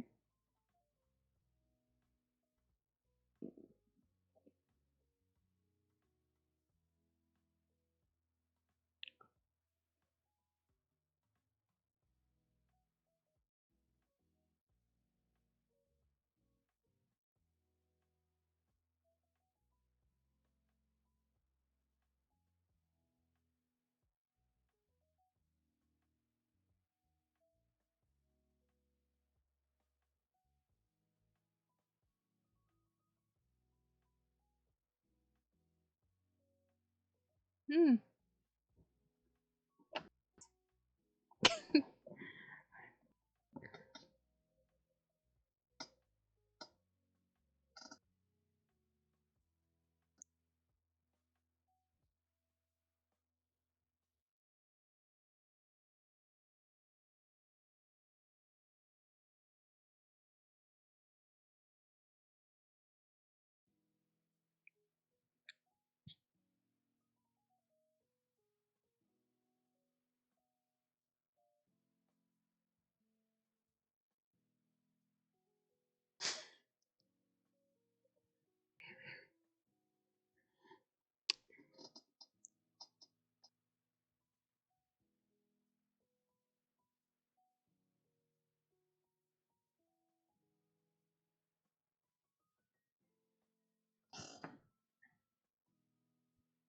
Hmm.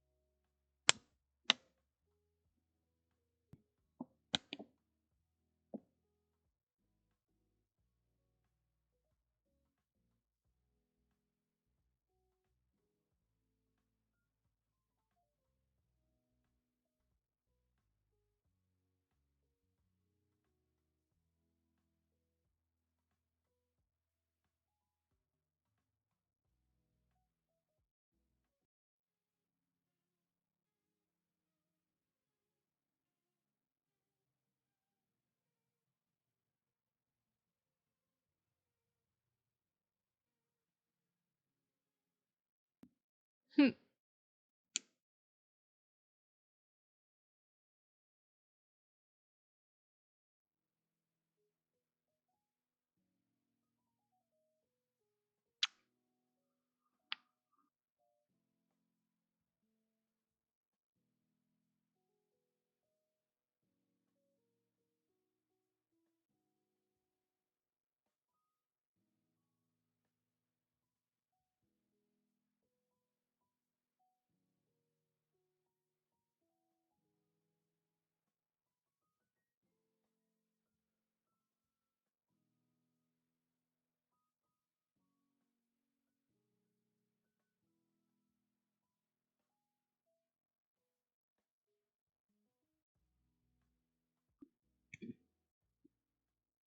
Hmm.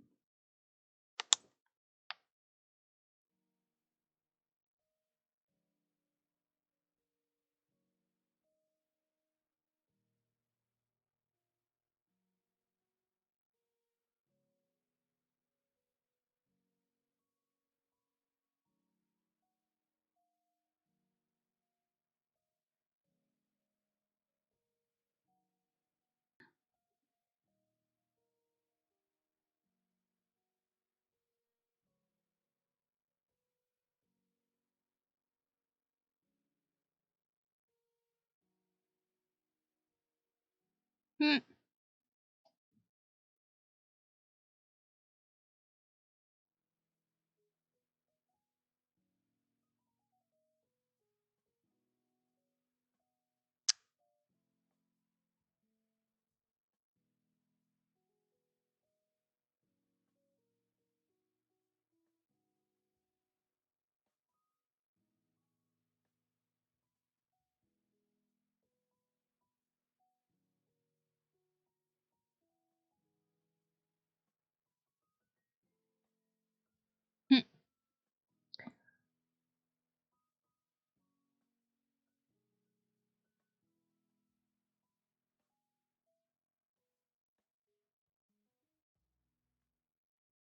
Da-da-da-da-dum.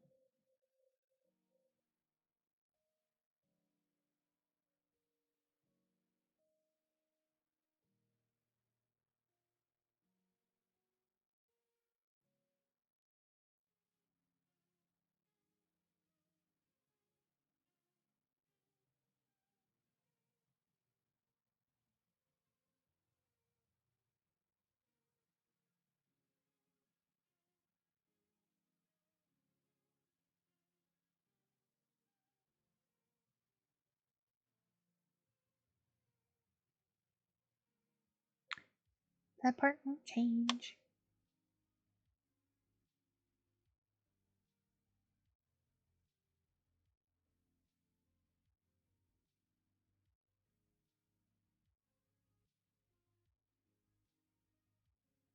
Mm-hmm.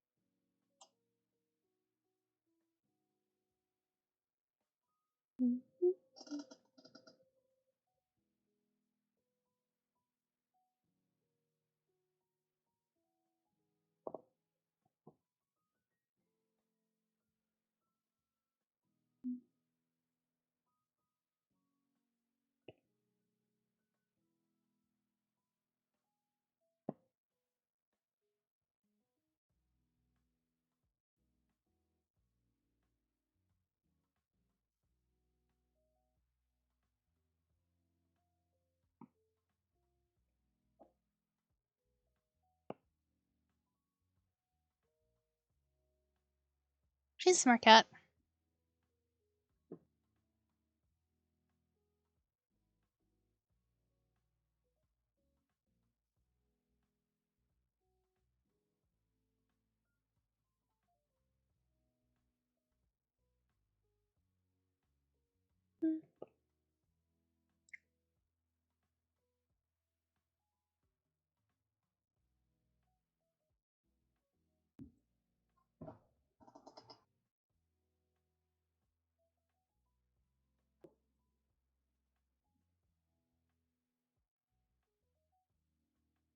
Me thinks he was gonna say cute. Hmm.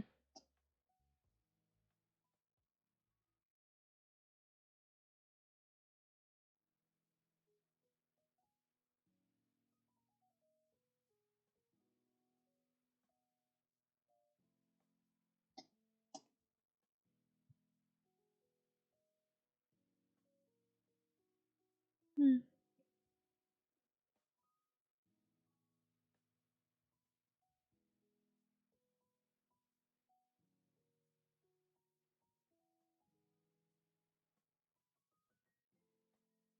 Ah!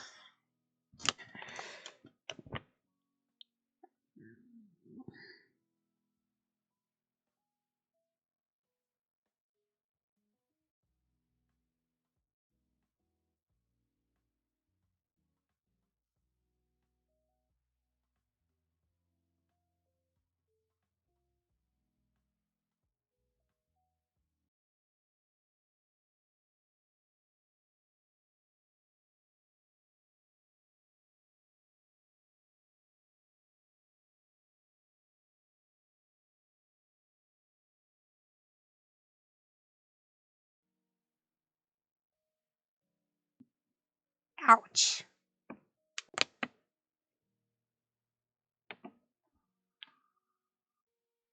Hmm.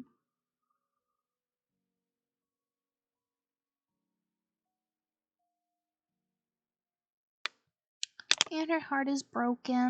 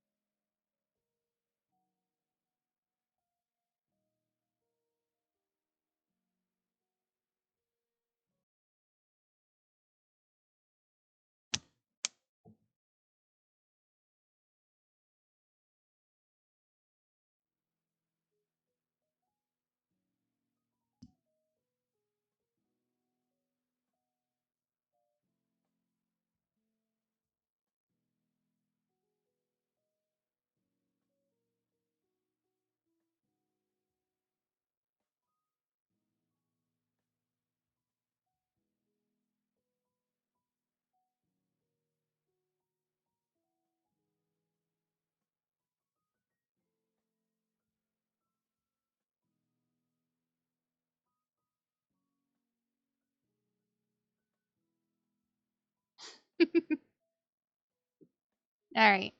Alright.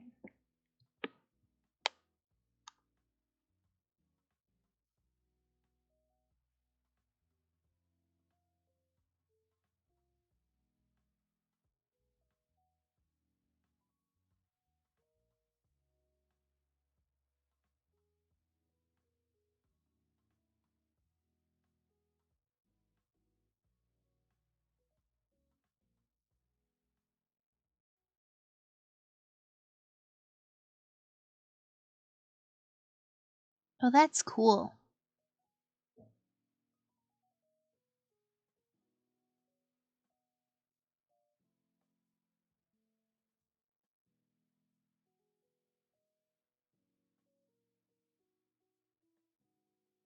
Hmm.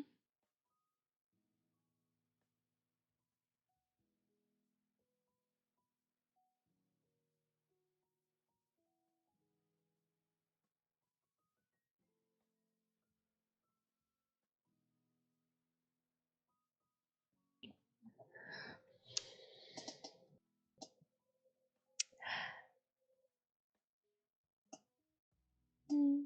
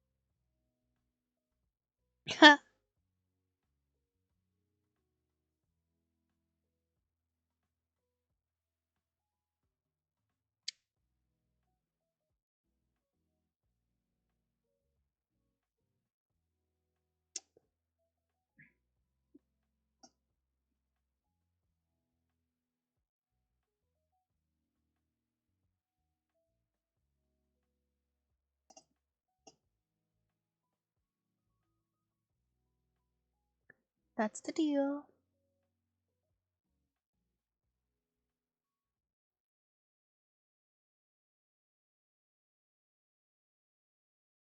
No.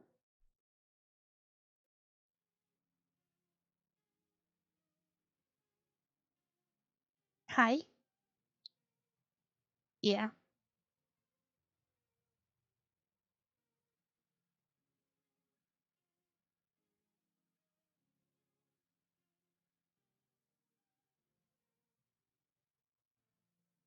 Ah.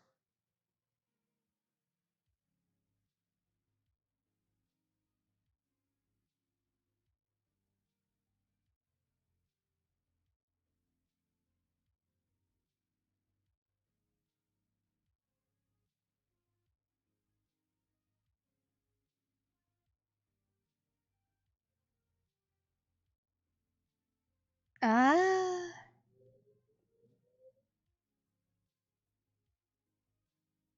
Oh, this is cute.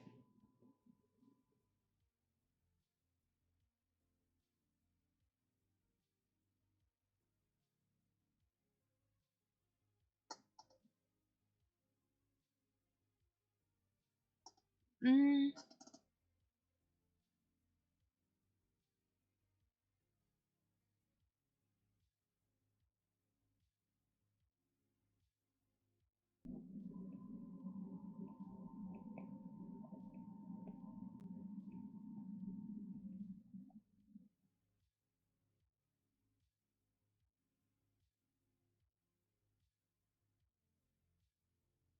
Oh,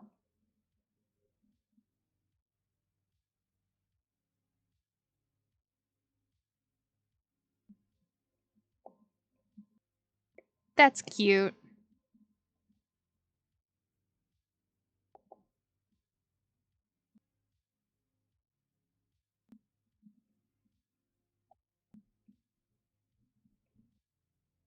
Obnoxious.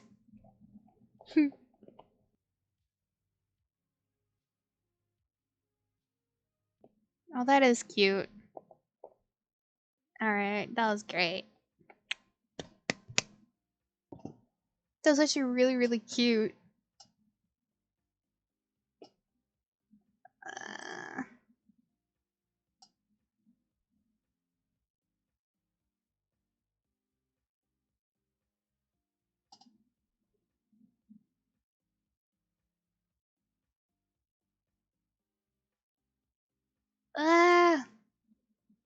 Alrighty.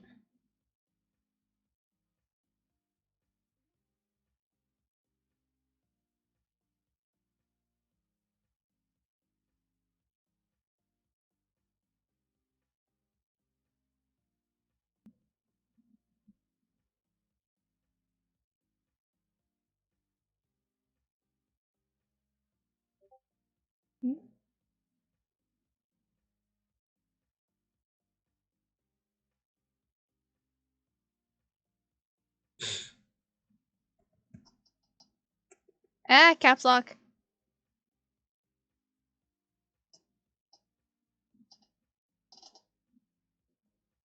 Alrighty.